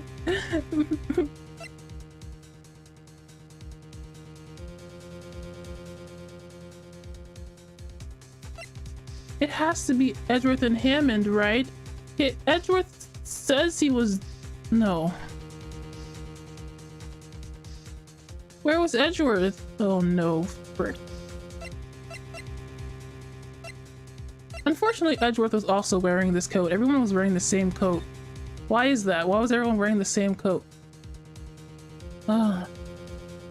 Everyone just has the same coat. Can't just wear a different coat. Is he wearing gloves? Is that's not gloves, right? That's just a regular hand. It's not Edgeworth. Edgeworth did not shoot that gun because he's right-handed. So it has to be the murderer, and Hammond.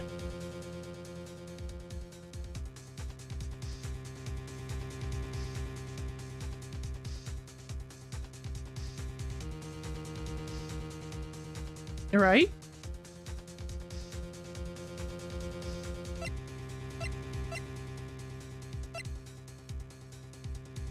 Yes? It was the murderer and Robert Hammond. Am I right? Are you gonna take it away from me? Okay, I'm not being taken points off. Okay, I got it. What are you saying? That contradicts what you just told the court. You said that Robert Hammond had been killed 25 minutes before this gunshot. Oh yeah, that's right. Also might I mention, defendant Mr. Edward admitted to being on that boat. That's what I remembered. I knew I should have. Mr. Wright, your client has already been declared guilty once. I want to have to penalize you for this. Now, after the murder killed Robert Hammond at 11:50, he assumed the guise of Mr. Hammond and met Edgeworth. Oh, was there two? Wait, what are you serious? That's crazy, dude. Tell me more. Yes, Edgeworth won't tell us why he went to the lake that night. However, I have a hunch. That night, Robert Hammond called Edgeworth to the lake. Now, Edgeworth didn't know Robert Hammond's face that well. That's why he didn't suspect anything when the murder took Robert Hammond's place. I'm not sure what to make of all this. It's pretty spicy. Ludicrous. Mr. Wright, tell us the name of the murderer then. Huh?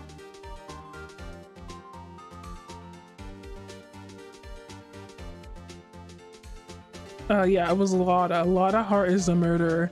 Yeah, no, I don't think so. I don't know.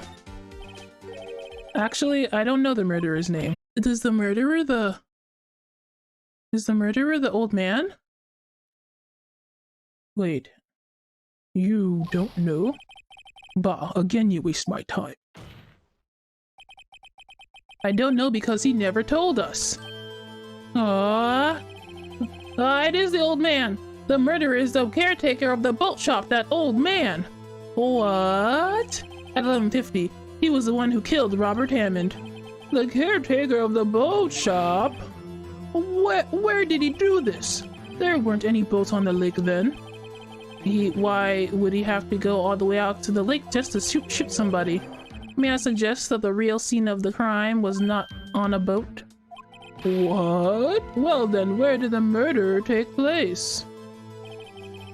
Show the judge where the murder took place? Bro, Phoenix is putting me on the frickin' spot right now. How should I know? Huh? Man, this guy, he's just like, he's talking to Phoenix and all of a sudden it's like, you do it. I don't know. I guess it took place here. Right? Okay, let's pretend we remember the scene. So the boat went out here, but this is not where the murder happened. The show. This is not where it happened. And it did not happen here, because that's where the lady was. And the boat shop owner is here, assumedly. It had to be in... It had to be over here where the camera would not pick up what would be seen. It had to be here.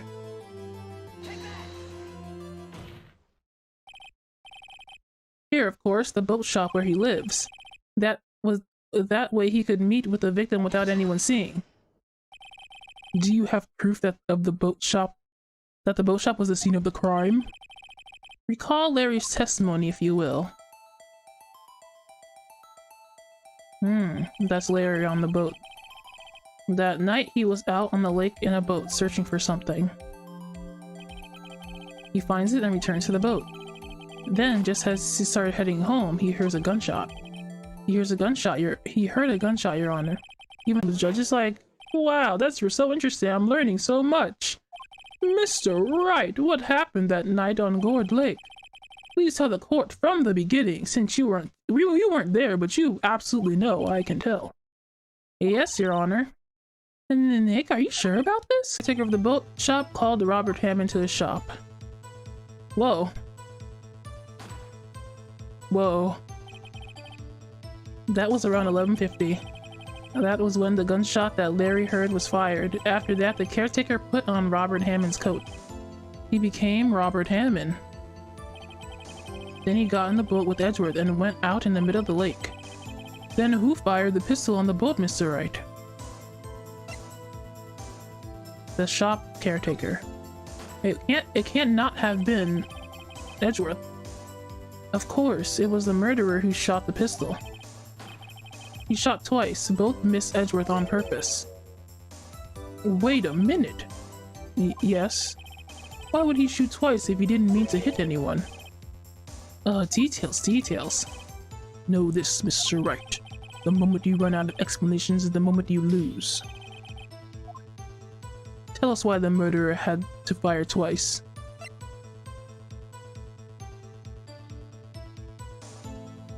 To create a witness, I'm sure. I believe he shot twice to create a witness, Your Honor. Create a witness? The murderer lifts his pistol and fires one shot. It then ensures that anyone who heard the shot would look at the lake. Indeed, Miss Hart did exactly that after hearing the gunshot. Next, the murderer waits a bit as he fires again. Then... Welcome back, Squidward, by the way. This is getting intense. The murderer jumps from the boat himself, leaving the pistol in the boat behind him. I see. To someone looking from the edge of the lake, it would appear that one of the men on the boat had shot the other. The murderer didn't know about the automatic camera, of course. That's why he shot twice to draw attention to the boat. Once you realize that everything else falls into place. The boat shop caretaker swam back to his shop. Then he put Mr. Hammond's wet coat back on the body and threw the body into the lake. Oh, what clever boy! Clever man! This is what happened, Your Honor. These are the events that transpired the night of the on Gourd Lake. Oh, wow. Bailiff? Bring out the witness from before. The boat shop caretaker, quickly. He has to. What? He's gonna freak out when I tell him that he's the murderer. Is he gonna try to prove himself not guilty? Well, we'd have to have a different trial for him. Very well. While we are waiting for the caretaker, I would like to ask the defendant, Miles Edric, a few questions. Mr. Edric, please take the stand. Oh, he's on the stand. Wow. This is so surreal. Mr. Edgeworth, you heard what the defense had said. Yes. Well, why did you go to the lake that night? I'm dying to know. What Wright said was mostly correct. Astonishingly so, actually. Yes. Several days ago, I received a letter. The letter was signed Robert Hammond. He asked me to come to the boat shop by the lake at the midnight on Christmas Eve. He said he had something very important to discuss with me. Something important? I'm sorry, I can't say what it was. Your Honor, sure. Bailiff, we are conducting a trial. I ask you to remain quiet. The witness has disappeared. He isn't at the boat shop either. He's on the run. What should I do? Find him quickly. We cannot allow him to get away. Look at the way Edgeworth stands, so poised. Hands at the side like a well-disciplined child. Mr. Von Karma, your witness has disappeared. Yes, a search warrant has already been issued. It goes without saying that I cannot declare a verdict under these circumstances. I'll extend the trial until tomorrow, the final day allowed. I request the police department utilize all its forces to find that witness. Am I understood? One more thing. Just who was that boat shop caretaker? I think his identity has become very important to this trial. I want to know who he is. Very well, court is adjourned. Sips his Baja Blast.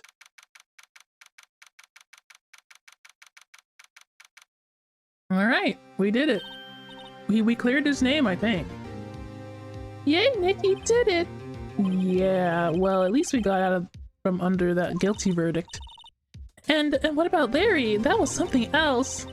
Even Von Karma didn't know what to do with his testimony. Larry really helped us out. Sure, once I sifted through his unique testimony.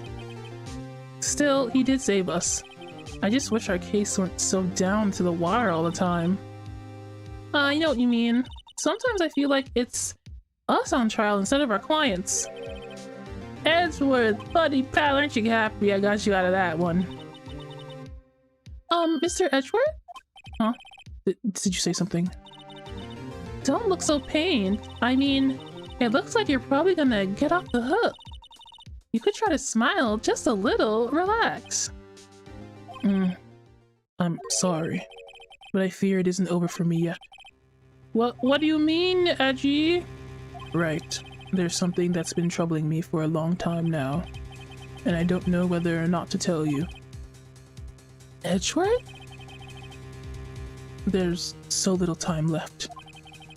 I want to tell you, but I want to tell you to get it off my chest, but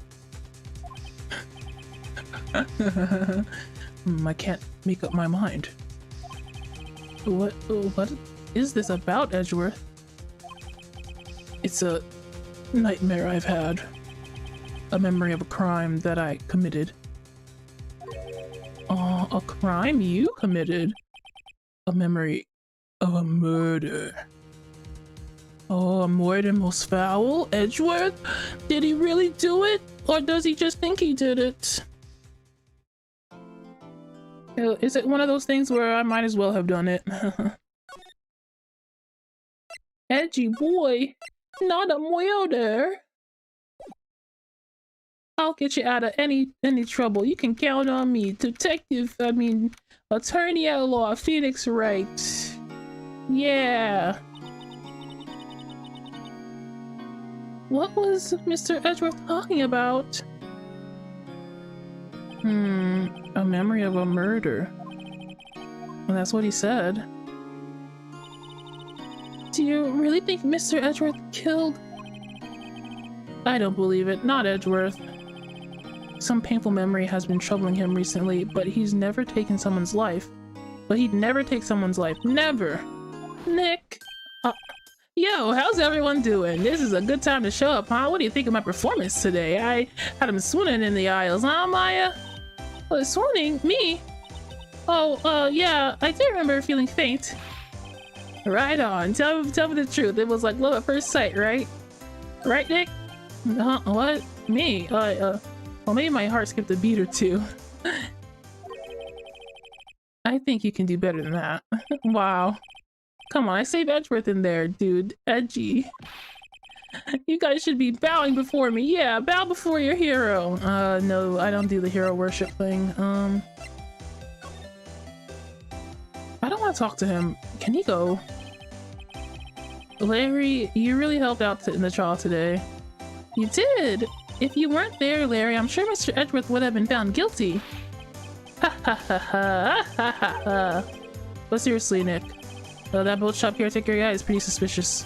But SG ain't off the hook yet. He got serious all of a sudden. Way to spoil the mood, Larry! Yeah, I'm just a guy sitting in the audience, you know? But from where I'm sitting, Edgy seemed pretty edgy. I mean, can you really know he's telling the truth about that night? Interesting. I don't know, but what I do know is I'm going to believe in you two until the end. Us two? Edgeworth, then who else? You mean me, right? Nah, he means me, right, Nick? Yeah, you, Larry. Not me? But why you, Larry? Huh? Actually, yeah. Why me, Nick? Enough with the silent treatment! I don't get it. Nick! Why do you trust Mr. Edwards so much? I mean, he's changed recently, true. But when we first met him, he was kind of a jerk, don't you think? You didn't know him back then. Back when he wanted to become a defense attorney. Wait. Was that when you were classmates? Yes, in grade school. They saved me, Miles and Larry. They saved me and I'll never forget it. That's why I became a defense attorney, you know. Bro, that's just so dramatic. You were like 10 or something. Calm down. What? Hey, Larry, what's he talking about? Huh? Sorry, I kind of forgot. Okay, Nick, out with it. I'm gonna hear this story today, and that's final. Okay. It's kind of a long story, so hang in there. It was very end of 3rd grade. Third grade. I was on trial, a class trial. A class trial? Yes, let's talk about the class trial. You remember, Larry, spring, end of 3rd grade? The kid in our class got his lunch money stolen. Lunch money? Our school was really small. Every month, kids would bring in an envelope with money for lunch from home. Oh, I see. Anyway, this kid's envelope disappeared, but $38 still inside. 38 dang dollars. Oh yeah, now I remember. You mentioned it. Now that you mention it, I do remember that. I can see why you'd forget, though. You were out of school that day. Anyway, the envelope had been stolen during PE class. I was coming down with a cold, so I skipped PE that day. I was the only one not in class. So, they thought you did it? Yeah, the kids in class said I would be put on trial. Trial?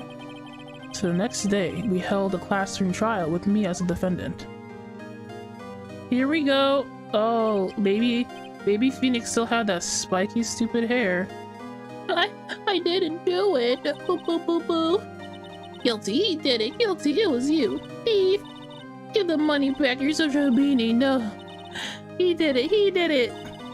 Oh man! Whoop whoop whoop whoop whoop! Boo goo goo gaga!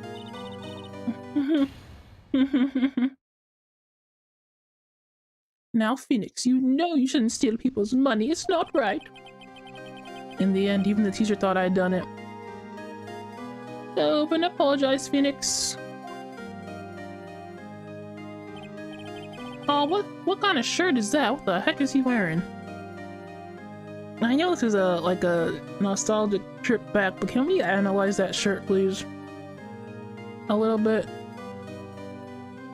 What is that? A police officer? Dog? Platypus thing? What is that? What's behind him? It's like a realistic face. Okay. I didn't know what was happening.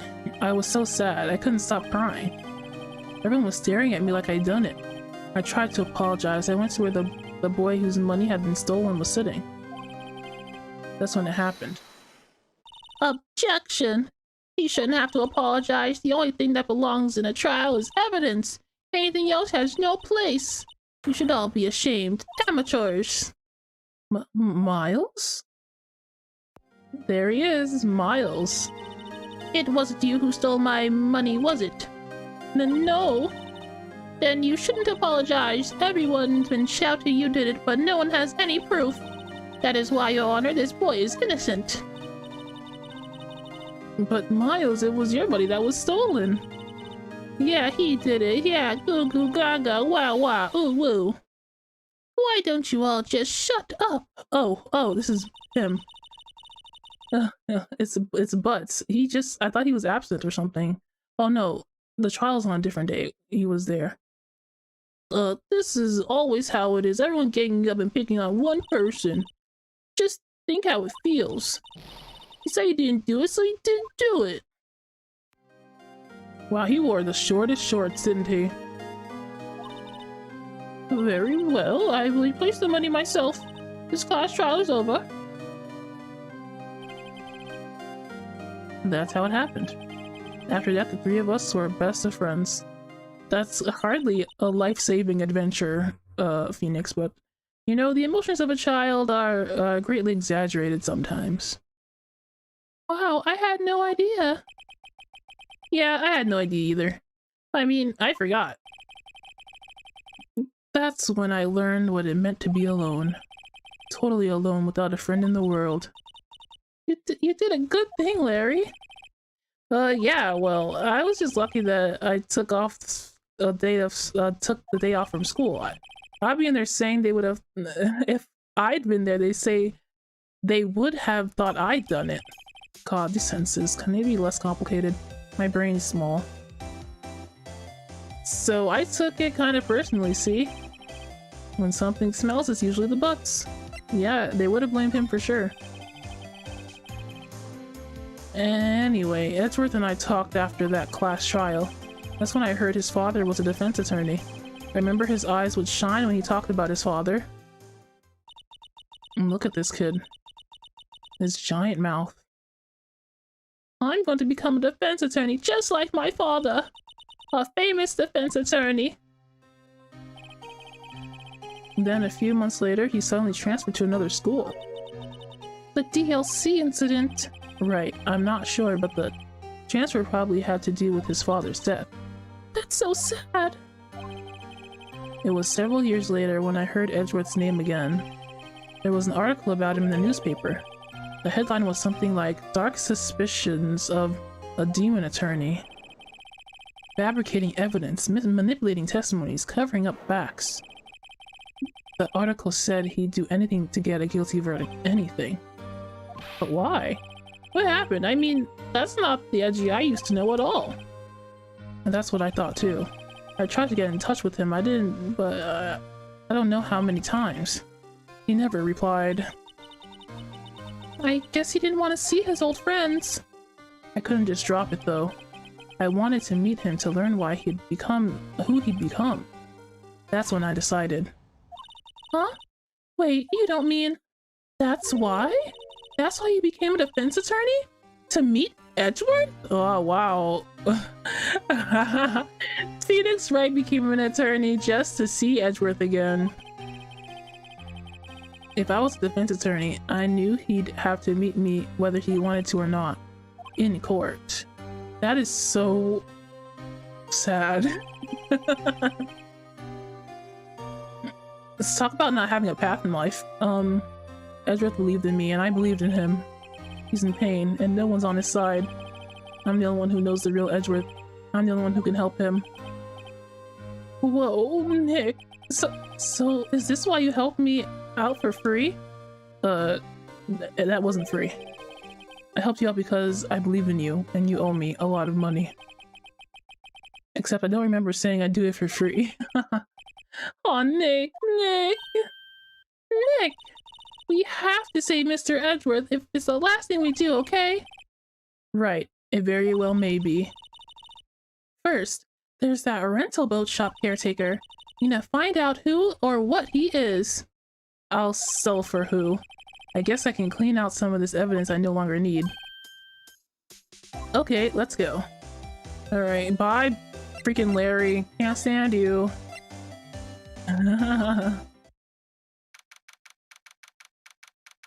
Gourd Lake, let's go. Hey pal, long time no see. Oh, Detective Gumshoe. Close one today, eh? I got so worked up I snapped my tie in half. Sorry about that. No problem, pal. Thanks to you, we know who really did it. You mean the boat shop caretaker? Look, I'll make you a promise. I'll have that scoundrel in my custody by Charlestown tomorrow. Come what may. It's my duty to you as a police officer. Now, I'm off to catch me a criminal. Yeah, go get that guy. Even though there's a lot of mitigating circumstances. Detective Gumshoe sure is active today. Oh, one other thing. Ugh. No one can go into the woods today. The woods? Where Lotto's camping? The woods are off limits to camping, and apparently the park ranger found out. He got pretty mad. No one can go in for a while. I guess Lotta's in a lot of trouble. Wonk. Wink wonk. Anyway, I'll be seeing you tomorrow. Okay. Sonne.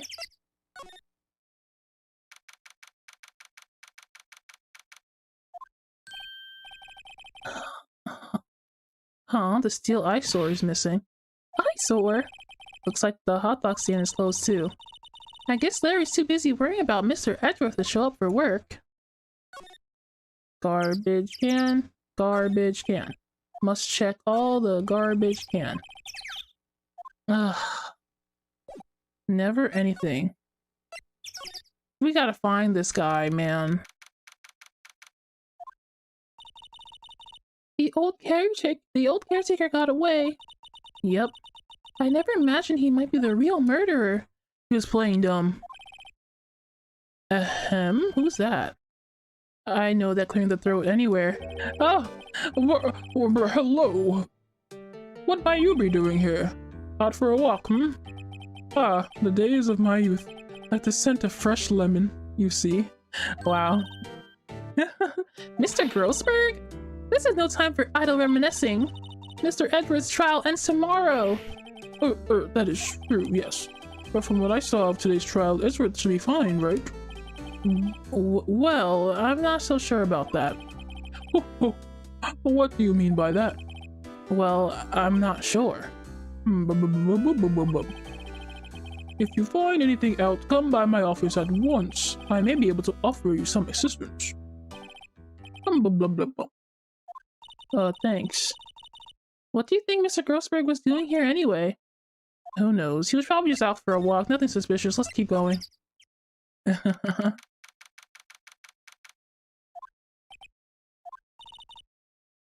Nobody's home. Hello, Square! Hey, it's Polly! I wonder where your owner's gone, Polly. Hello, Square! I can't believe he'd run off and leave his poor parrot to fend for herself. Hello. Hello.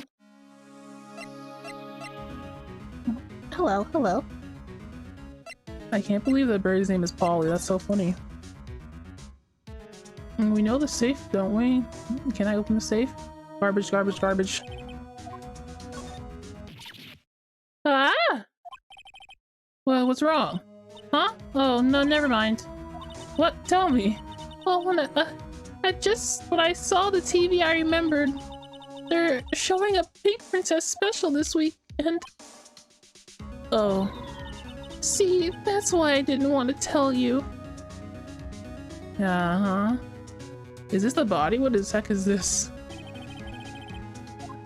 Fishing pole's expensive. Do you think the caretaker would mind? Well, we can't just leave. We can just leave him the metal detector in exchange. Maybe we'd better not. No, we don't need that. Maybe I should take care of Polly, Nick. You probably shouldn't just kidnap her. The police know about her anyway. I'm sure they'll do something.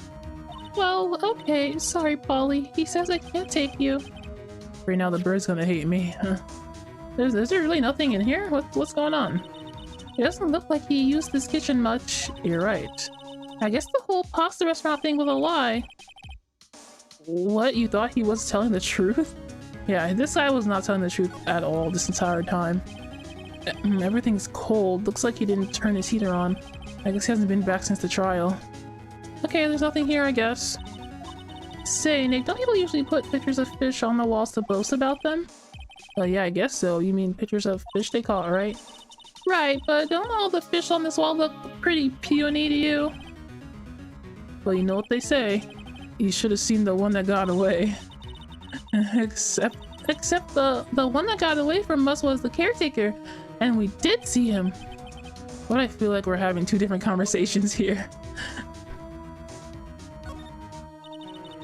That reminds me, Nick. Polly here knows the number to the safe, right? Yeah, that's right.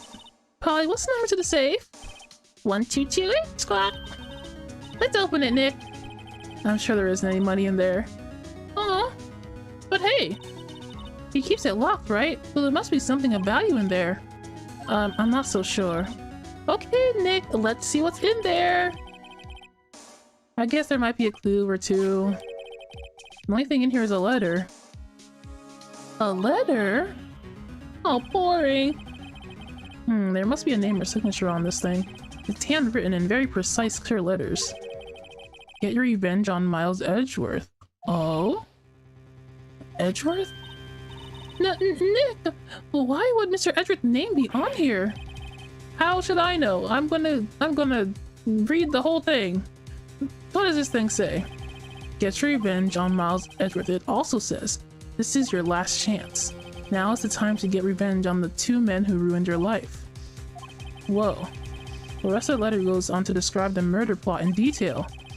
How to kill Robert Hammond and frame Edgeworth? Calling Edgeworth out on the lake, getting on the boat, firing twice? This is exactly what I figured out in court today. It's all here in perfect detail. Wow, it was completely plotted.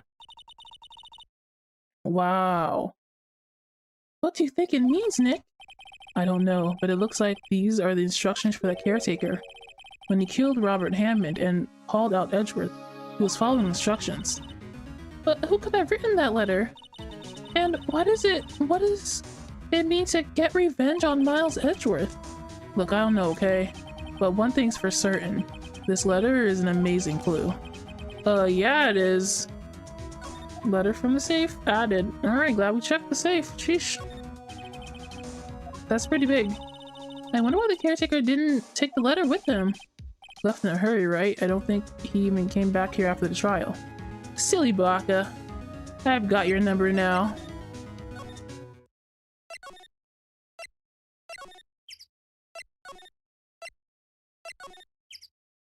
Now let's go to the Affairs Department to give this to Mr. Officer Gumshoe. Looks like Detective Gumshoe hasn't gotten back yet. He won't be back today? Oh, really? He said there was some guy he had to arrest by tomorrow. The boat shop caretaker. He shouted about catching him if it's the last thing I do, pal. Good luck, Gumshoe. Yeah, I guess I do have to go to the detention center. There he is. Come on, give me a smile, Edgeworth. Give me a big old smile. Because we're gonna win. You look as grim as always. Turn that grim into a grin. Ba-ding! Mr. Edgeworth, I heard the story about the class trial. Class trial? What do you mean? This is not Danganronpa. Danganronpa. You don't remember? I watched that anime like 2 years ago. No, I don't. Your lunch money was stolen, wasn't it, in 3rd grade? Lunch money? I'm filthy rich. Oh, right. Yes, I do seem to remember something like that. Nick, I think you're the only one who really remembers, because it wasn't that important. It was only important to him. Well, it probably only really mattered to me anyway. Mr. Edward, didn't you know that trial was the reason Nick became a defense attorney? Oh, that's pretty sad. Yeah, you're ridiculous. Gee, thanks. That said, it doesn't sound like the kind of thing you do. You haven't changed. Oh, that does sound like the thing you do. You haven't changed a bit, have you, right? So simple, to a fault even. Well, maybe, yeah, but you don't have to put it that way. I'm not a simple boy. I think you changed too. I think you changed too much, Edgeworth. Oh, that's that sad look on his face. Perhaps. Bum, bum, bum.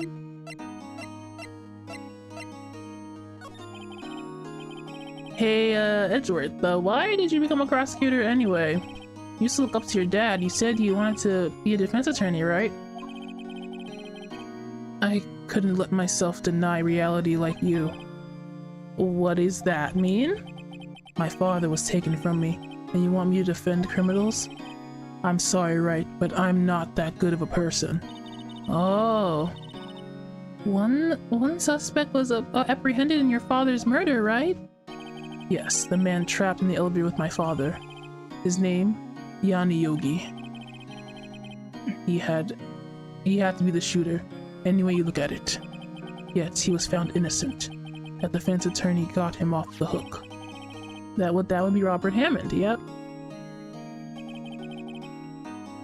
On that day, 15 years ago, the 3 of us were trapped in the elevator for 5 hours. Oh, Edward is saying this. When we were rescued, we all suffered oxygen deprivation. Had lost all memory of the murder. Lost your memory? Even now, I can't recall what happened in that elevator. There wasn't any holes in there? Sheesh. That was the crux of Yagi's attorney's argument in court. He claimed that Yanni Yagi had been not of sound mind due to the oxygen deprivation. Yagi was released due to a lack of evidence. Innocent. That's when I changed my mind. I started to hate defense attorneys. Wow. What's your relationship with Von Karma? He's my teacher, and a man who deserves respect. I learned everything I know in the courtroom techniques from him. So he's like my sister was to you, Nick. He's a perfectionist in all things. In court, his personal life, he's obsessed with doing everything perfectly. Perfectly, huh? And in all the cases he has taken, none were left unsolved. And not one suspect was declared innocent, ever. But that's... I know. It's possible some of the suspects were indeed innocent. However, it's impossible for us to accurately determine that in every case. All Von Karma does is his job, to find the suspect guilty, perfectly. In any case, it's nigh well impossible to find a weakness in him. Should a weakness appear, he would do everything in his power to make it go away. Edgeworth? If what you're saying is true, you're headed for a guilty sentence tomorrow. Yeah, he's right. Now's no time to praise the enemy, Mr. Edgeworth. It's a strange situation in which I find myself, I'll admit. No kidding. Yikes, bro. Welcome back, Nightland. Welcome back. Well, what time is it? 8 o'clock? Jeez. I need a stretch or something. Stop. No, I mean, President. I'm sure he would, Why would I show him that? That's so upsetting. Edgeworth, see this letter? This came out of the safe in the shop where the boat rental caretaker lives. I see. Revenge on me? Who is that old guy anyway? I don't know. Could he be an innocent defendant you got declared guilty or something? Nice, right, but I don't remember that old man, not at all. So he was following this letter then? Which means there was someone else behind it. Now's the time to get revenge on the two men who ruined your life. Two men, yeah, exactly. Who's the other person? Oh wait, two men meaning him and Robert, both of them? But he doesn't like Robert. It also says this is your last chance. Last chance. Wait, maybe he's talking about the statute of limitations on the DLC incident. Wait, that old man. What is it? Do you know who he is? Yogi. Could that be Yogi? I figured that out a million years ago. Yogi? The suspect in the DLC incident. The one who was found innocent. Yanni Yogi. Yanni Yogi was a court bailiff at the time. We just happened to be in the elevator together 15 years ago.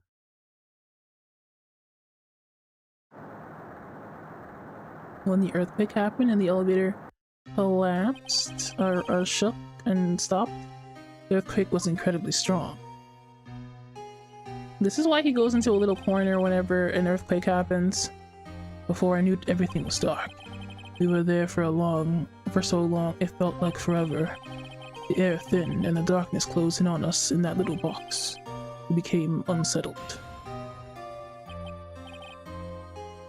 Help, I can't breathe. Quiet, I said quiet, you're not making this easier. I want out, help, get us out. Or maybe he sounds like Yogi, right? I don't know who's talking. Don't shout, you'll just use up more oxygen. That's his dad. Saying that's a rational thing. That's all I remember. Yogi sounds like a surfer dude or something, right? When I came to, I was in a hospital bed staring up at the ceiling. Oh wow, this is very traumatic. In court, Yanni Yogi's mental condition was called into question. They claimed the oxygen deprivation and stress had caused temporary insanity. In the end, the claim passed the court and Yogi was found innocent. I can't... Yagi or Yogi? Which is it? Huh, but isn't that strange? His letter tells him to get revenge on Edgeworth. Why would he want to take revenge on you? Right. Yeah? There's something that's been troubling me these last few days. I didn't know whether or not I should tell you. You mean the nightmare? You're gonna tell me a little nightmare? Oh, let me just pat you on the head while you sleep, A memory of a crime that I committed, yeah. A memory of a murder most foul. I think the time has come to tell all. Yay! Let me just snuggle up and get ready for the story time from Mr. Edgy. For the last 15 years, I've had the same dream almost every night. I wake up in a fearful sweat every time. Wow, that's pretty dramatic. You want to go to therapy, buddy? You want to consider therapy? What kind of dream? It's a dream about my father's killing in the dark.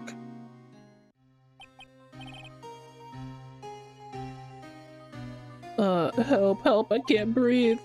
Quiet, yeah, he's just saying it again. Yeah, this is his nightmare, right? It's just these lines over and over again. I can't breathe, you're using up my air. What? Stop breathing my air, I'll stop you. What are you? Stop breathing my air! No! Father! It's attacking Father! Then I see the pistol lying by my feet. I don't know if it was evidence from that day or in the court or the bailiffs. In the days I pick up the pistol. Get away! Get away from my father! Bang. Whoa! Oh no. Oh, he threw the gun? Oh my god, does he think he killed his dad? And with that scream, I awake. It's a bone-chilling scream. A scream that has rung in my ears for the past 15 years. Sheesh, dude. But that's just a dream, right? Right? That thought is the only thing that has kept me sane for the last 15 years. But what if I'm wrong? Sheesh, dude, this is really sad. What if it's real?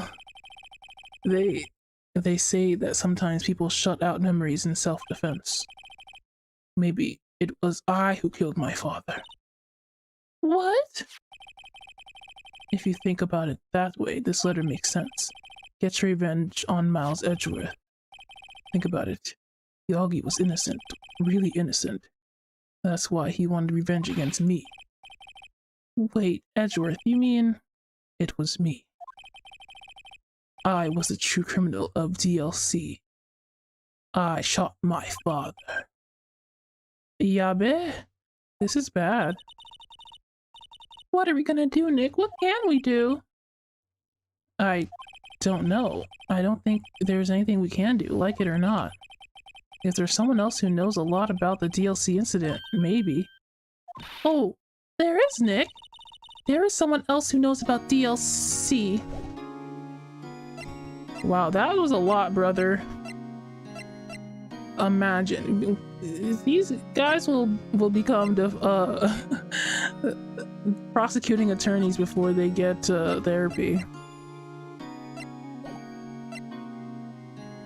Alright, let me talk to Maya. She apparently knows what's going on here. So let's get out of here. Grossberg knows about the incident, right? My main man, Mr. Grossberg. Well, hello there. What's wrong? You look troubled. No kidding. I can't believe you're not. But, just calm down and tell me what happened to him. Mr. Edgeworth, he... Wow. I see. So Edgeworth dreamt he shot his own father. It's only a dream, only a dream! Oh, I wonder. But what? If that's the case, then why do you two look so troubled, hmm? Well... Also, consider this. Yogi quite certainly holds a deep grudge against Miles Edgeworth. So deep he'd want to frame him for murder. This leads me to surmise that Mr. Edgeworth's dream was not a dream, it was real. As you imagined. Miles Edgeworth threw the pistol to save his father. The pistol fired, and the deed was done. Dang. No! I don't believe it! Yogi was suspected of murder, and his career as a bailiff was irrevocably wrecked. Irrevocably wrecked. And thus he sought revenge on Miles Edgeworth. This was his last chance, of course. The statute of limitations so close. Jeez, taking revenge on a child? Come on now, that's some ancient Greece stuff.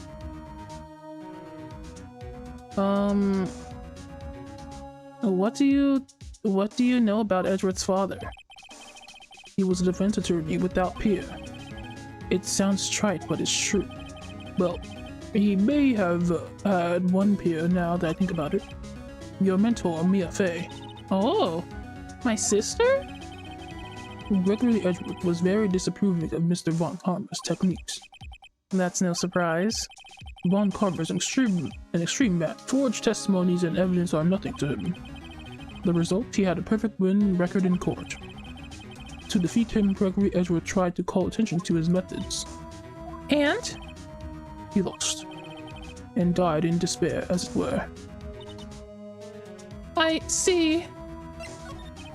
It was an accident. Did he really? What? But the shot was like through the window. Did it go There was a shot through the window. I'm not convinced. When Gregory Edgeworth was killed, the police called on a spirit medium. That was your mother, Misty Fey.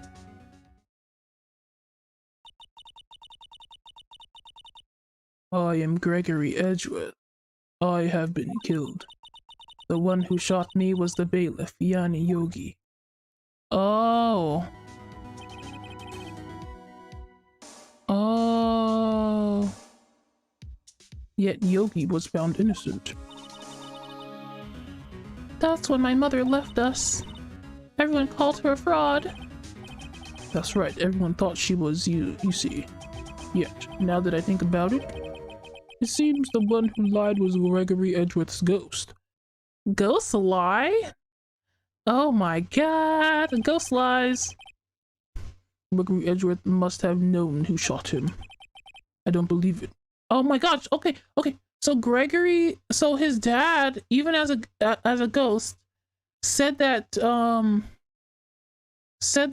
bailiff did it, even though he knew that his son did it, possibly.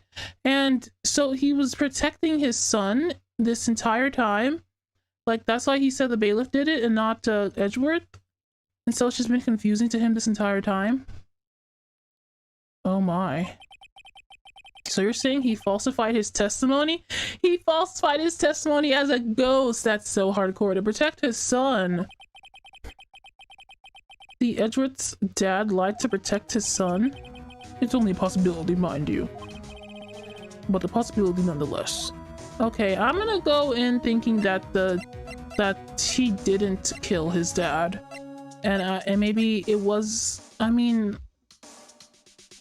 I really can't say. I'll present him with this that I found. Oh, this is the letter. It does seem that Yogi was following this letter when he killed Hammond. But why kill Robert Hammond? Hammond was a skilled defense attorney, but he defended clients not for their sake but for his own. Huh? His own sake? He never trusted his clients, that one. The only thing he trusted was his own ability. But he got his client found innocent, so why should it matter? Actually, my dear, it's quite different. He won that innocent verdict for no one but himself. Yogi was a free man, but socially he was ruined. Uh-huh. You'll understand soon enough. Wait. What? This letter. I've seen this handwriting somewhere before. A long time ago. Whose handwriting was this? Do you have any idea who wrote this?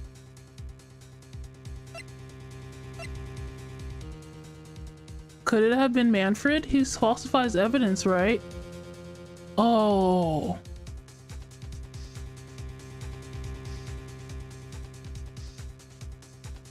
Oh my god, was it? Did he falsify? Wait, why would he do? Oh my god. Okay. So, Miles Edgeworth, his dad, he tried to prove that Von Karma was not fit to be a prosecutor because of how he conducted himself, forging evidence and trying to get his guilty verdict no matter what the truth really was. So what if Manfred held that grudge, sent this to Yanni, and got him to get rid of got him to bring back up this trial or something, you know, so he could make sure that this case was perfect and he was never and nothing he did was ever questionably incorrect at all, because he's a psychopath. Could it be Manfred von Karma? Von Karma, why would he have something to do with this? Oh, well, I'm not sure. Von Karma. Wait, you're right, my boy. This is Von Karma's handwriting, I'm sure of it. They did say it was like very clear, perfect writing. I used to see it in all the time on the court reports. What? But that means the one that told Mr. Yogi to kill was... Correct. Manfred von Karma himself. What does that mean then? Why would von Karma want to frame Edgeworth? Yo, yo, yo, yo. Yo, welcome to the stream, Piranha. This is crazy. Why did he want to get— wait, wasn't Edgeworth his student? Why would he do that? Oh my god. Why would he try to frame Edgeworth?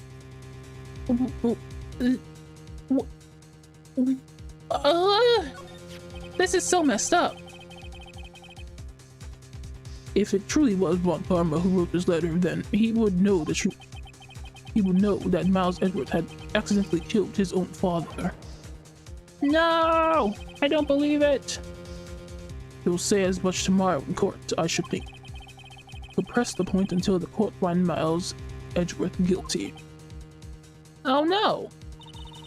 But how could von Karma know about Edgeworth's past like that? Even Mr. Edgeworth thought it was just a nightmare.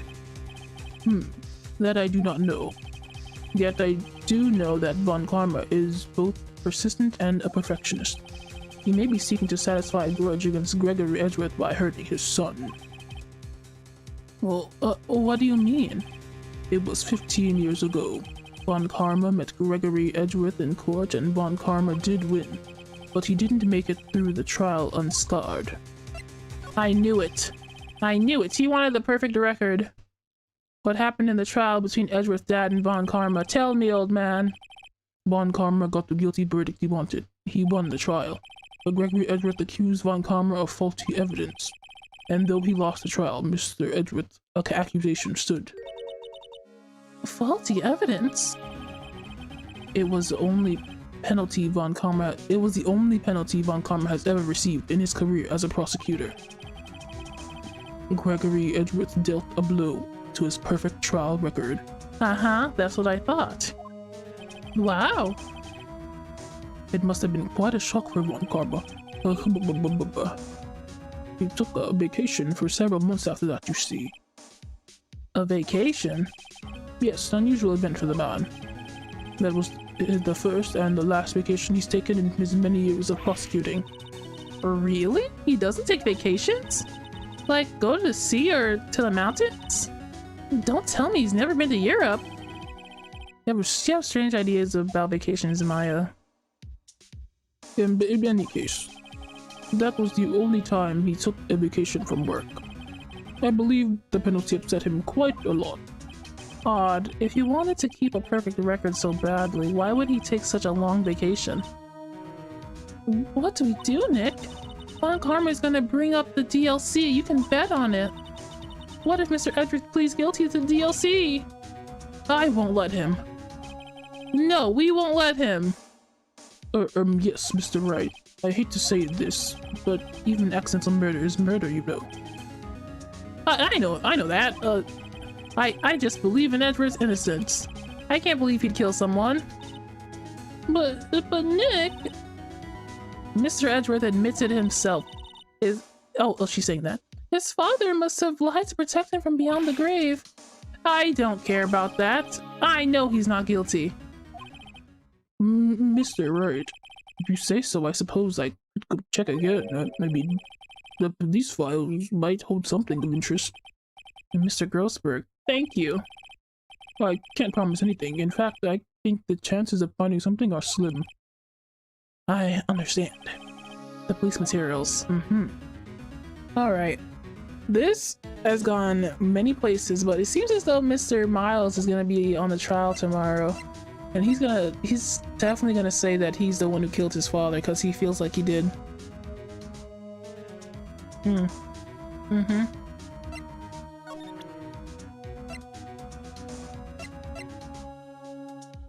think I got everything I need to get out of this guy.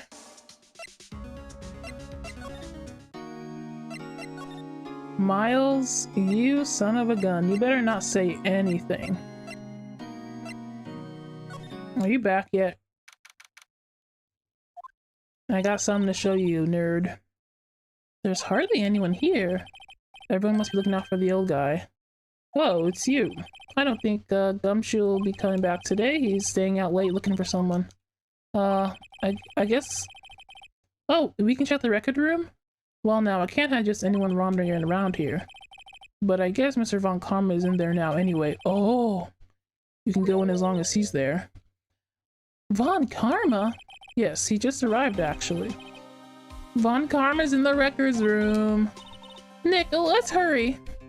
Oh boy, let's see what he's doing in the records room. Let's talk to Von Karma off the air. Off stream. There's a file thing open. He took something. Dusty as always. We were only here just yesterday. I'm sure they just haven't had time to clean. What's wrong, Nick? Nothing. I was just noticing that he isn't here. Von Karma. What? He's not here. What is this suspicious thing? This cabinet is where they keep evidence for current cases. Some of the things here are obviously murder weapons. Others are question marks. Most of it just looks like random junk.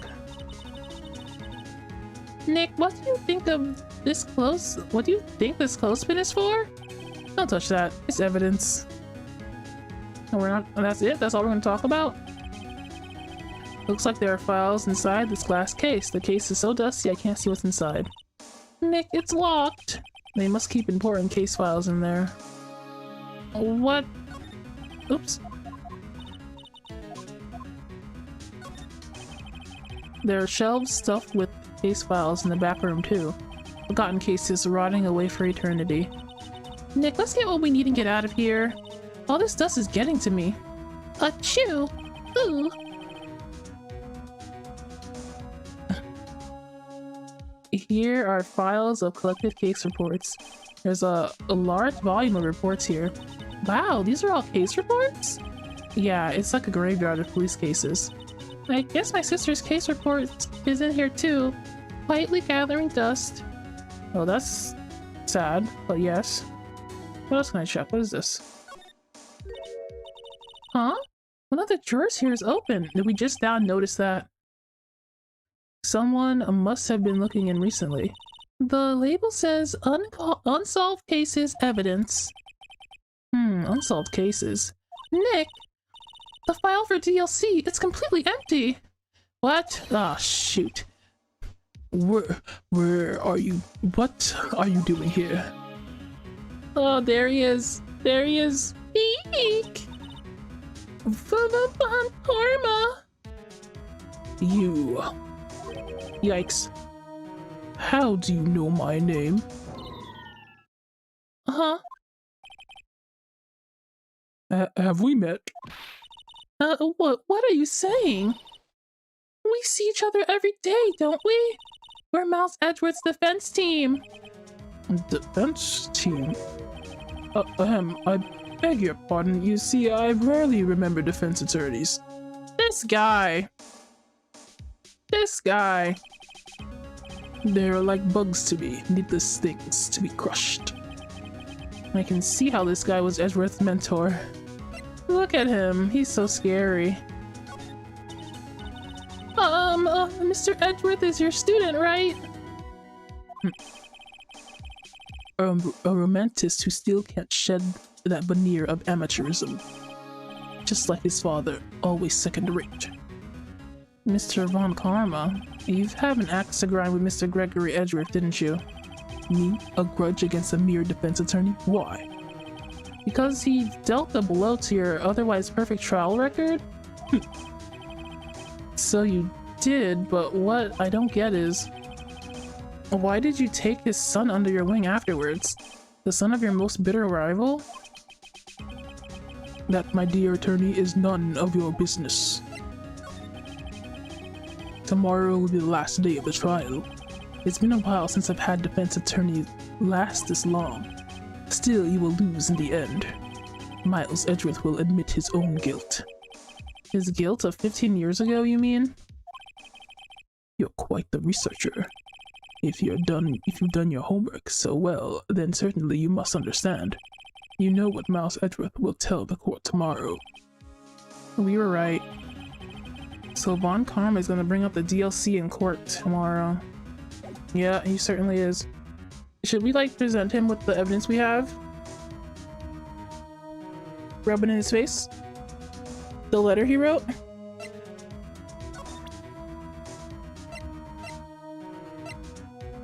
He knows about all this stuff. So I've been showing everyone this letter, so I'll just show him the letter.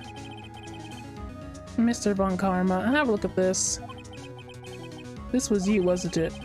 You instructed Yanni Yogi to commit murder. Yanni Yogi. How many years has it been since I've heard him called by that name? He's a fool. I told him to burn it after he read it. Ah, he's admitting to it. So you admit it. You wrote Mr. Yogi this letter. Yes, my dear defense attorney. I can't believe he admitted that. Oh my god, he's scary. Thank you for taking the trouble to bring it to me. You've saved me from a lot of needless hassle. But what? Nick, what is that thing?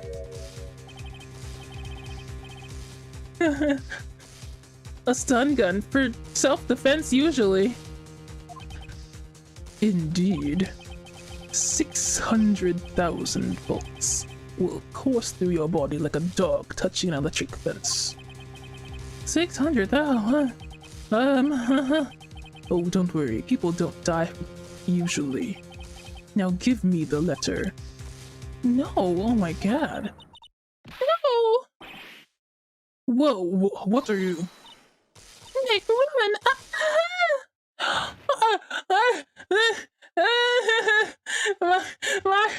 Maya! What did you do? I'm so upset. What did you do, Maya? Out of my way. I'm done for too.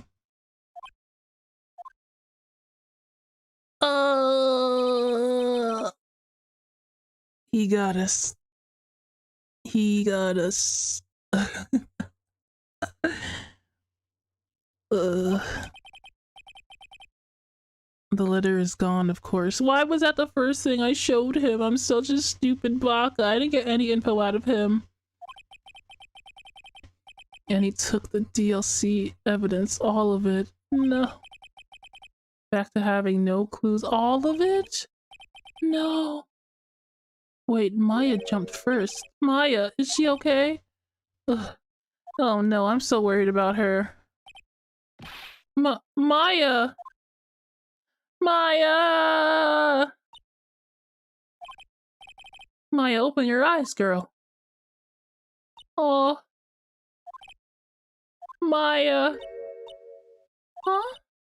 The letter. Did he take it? Huh? Yeah, but are you alright? Uh-huh. I couldn't stop him. I jumped as fast as I could, but one shot from that thing knocked me out cold. I'm useless. I'm no good as a lawyer or a medium. I can't even call my sister. Not even now when we need her the most. I wish I hadn't woken up at all. Maya! Oh my god. There has to be some way that I can help her. I better do something about her self-confidence first. Maya, she's holding something. What's that? A bullet? DLC evidence. Incident evidence number 6. Taken from the heart of Gregory Edgeworth. Oh. Did you got that quick? I remember. Von Karma was holding this when Maya jumped to him. Oh, DLC bullets stashed in a pocket. I'll prove it to you, Maya. You're most definitely not useless. I'll prove it to you in court tomorrow. I can't believe that guy stun gunned me. I've been punched. I've been stun gunned in this game. Oh, wow. Ita. Yeah. How could you? It hurts, you know. I have a heart. I have pumping blood through my veins. I feel, and that hurt. Sheesh. This is a long one. Longer than the other one. I wonder if they just get longer and longer. This is it, Judgment Day. Today, things are gonna get settled at last. A lot of things. What's the big idea? Sorry, Nick. I only touched your shoulder. I guess the shock hasn't worn off from the run-in with the stun gun yesterday. Oh my gosh. Anyhow, today's the last day of the trial. Good luck, Nick. Yeah, thanks, Maya. Oh boy, we got stun gunned and passed out until the next day. Jeez.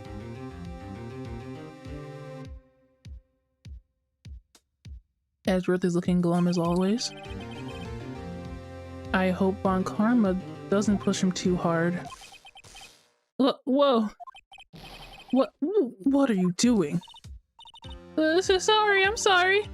I just thought I'd cheer you up with a pat on the back. Maya, maybe you should just go outside and discharge. Oh, right, good idea. Try not to electrocute anyone on your way out.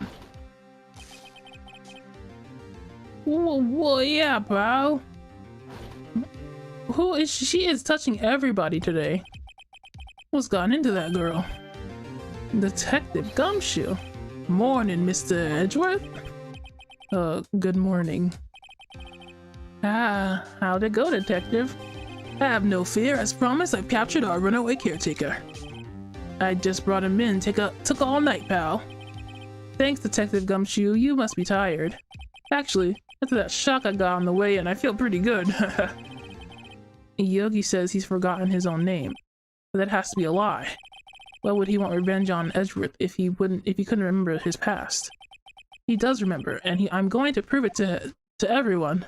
Yes, we're going to prove he's a lying murderer. Yeah! Von Karma is so freaking scary. I can't believe he tasered me, bro. Court is now in session for the trial of Miles Edgeworth. The defense is ready, Your Honor. The prosecution is ready. Very well. And you never said that before. We have reached the final day of our proceedings in this trial. I ask that the prosecution submit the decisive evidence. Understood. Come on, don't be awed into silence by every little thing he says. Well, very well, Mr. Von Karma, your opening statement. Right. Thanks to Detective Gumshoe's effort, the boat rental shop caretaker has been arrested. In yesterday's trial, the defense asserted that the caretaker was the murderer. However, the caretaker has yet to confirm this. I would like to ask the defense to cross-examine him as much as necessary. Very well. Please bring the witness into the courtroom. There he is. There's the murderer. Ladies and gentlemen of the court, I believe you all remember our witness. He lives in the boat rental shop on the lake where he witnessed the incident. In addition, he has currently lost memory of his name and identity. Witness, why did you run away yesterday? I thought you said that your next stream will be Animal Crossing. I said that my next stream will be Ace Attorney, and the stream after that would be Animal Crossing. Tomorrow is Animal Crossing, not today. The witness was not running away, as he will now testify. I see. Very well, please begin your testimony. What? Oh, okay. He's pretending to be dumb. I'm really sorry about just leaving yesterday like I did, but I wasn't running away or nothing. I went to buy some food for policy. I figured I got nothing to do with this incident anyhow. I mean, I need one of those emotive things, right? And I don't got one. So my testimony yesterday stands as is. Yeah, right. Let's begin. He has to know his name. Yanni Yogi. You're Yanni Yogi, and I'm going to prove it. Okay, I can't believe I streamed this whole week. I'm so tired. Okay, so I wasn't running away or nothing, right? What does that do with the case, ma'am?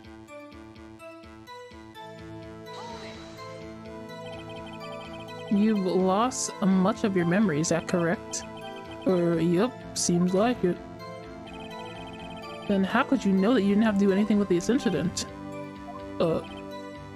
Or maybe you're lying about not having your memory, hmm? You know exactly who you are. The witness has testified quite clearly that he has no memory of who he is. If you claim he's lying, then show the court proof. How am I supposed to prove what's going on in that old codger's head? That's impossible. I'm glad you've come to your senses, Mr. Wright. Very well, witness, please continue. Okay.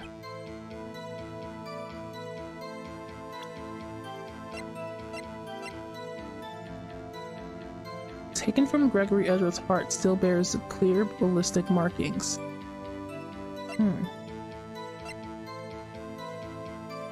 Should I just slap him with the file? What does this file say? Location, elevator, district courthouse. Air in elevator was oxygen depleted at the time of the incident. No clues found on the scene. The defense attorney trapped in the elevator, returning from lost trial with his son, Miles Edgeworth, age 9. One bullet found in the heart. The murder weapon was fired twice. See? The murder weapon was fired twice! See, look at this! If it was... Oh my gosh, this is... Court bailiff Yanni Yogi trapped in the elevator with the Edgeworths. Memory loss due to oxygen deprivation. After his arrest, fiancée Polly Jenkins committed suicide. Wow, I did not know that. So, wow. So his bird named Polly, he named it after his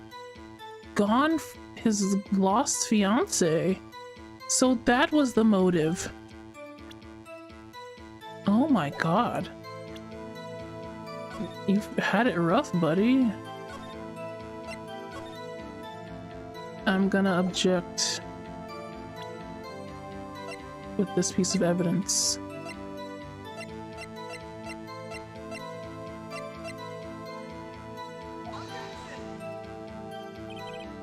Oh my god, please don't do this. I thought that was right. I'll take it.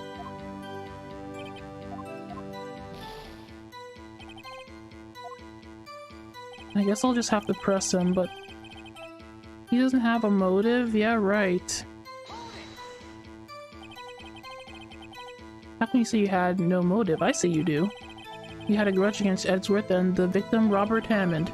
That's why you took revenge on them, right? Please don't make me repeat myself, Mr. Wright. This witness has no memory of anything beyond several years ago. He can't hold a grudge, it's impossible. I have to prove he's lying about his memory, otherwise it's going to be this same thing over and over again until the trial ends. Might I say something, Mr. Wright? Yes, Your Honor. You've been saying the same thing over and over. You've been calling the witness's memory of the past or lack of thereof into question. But does this really have anything to do with the current case? Of course, Your Honor. The witness has said he has nothing to do with the case and no motive. Both of these statements are lies. Order. Mr. Wright, there's a serious problem with your claim. What are you saying? You're saying you know who this witness is. Of course, Your Honor. Oh, now this is interesting. I would like to know myself. So, who is he? Not like dumb Von Karma. Mr. Wright, please tell us the witness's name. Yanni Yogi. Duh. His name is Yanni Yogi, a former court bailiff. Yogi? That name seems familiar. Oh! Yanni Yogi, from the DLC incident! It figures the judge would have heard of it. It was such a famous case. But what does this mean? Your Honor, if the man is Mr. Yogi, then he has a clear motive. Tusk, tusk, tusk.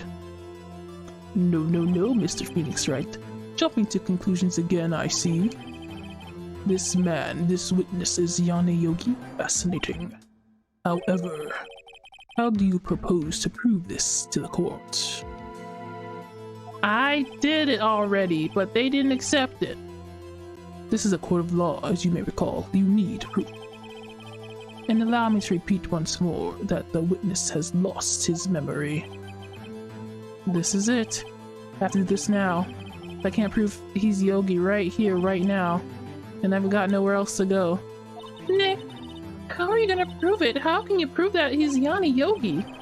It's okay.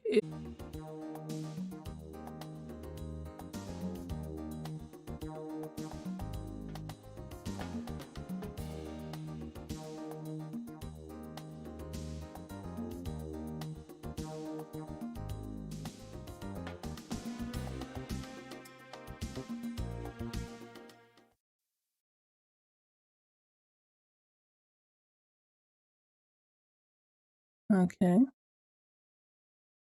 Uh-oh.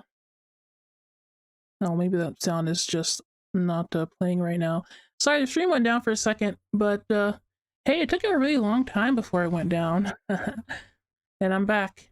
Remember, everyone, even if the stream stops, it doesn't end until I say so. I'll always come back. Okay. Mr. Karma was trying to prove us wrong. Let us continue his charade, I suppose.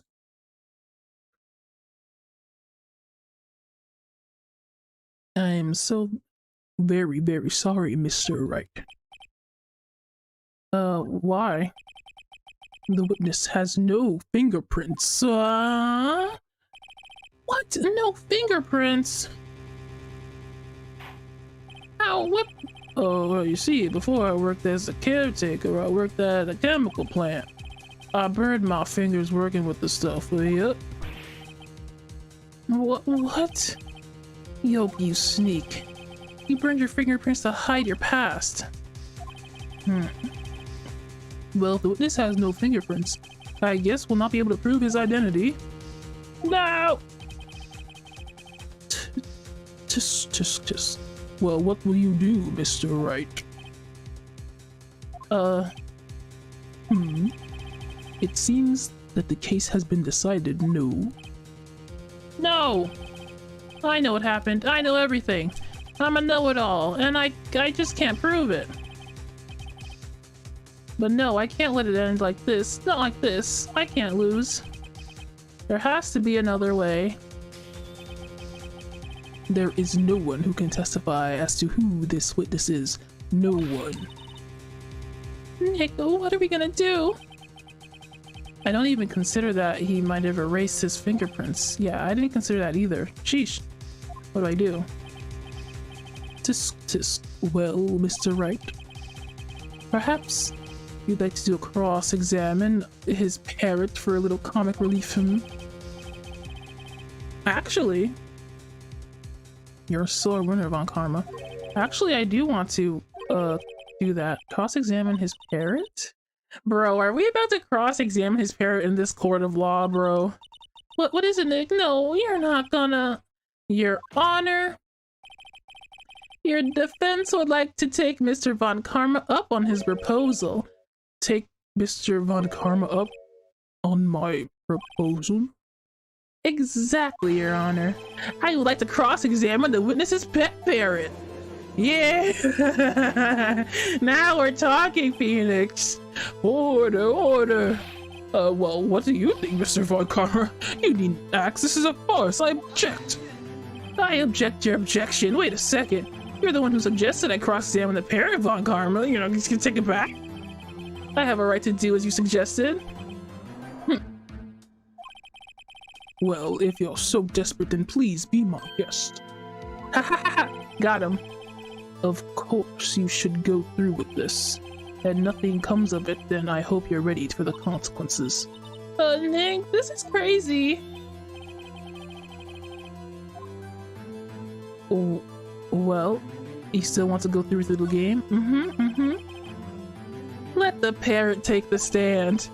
I will cross-examine her, Your Honor. This is ridiculous. The most ridiculous thing I've ever heard. Von Karma has rigged every person's testimony, every piece of evidence, except the parrot. She's my last chance. At least I think so. Bailiff, bring the parrot. This is finally getting good. The parrot! That's quite a bird. He said it's quite a bird. Please tell us your name, miss. Name. The witness is ignoring me. Get that witness to respond to me right now. This is so stupid. It must be hard to be ignored by a bird. I can't take this. Very well, witness. Who is your owner? Please to testify for us. The bird.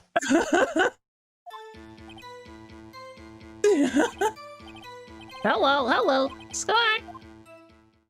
That's it.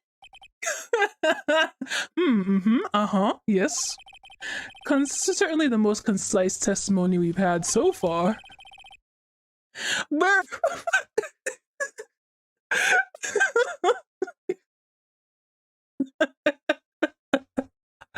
I can't do it.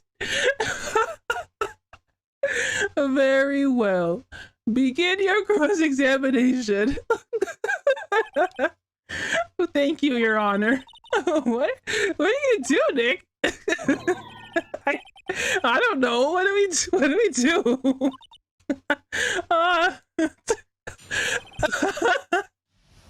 I can't.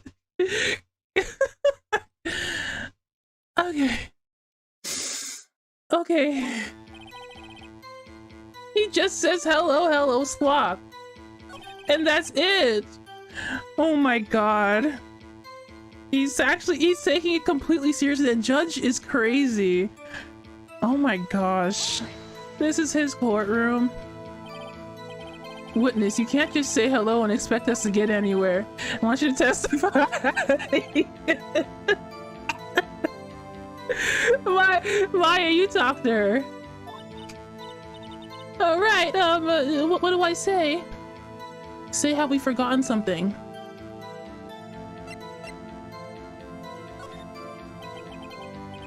As I recall 2 days ago. Polly, have we forgotten something? Yeah, and it said don't forget DLCs. Yes, do it. If I can get Polly to say that here, that will prove that the caretaker has something to do with DLC. Polly, have we forgotten something? Hello. Squawk. No! That's not what you're supposed to say. Forgot something? We forgot. Hello, Squawk. Uh-oh, it's not working, Nick. She won't say it. This is ridiculous. Why won't she say it? Just something the matter, Mr. Wright. Wait. Don't tell me Von Karma expected this. He couldn't have retrained the parrot, could he? Did he train her not to respond when we asked if we'd forgotten something? No way. Okay, let's ask it something else.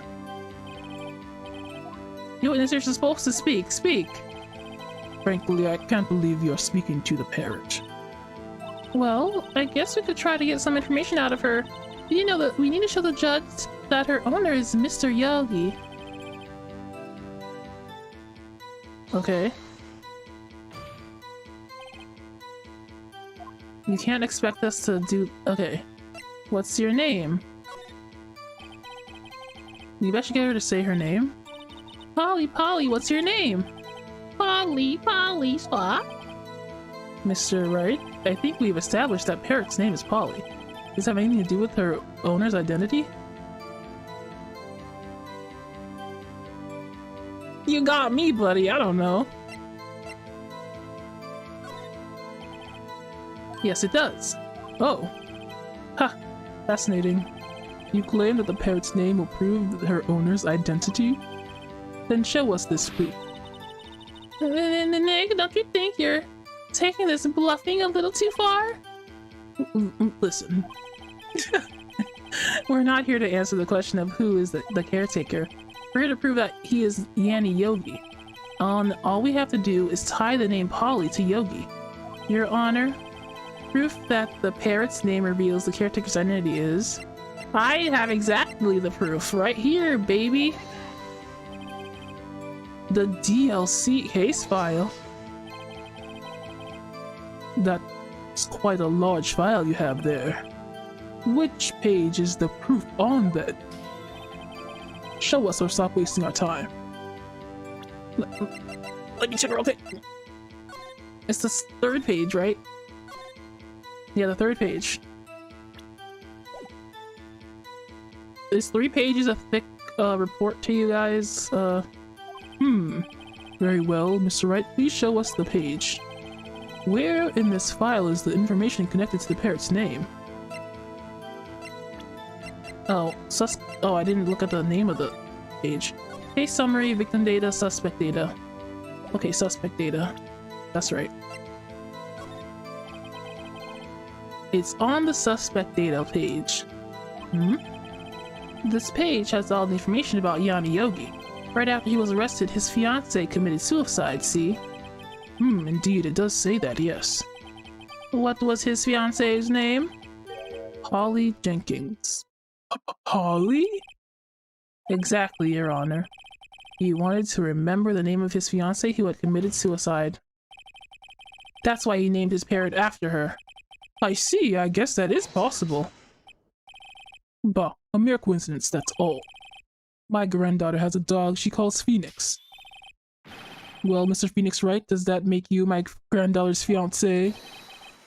She's only 7 years old. Indeed.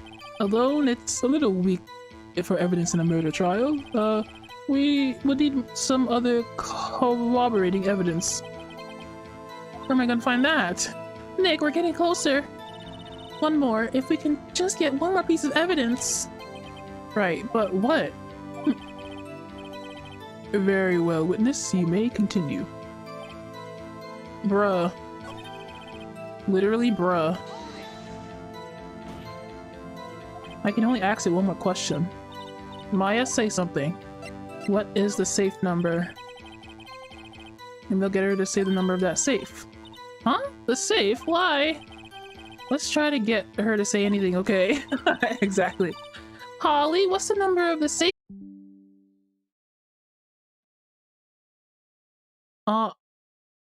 We're back. Gomenio? The OBS is deciding it's time to go down sometimes. Anyway, I didn't go far, I noticed pretty quick. Ridiculous. How can the number to a safe tell us who the caretaker is? Show us your proof. What this number to the caretaker's true identity? Bro, is this in the case file too? 1228. Oh my god. Oh my god. It's all in the case file. It's all here. Thank you, Mia. Thank you for collecting all this data. The DL6 case file? What is this obsession you have with this case? Mr. Wright, where in this file is something related to that safe number? It's on the case summary page. The case summary? Specifically, the date on which the DLC incident occurred. The date of the incident, December 28th? Why, that's today's date, 15 years ago. And the number on that safe is 1228. Aha! He used the date of the DLC incident as a number for his safe, Your Honor. That's how important that date was to him. I see, it certainly is an interesting coincidence. People often do set their secret numbers to dates. Bah, this is not tangible proof. I set my ATM card number to 001 because I am number 1. Okay, dude, didn't ask you. This has nothing to do with a date, nothing. That's enough! I think we've reached a conclusion here. This is a mere coincidence, that is all. True, that is a possibility. However, 2 coincidences at the same time seems more like a pattern to me. What are you saying? Summon the caretaker of the boat shop. Immediately! Huh. I got you this time. Witness, tell us your name. Wait, this witness, he doesn't remember. No, it's okay. Oh. I've accomplished what I wanted to do. I'm done. Well, he stood up straight, huh?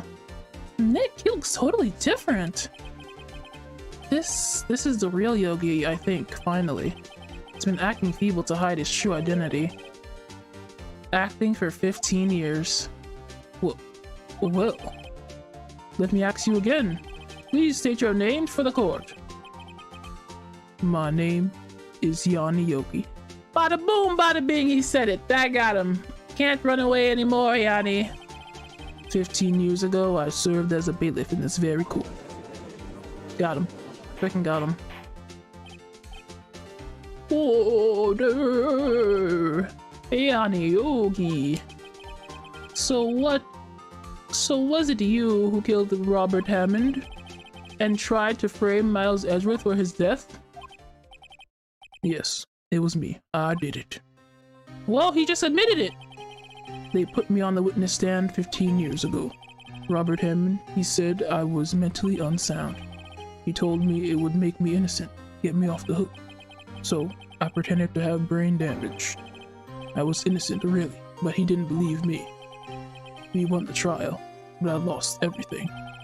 I lost my job, my fiancé, my social standings. Then this year, 15 years later, a package arrived. It was a letter and a pistol. The plan was to write out in a careful detail. It was a plan for me to take my revenge on the people who ruined my life. What do you mean? I'm not at liberty to speak on that matter. Why don't you ask Mr. Edgeworth yourself?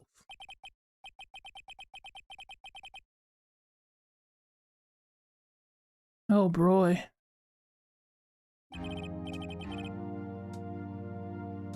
Von Karma, where is Mr. Yogi?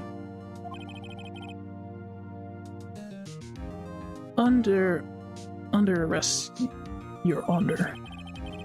I saw no room for error in his confession. Then the defendant Miles Edgeworth is innocent, in this case at least.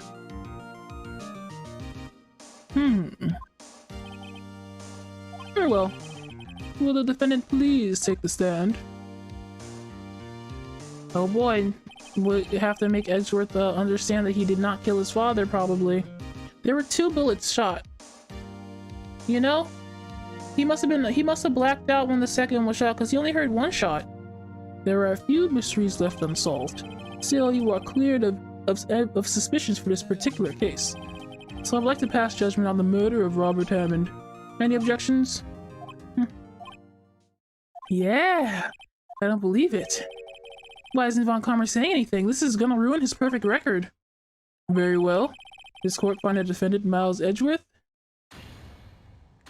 Not guilty! Bring on the confetti! Get it! Yeah, we got confetti in this court. The judge loves confetti. He loves that stuff. That is all. The court is adjourned. Yeah! Huh? Mother freaking was that Edgeworth's voice? Did somebody just say objection? It wasn't Von Karma. Wait, but that means no. Gosh darn it, Edgeworth! We got you off the hook, you idiot! Your Honor, I object to your judgment. What do you mean? I am not innocent at all. As we have heard, Yanni killed Robert Hammond in revenge. Revenge for what? Nick, Edgeworth is trying to confess. He's gonna say he's guilty. He's gonna tell them he was a murderer in the DLC 6 incident.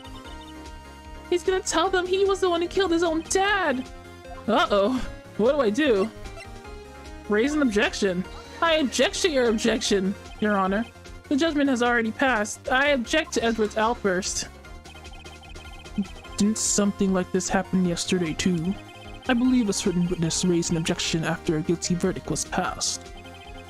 That would be Larry. We must hear this new statement. We must hear Miles Edgeworth. His psychological damage that he caused this child, I swear. He's right. We have a duty to hear Mr. Edgeworth out. No! Edgeworth, shut up! For 15 years, I've had a reoccurring dream. A nightmare. It's only a nightmare, that's what I told myself. But now I know it wasn't a dream.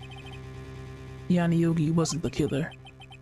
You mean in the incident where your father died? From the distance of the shot, it wasn't suicide either. Everything was as clear as day.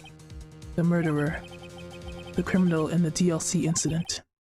It was me. Your Honor, I confess my guilt. I'm guilty for the DLC. For DLC, the statute of limitation which ends today. The culprit is me. Oh my god, Ezra, shut up! Shut your filthy little mouth. Order! This is certainly unexpected. The defendant declared innocent is confessing to a different crime. A crime for which the statute of limitations runs out today. What a coincidence. I'm not really sure how I should deal with this, a weird one, isn't it? Bah. It's obvious. We hold a trial right here, right now.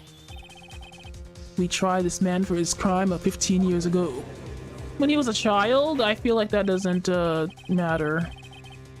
And also was an accident, even if it were true. I think I would like to take a 5-minute recess. During this time, I will consider the appropriate course of action to take. Court is adjourned. I don't know. This is kind of weird, even for me. You know. I wasn't expecting the overtime today. You know. I got a lot to think about.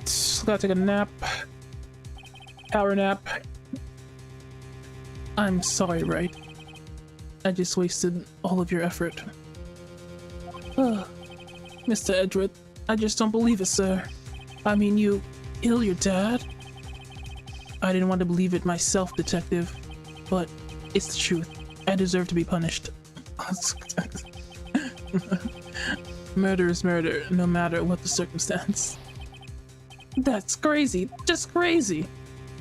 Oh. Huh? Nick? What are you doing? Huh? Oh, I was just reading through the court record one more time. I'm getting my case ready. Your case? For what? Huh? Isn't it obvious? I'm gonna prove that Miles Edgeworth is innocent. 15 years ago, I'm gonna friggin' do it. Let's go.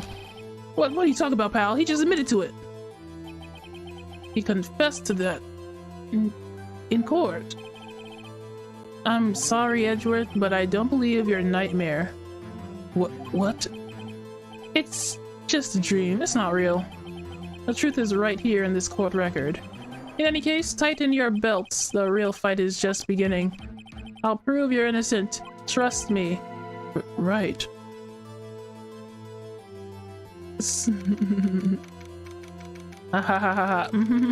I'm gonna get him proven innocent. I already know. 2 bullets shot, but only 1 bullet to the heart. 2 people there. And a bullet through the window. How did that happen? Now then, I would like to resume our trial. Judge, Miles Edgeworth has admitted his own guilt. He has confessed his crime. Let us begin by hearing his testimony. Then, though pointless, let the defense do their cross-examining. The statute of limitations on the DLC incident runs out today. Though it is unconventional for me, I'd like to run this one by the book. I see. Does the defense have any objections? Nuh-uh. No way. Von Calmer, you knew this was gonna happen from me from the very beginning, didn't you? Did he really know? I feel like you gave him too much credit. Very well. Very well, very well. Will Miles Edgeworth take the stand? Will the witness state his name and profession? Miles Edgeworth, I am a prosecuting attorney. Mr. Edgeworth, 15 years ago you mistakenly killed your father, Gregory Edgeworth. Is this correct? It is correct. Then testify about this matter to the court. When Edgeworth was telling me about this dream yesterday, I noticed something. One detail didn't quite fit. Well, that will be the key, but only if I can get it to work. Please, please. Edgeworth, you stupid idiot! That day, I had gone to the courtroom to observe one of my father's trials. As we went to leave, an earthquake struck, trapping us in the elevator. My father and Mr. Yogi lost their composure and began to argue. Just then, something heavy fell at my feet. I picked it up and threw it at Mr. Yogi. I wanted them to stop fighting. A moment later, there was a single gunshot, and then a scream. It was a terrible scream. I remember it to this day. That's all. There's 2 gunshots, you baka head. You big baka tsundere. And until now, you thought this memory was a dream. We were stuck in that elevator for 5 hours. The oxygen in the elevator ran out and I lost my memory of the events. Bah. The same claim Mr. Yogi has made. Very well. Mr. Wright, your cross-examination, please. Yes, Your Honor. I know. My big brain is working today, guys. Let's go to the single shot. A single gunshot. No, no, no, no, no, no, no, no, no. Oh wait, this is not... No, that's the wrong pistol. Oh, wait! Oh, shit! Wait! Wait a second! No, wait! Did that guy take my gun? That guy took my gun! That guy took my evidence gun!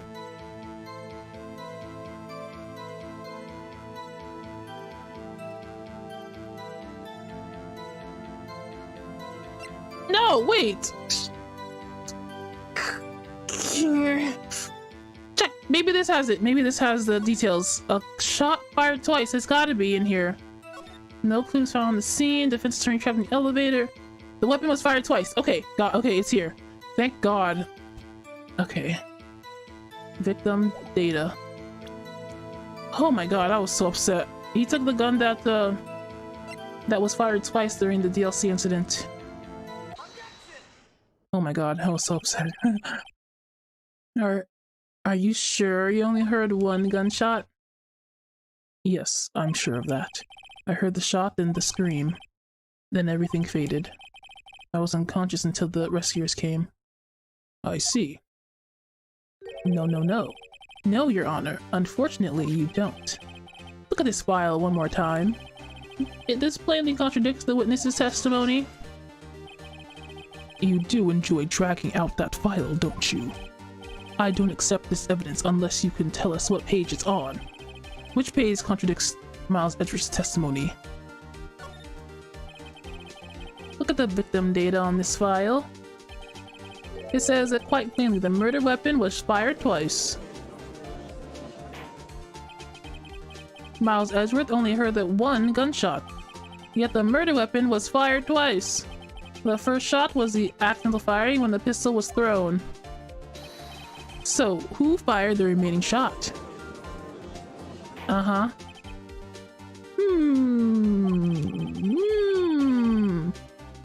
Was there perhaps another shooter who fired that second shot?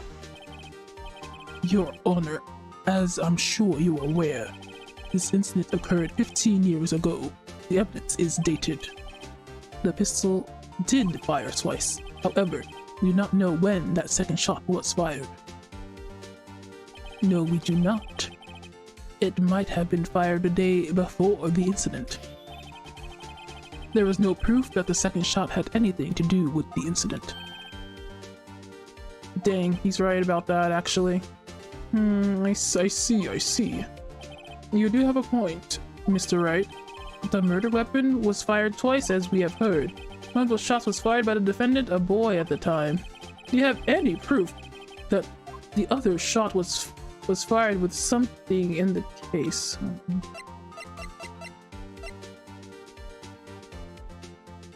Am I the one? Maybe everyone else is just captivated, or maybe you are the only one, Nightland.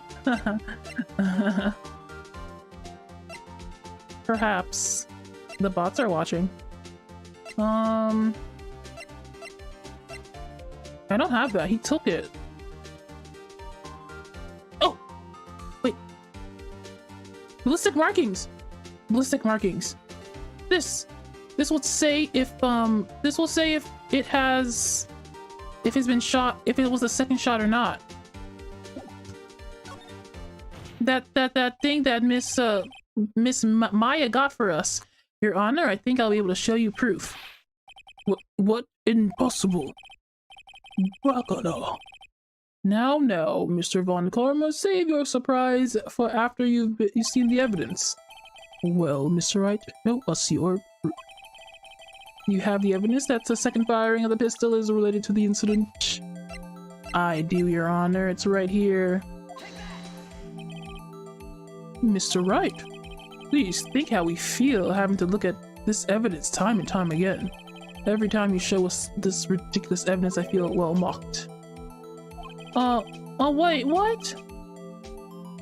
What? I got that wrong? What are you talking about?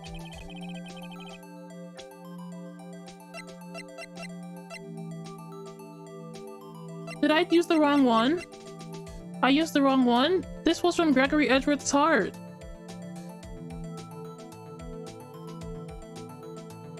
No way. Is it the picture?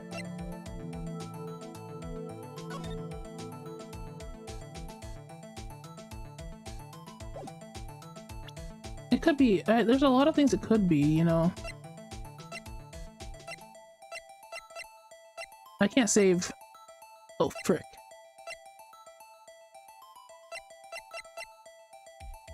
It could be a lot of things. Is it this picture? Okay. Look at this photograph. This photograph of the scene of the crime 15 years ago. Because there's a bullet in the window. A second shot was fired through the window. Or maybe the first shot was fired through. I don't know. Something happened through that window. I can see the victim lying there is Gregory Edgeworth. This proves the murder weapon was fired twice at the time of the incident. This photo proves it. Let me get this straight. This photo proves 2 shots were fired where? I need to get my reading glasses. Your Honor, please get a clue. Show the judge the contradiction in the photo. Come on, it's so obvious. It's right there, staring you right at the face.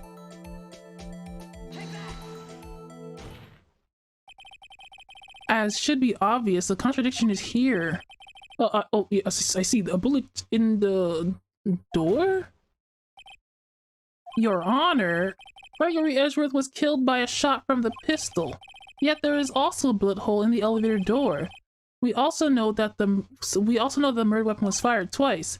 Thus, someone other than Edgeworth fired that second shot. Got him. Order! Mr. Wright, what are you driving at? It's simple, Your Honor. At the time of the incident, 2 shots were fired. One went into Gregory Edgeworth's heart. The other hit the elevator door. Remember that defendant lost consciousness after the shot he fired rang out? In conclusion, we must agree that the second shot was fired by someone else. Mr. Wright, but who could that someone possibly be? The murderer, of course. I knew I should have stepped in before your wild fantasies got out of hand. Mr. Wright, look once more at the DLC incident case file. Look closely. The case summary page. The case summary, that's on page 1.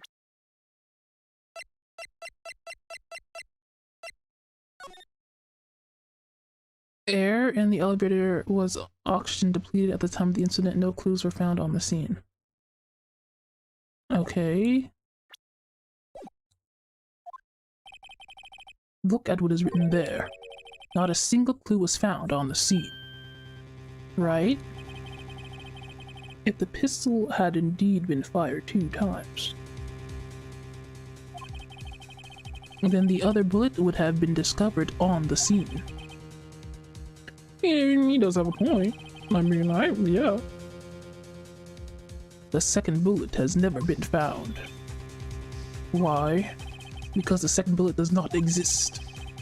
That bullet was claimed by Gregory Edgeworth's life was the one fired by his own son. That is the truth of the matter, the whole truth. It was undoubtedly something else that made that bullet through hole in the door. No, no, no. Order, I will have order. Mr. Wright has proven one thing to us quite clearly, that the murder weapon was fired twice at the time of the incident. However, as Mr. Von Karma says, the second bullet fired was not found. It is highly unlikely that the police merely overlooked the second bullet. The first shot must have been shot from Edgeworth through the door. If they can't find it, that means it's somewhere else. That means it wasn't in the room, which means it was fired outward, right? So all we have is the single bullet fired. I'm afraid I have to discount the defense's claim. Tisk, tisk, tisk. I praise the judge for his wisdom in this matter. How did this happen? I don't believe that the second bullet didn't exist. Was I wrong? Have I been wrong about this whole incident? What are you doing, Nick? Why aren't you raising an objection? I'm sorry, Maya. What? It looks like I was wrong. Nick? If the second bullet wasn't there, then all my conjectures are for nothing. No! But you said it. But you said you'd do it, Nick. You said you'd get Edgeworth declared innocent. Declared innocent. It's just, when I saw the photograph, I thought that 2 shots had been fired. I was so certain of it, I thought I'd won. I thought there was another person, someone else who fired the killing shot. But now, I was wrong to think it was that simple. This case has stood unsolved for 15 years. Nick! Well, it seems that we've finally cleared up this incident.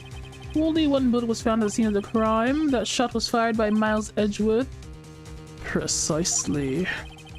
I would like to ask one thing of Miles Edgeworth before passing my verdict. Have you been paying attention to the trial so far? Yes, Your Honor.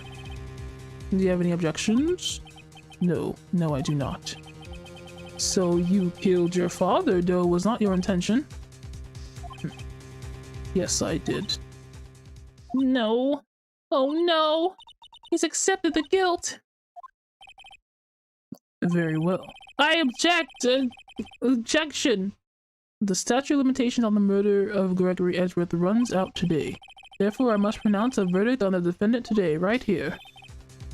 Right now. Indeed. Does anyone have any objections? I've been here before. It's just like my first day in court. There's so many things I know I should be saying. My mind's gone blank. I can't find the words. I have an objection. Yes, I do. Your Honor. I object. Tisk, tisk, tisk. No, you do not, Mr. Wright. On what grounds do you object? Nick? I don't know. His case is perfect. Oh no. Gah. It must exist. Exactly. The second bullet. It must exist! What did you just say? Nothing? The second bullet must exist. But where? Someone took it. It seems waiting is not going to produce any answers from Mr. Wright. Wait, Your Honor! Oh, what? The second bullet. It existed. What? We just heard proof that it did not exist, ever. Never ever. I realize that, Your Honor. I'm really grasping here. It's just someone took it from the scene of the crime. That's what happened. But who? The murderer. The murderer? Then tell us, just who this murderer? I'm still thinking about that one. So the criminal took the second bullet, but why? Huh? Why? First of all, how would they have found it? It's not easy to find a stray bullet, Mr. Wright. Was there some pressing need for the murderer to search for the bullet?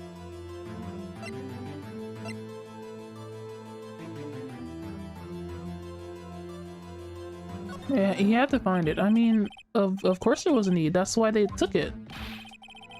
Bah. What possible reason could they have had, besides it being proof of the murder?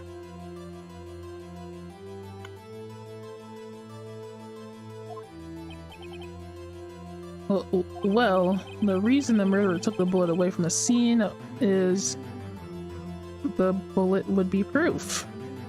Obviously. Or maybe they thought that the bullet would be used as proof? Proof? It was a special bullet, so they took it with them. If that was the case, then they should have taken the bullet from the inside rigger as well. Huh? Why would they only take one of the 2 shots fired? Oh, right. No! No, don't take it! Don't do this! No! Well, I don't like that.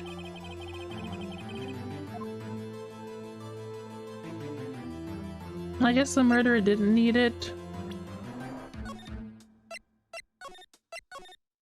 Wow.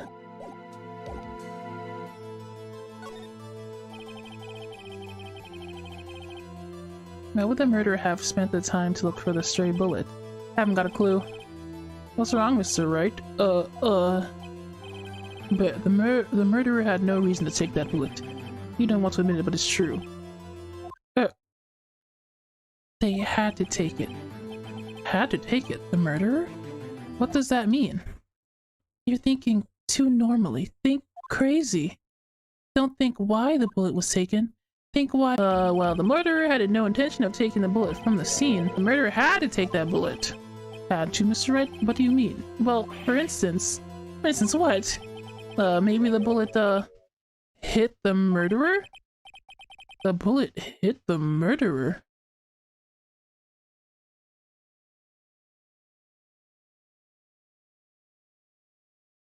Back. Okay, he's just pulling at straws here. Mr. Phoenix was all like, the bullet hit the murderer. Maybe. Oh, my internet, I feel like it's gonna go down again. It's flashing its colors again. I don't like that. I don't know why. Just saying, for instance, I mean, if it hit you, you would have to take it with you, wouldn't you? It's not like you could perform surgery right there. You know? Oh, wait a second. I was just talking out the top of my head, but what if that's what really happened? Let me get this straight. So at the time of the murderer themselves was shot, and they left with that second bullet inside of them? Thus leaving only one bullet at the scene of the crime? Yes, I guess that's how it would work, huh? But there's a problem with that. The other 2 people rescued from the elevator. Miles Edwards and Yanni Yogi were both unharmed. So that would mean the murderer came from outside, yes. I thought that, Edward... Yeah. This... I'm back. Yeah, we're back. The stream, she's chugging along. Well, we're almost done. So just a little bit longer, we're almost done. Okay. The 2 men fight inside the elevator. Trying to stop them, the boy picks up the pistol at his feet and throws it. The pistol discharges and the bullet goes through the elevator door and hits the murderer outside. Yeah. The bullet had to have gone outside. That's what I was saying. The boy loses consciousness. Then the murderer opens the elevator door and sees the men inside.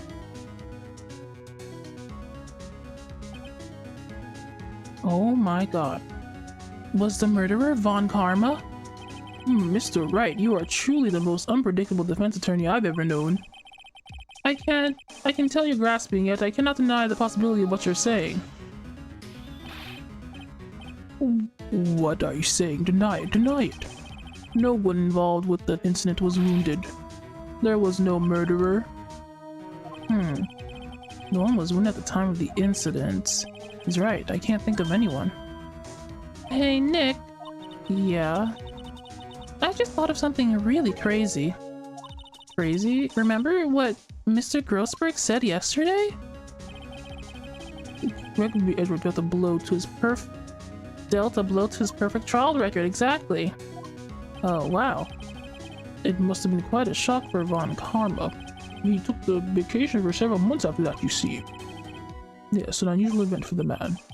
That was the first and the last vacation he's taken. Vacation? Yeah, he didn't take a vacation. He was wounded and could not do anything. Oh my gosh. What if Von Karma didn't take that vacation because of shock, but took it because he was injured? Which would mean... could only mean one thing. He was the murderer in the DLC incident? He was the man who shot Gregory Edgeworth. Dun dun dun dun dun dun dun dun dun! It was Von Karma! Oh man. Something wrong, Mr. Wright? You seem dazed. No, Your Honor. Well, you have indicated the possibility that the murderer came from outside. Can you give us the name of your suspect? Uh-oh, should I come out and say it now?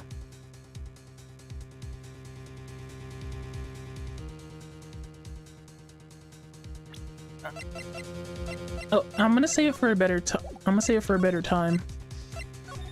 Maybe not right now.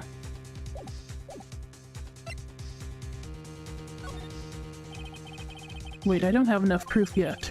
This is my trump card. I better save it for the right time. Mr. Wright, something the matter? I'm fine, Your Honor. Tusk, tusk, tusk. Shall we carry on with the trial then, That said, we have no further to go. All that is left is the finish. In other words, the verdict. Oh, what? Not yet. Think, Mr. Wright. You have said that someone from the outside was the murderer, yet you cannot suggest anyone as a possible suspect, which means your conjecture is worthless, and will be rejected, of course. Nick, just say it! Now's not time to be holding on that trump card. The trial's almost over! Oh yeah, you're right. What am I doing? But I don't know what I'm doing, but here goes. I knew I should have just said it. There is no time. Your Honor, the suspect is one lone suspect. Well, this is certainly interesting news. Let me just take a sip of tea and dramatically spit it out when you say it. Well, Mr. Wright, who is your suspect? My hands are shaking. What? Von Karma. Von Karma? That's so evil. To murder his dad, raise him, and then try to make him go to jail? Make him and gaslight him his whole life into thinking that he's the one who killed? Wow, that's evil. This guy's evil, guys. You mean the Von Karma, the prosecutor, the one standing right over there? Bah. You don't object? I see no need. Why honor this ridiculous outburst with my objection? Because you took a vacation for several months starting the day after the incident. Yet you pride yourself on a perfect record. Why would you take such a long vacation without any reason? So you're claiming that I took a vacation to heal my injury from the incident. Fascinating. Prove it. I would have needed surgery, no? Where did I go under the knife at, Mr. Wright? When the doctor that operated on me, have him testify. Nick, let's find out who his doctor is. It's no use. Edgeworth? I know Von Karma perhaps too well. He's perfect. He wouldn't leave clues. He probably didn't undergo surgery. He would leave a that would leave a doctor as a witness. Nobody's that perfect. So what, Nick? Did Von Karma pull the bullet out by himself? That's insane. No, he couldn't have. You can't just pull out bullets out of yourself. Wait, what does that mean? The bullet is somewhere. Is it still inside of Von Karma? What? Tisk. Well, Mr. Wright, can you produce evidence to prove where I was shot?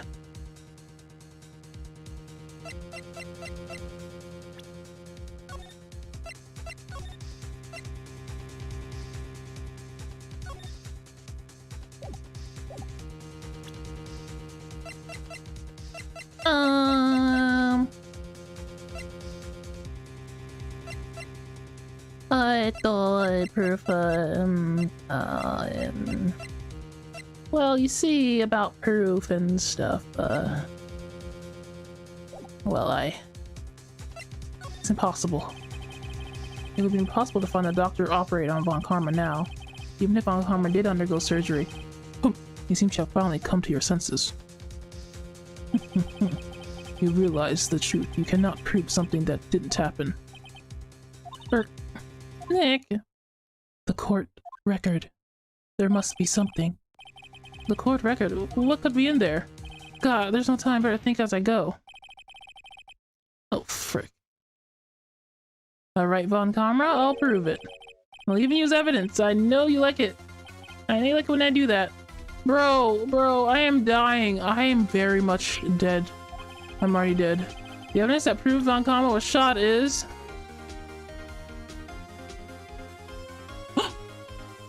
Metal detector! The metal detector! It's gonna detect him! It's gonna detect his metal! Von Karma is perfect. He wouldn't risk surgery, leaving an evidence trail. So then I ask, where is that bullet now? I think it's unlikely that Von Karma performed surgery on himself. Uh-huh. You don't mean... I do. There is a possibility that the bullet is still inside Von Karma. This is it. This is the smoking bullet, as they say. Is that even possible for all these years? Well, there's one way to find out. We use this metal detector. Well, Von Karma, I'm going to run this over you and see what I find. Oh! I refuse. You refuse? But refusing this means you acknowledge that the bullet is still inside you? This is so crazy. Order! Your Honor, the defense requests that we be allowed to use the metal detector. Judge, don't search my body. I call for a suspension of this trial. This is an invasion of privacy. The statute of limitations runs out on this case today. It was you who said we had to end it right here, right now. Enough. I permit the use of the metal detector. Mr. Von Karma, you will submit yourself to testing. Nick, what does this mean? I don't know, but we have to give it a shot. It's gonna go off. Listen. Gotcha. You sussy little baka. We got you. It reacted. Something's inside his right shoulder. The bullet. Mr. Von Karma. You. It was you. I was afraid this would happen. And so I remained silent. Huh? Indeed, there is a bullet in my shoulder. However, it has nothing to do with this incident. What? What are you talking about? I was shot in the shoulder long before the DLC incident. I claim that bullet in my shoulder has no relation to DLC. How can you say that? Prove it now. Give me evidence. Who shot you before? But Mr. Von Karma, can you prove that? Prove? And no, I can't. I have no obligation to prove anything.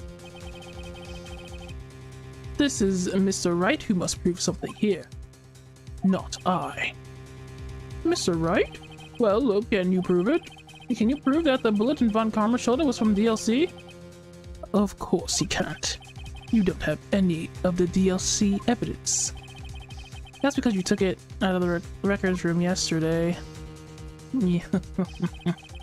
With no proof, you cannot convict me of any crime. So sorry, Mr. Wright. No, No, I'm the one who's sorry, Mr. Von Karma. What? You were close. 1 day away from freedom. But you see, I have proof. Really? What? Who would have thought you would dig your own grave trying to convict Edgeworth? I can link that bullet in your shoulder to the DLC incident. And here's my final proof. It has to be this. It has to be this.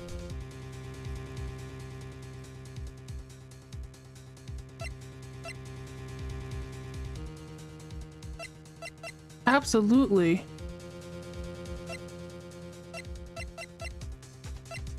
If it's not, then I don't know what's happening. That's a bullet? Where did you get that? This is the bullet used in the DLC incident. It was taken from the heart of the victim, Mr. Gregory Edgeworth. The bullet is preserved quite nicely with all the ballistic markings intact.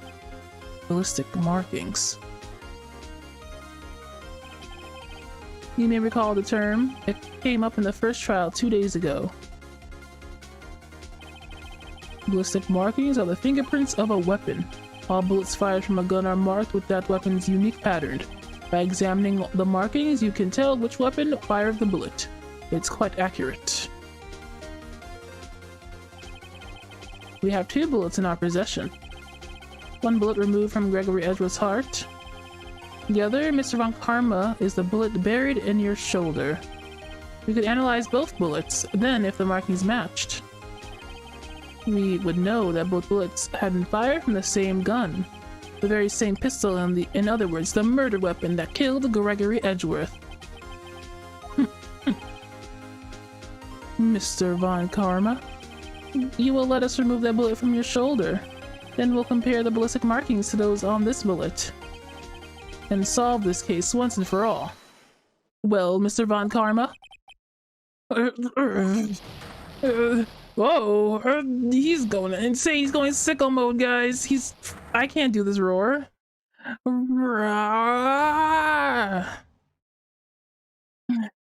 I tried. That scream. I've heard that scream before. Wait, I know. Oh.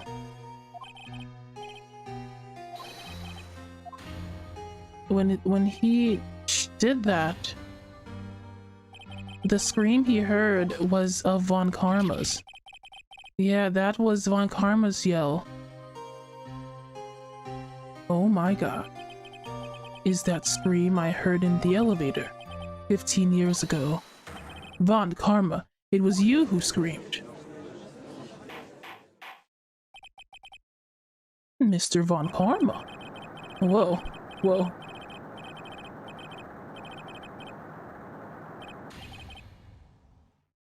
So it was you. Cheese and crackers, dude. You and your father are my curse.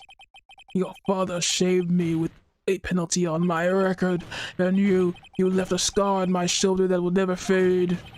I'll bury you. I'll bury you with my bare hands. Death, death.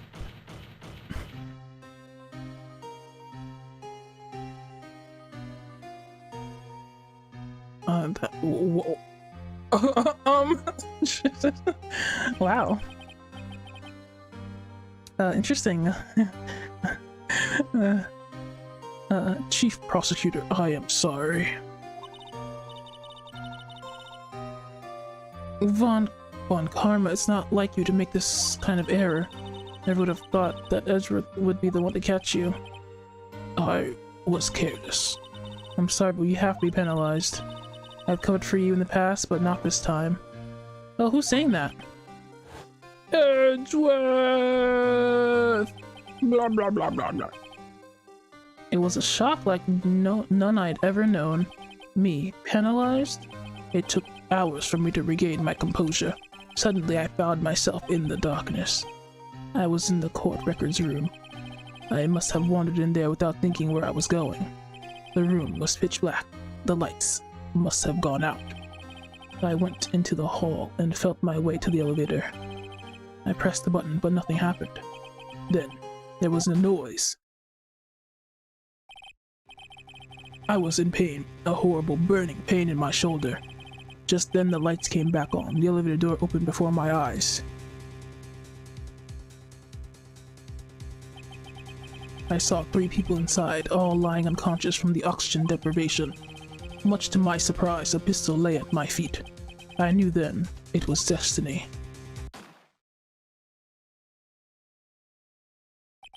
Tisk tisk indeed, dude.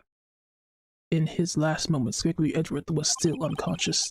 He died, never knowing who had shot him. Later, he spoke through a medium, blaming Mr. Yogi. He was fooled. It was the perfect crime. Wow, the ghost was tricked. Tisk, tisk, tisk. Who would have thought another man would have to come to open that elevator door? Judge? What? What are you doing?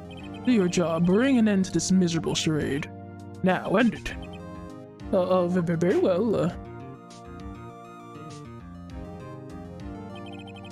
It appears that we have come a very long way to the end of the maze. 15 years later, Mr. Miles Edgeworth? Yes, Your Honor. You were innocent. You are innocent. You said it was all a nightmare. Yes, Your Honor. The court finds the defendant, Mr. Miles Edgeworth, not guilty. Throw that confetti one more time. Yeah. Got him. That is all. The court is adjourned.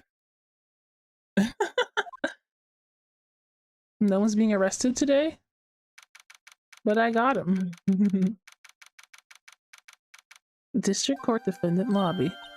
Nick, we did it! Did you see his face? Von Karma looked even paler than usual. He pretended to be all cool, but inside he crushed him, Nick. Crushed! I gotta say, I'm impressed. It was pretty close, though. I was sure we'd had it. I know, I was on the verge of tears the whole time myself. But now, it's all just a good memory. So it's finally over, Edgeworth. Right. Yeah? I'm not sure how to say this. I know. Try thank you. I see. Thank you, right. You're welcome. I think you could have done a little better than that. Sorry, I'm not good at this sort of thing.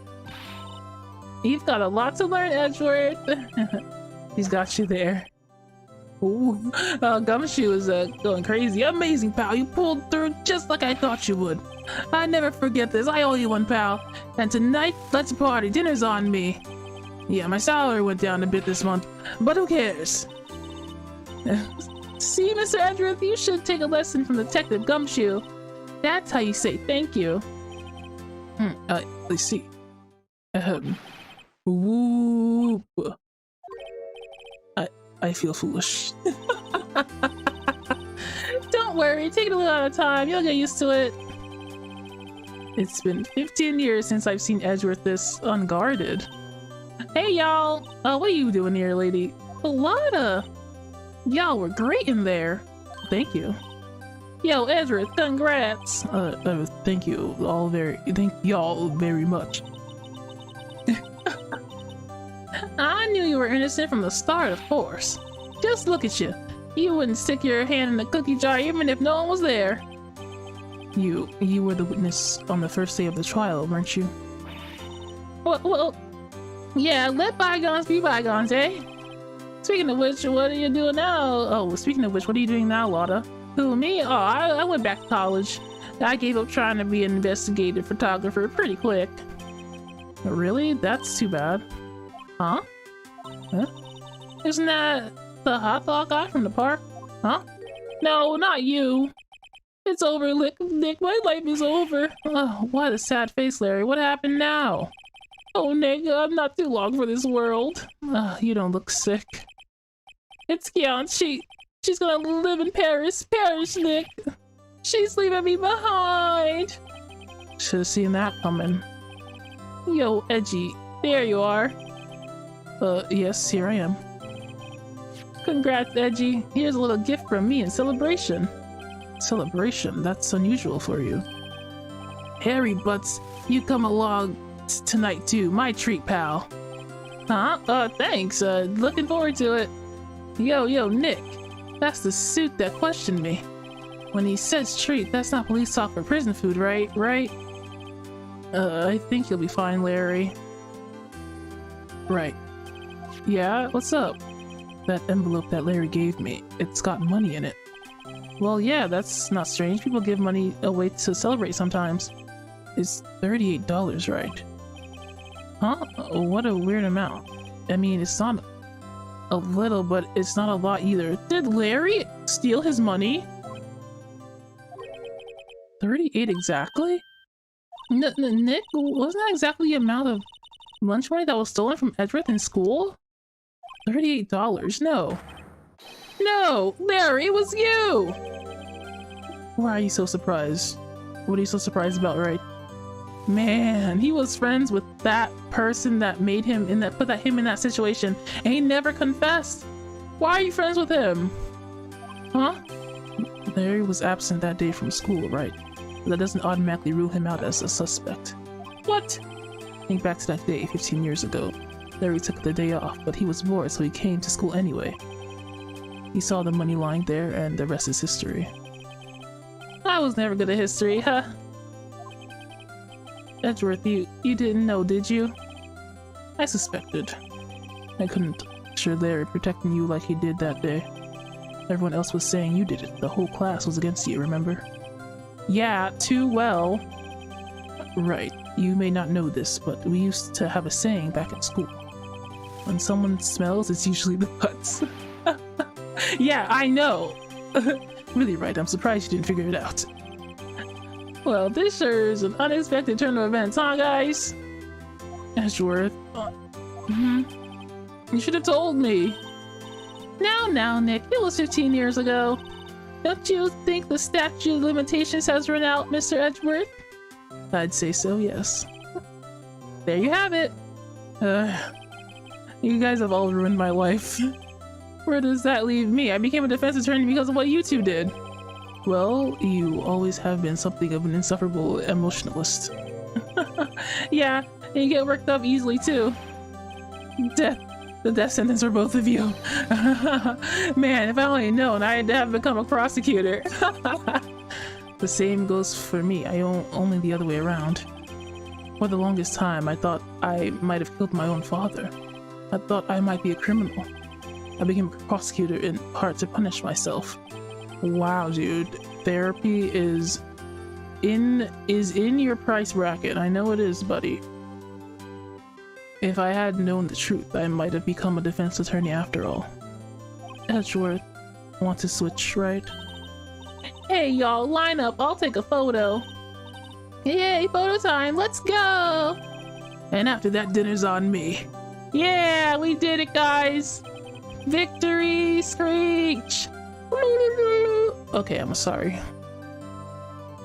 Detective Gumshoe took us out on the town that night. We celebrated Edgeworth's newfound freedom, even though Edgeworth himself was still in detention. What more could there be? Why aren't I saving? Why aren't I saving? Whoa, I went a little overboard today. Got my tire on my head. My head hurts. It's still only 5. Maybe I should go back to sleep. 5 a.m. What's this? A letter? Good morning, Nick. You were really impressive yesterday. Seeing you, it made me think about what I'm doing here. I'm a spirit medium in training, of course. I wanted to help Mr. Edgeworth too. I wanted to help you, but I couldn't. I was useless. So I decided to go back to my training. No! Come back! I'll become a full-fledged spirit medium for starters. I couldn't say it to your face, so I left this letter. Goodbye, Nick. No! My daughter! My poor precious daughter! Goodbye, no! What time is it? God, the first trains for the mountains have already left. To the station. We gotta stop her! Oh no. I guess I'm too late. Hey! Daughter! Nick! Maya! Oh, it's awkward. So, you're leaving? Yeah. It's hard being a spirit medium who can't talk to spirits. And I think you'll do fine without me, Nick. Wait, this is really goodbye? Be good, okay? Hold it, indeed! Wait. What? I never could have saved Edward without your help. Huh? On the last day of the trial, I heard her. I heard Mia's voice. You heard my sister? Yes, only her voice, but still. It was at the very end when I thought we'd lost everything. Well, that's my sister for you. Detective Gumshoe helped, and Mr. Grossberg, and even Larry. I'm the only one who couldn't help. I was useless, Nick. But you were the one who stopped Von Karma, Maya. Huh? I didn't do anything. All I did was wander around in a daze. Sorry, but I have evidence that you helped. Evidence? Show Maya the evidence to cheer her up. This that you got from Von Karma. You did it, girl. That was the bullet from the smoking gun. A bullet? Von Karma was convinced he had taken all of the evidence pertaining to DLC. But you were the one who rescued the last piece of evidence we needed. This was the bullet that put an end to Von Karma, and you were the one who gave it to me. Be careful, Von Karma is gonna come out to get you. Nick, thanks, Maya. I couldn't have done it without you. I'll be back soon. No, please, David. No. Huh? I'm gonna complete my training and come back. Oh, okay, I'll be waiting. Of course you will. You can't run that office by yourself. You're helpless. I don't know about that. Oh. So, this is it. See you, Maya. Why? This was such a positive. No! Thanks, Nick. No! Don't fade to black, how dare you! And so my story ends. Time to turn a new page. Say goodbye to the novice defense attorney that I once was. Now a new story begins. With the same old crazy cast of characters. What? Is the game over? Oh, ha! Don't think you answered it yet, amateur. Mr. Wright, perhaps you'd like to rethink that claim? Yes, Your Honor. Uh-oh, I got a bad feeling about this. Wait, what's going on? Is this the end of the game? Oh! We finished the game! We finished the first game, guys! Only 3 cases? No wonder they were so long. Talk about a pleasant surprise. Detective Gumby. Then he hugged his head back low and went back inside. Aw, kind of like he was embarrassed or something. Strange, huh? He did that whoop thing to him. That's so funny. I can't control the speed of what they're saying right now, by the way. That was all? Really? That's amazing. We did it. Nick? No, I haven't seen him. Who, me? I've been working at a cheese shop. That Missy's a nice lady, but she wouldn't exactly call a cheap date. Huh? Well, she's in Hawaii right now, yeah. Oh, brother. Oh my gosh, guys. This is so sweet. This is so sweet. But my poor girl. Oh, right? Yeah, I remember him. I hear he's busy lately. You know, not to ring my own bell, but I taught him a thing or two. I'm sure he's grateful. Yeah, so why is everyone saying they haven't seen Nick? Where's Nick? Where'd he go? Where's Phoenix? Where are we? Lost in the void? Phoenix, right? Oh, the defense attorney for whom I wrote that affidavit for. Oh, you should know. I've taken over management of the Gatewater Hotel recently. Should you stop by the area, please. You should stop by if you're in the area, I think he said. Where's Nick? Oh, it's you.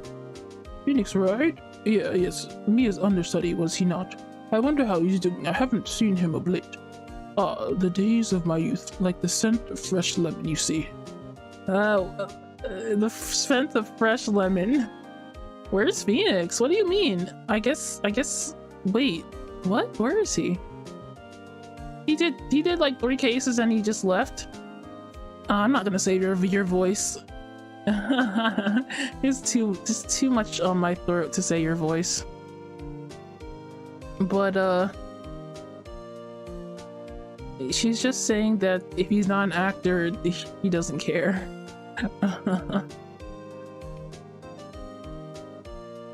Hey, it's my guy. I'm pleased to announce the Pink Princess is a hit.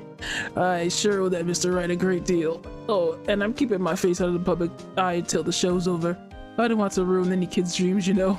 He's the Pink Princess. That's funny.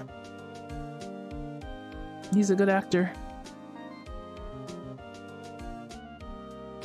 Oh, I got a letter from Maya the other day. It sounds like she caught a cold standing under a waterfall. I wanted to visit but didn't have time, so I sent her a Pink Princess training card. She said she can't find them where she is. What kind of place is she living at anyway? That's sweet. She still contacts them? That's nice. This is so cute. This is very cute. I like how there's only one name each time. Right? Who's that? You want to talk? Let's talk Pink Princess. All right. But, you know, I snuck out of the studio the other day and I saw her. The one inside the Pink Princess suit. What a dog. I was kind of shocked for a boy my tender age. He saw the Pink Princess out of his suit. That's hilarious. Yeah, I remember, right? The lawyer guy? I'm in training to become a paranormal photographer. You know that picture I took of everyone? Well, just behind them, there's a ghost. For real. Now that's talent. I'm gonna be famous. I hope, okay.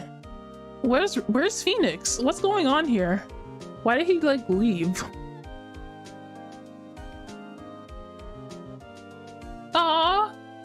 Oh, look, it's Mia! Oh my gosh, there she is. This is such a nice picture.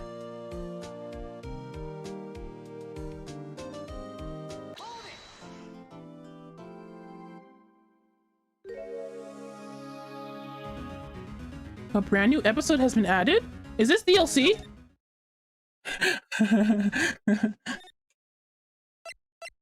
Whoa, wait a second. The game has ended. Well, guys, apparently the game is not over yet. There's a new episode. This is very interesting. Well, but we're gonna have to save it for later, huh? Thank you guys very much for spending all this time with me. It's been 7 hours. 4, 5, 6, 7, 8, 9, 10. Yep. Another 7-hour run. I love it. We love to see it. That was very fun. I'm beginning to see why these trials are so long since there's only a few. But this is the Trilogy special edition thing. So apparently there's something else. So I guess we're doing that next time. Please like and subscribe to this video if you're still here. And if you are, I'm very impressed. I'm very, very impressed. I hope you'll be here for the next one. Bye bye.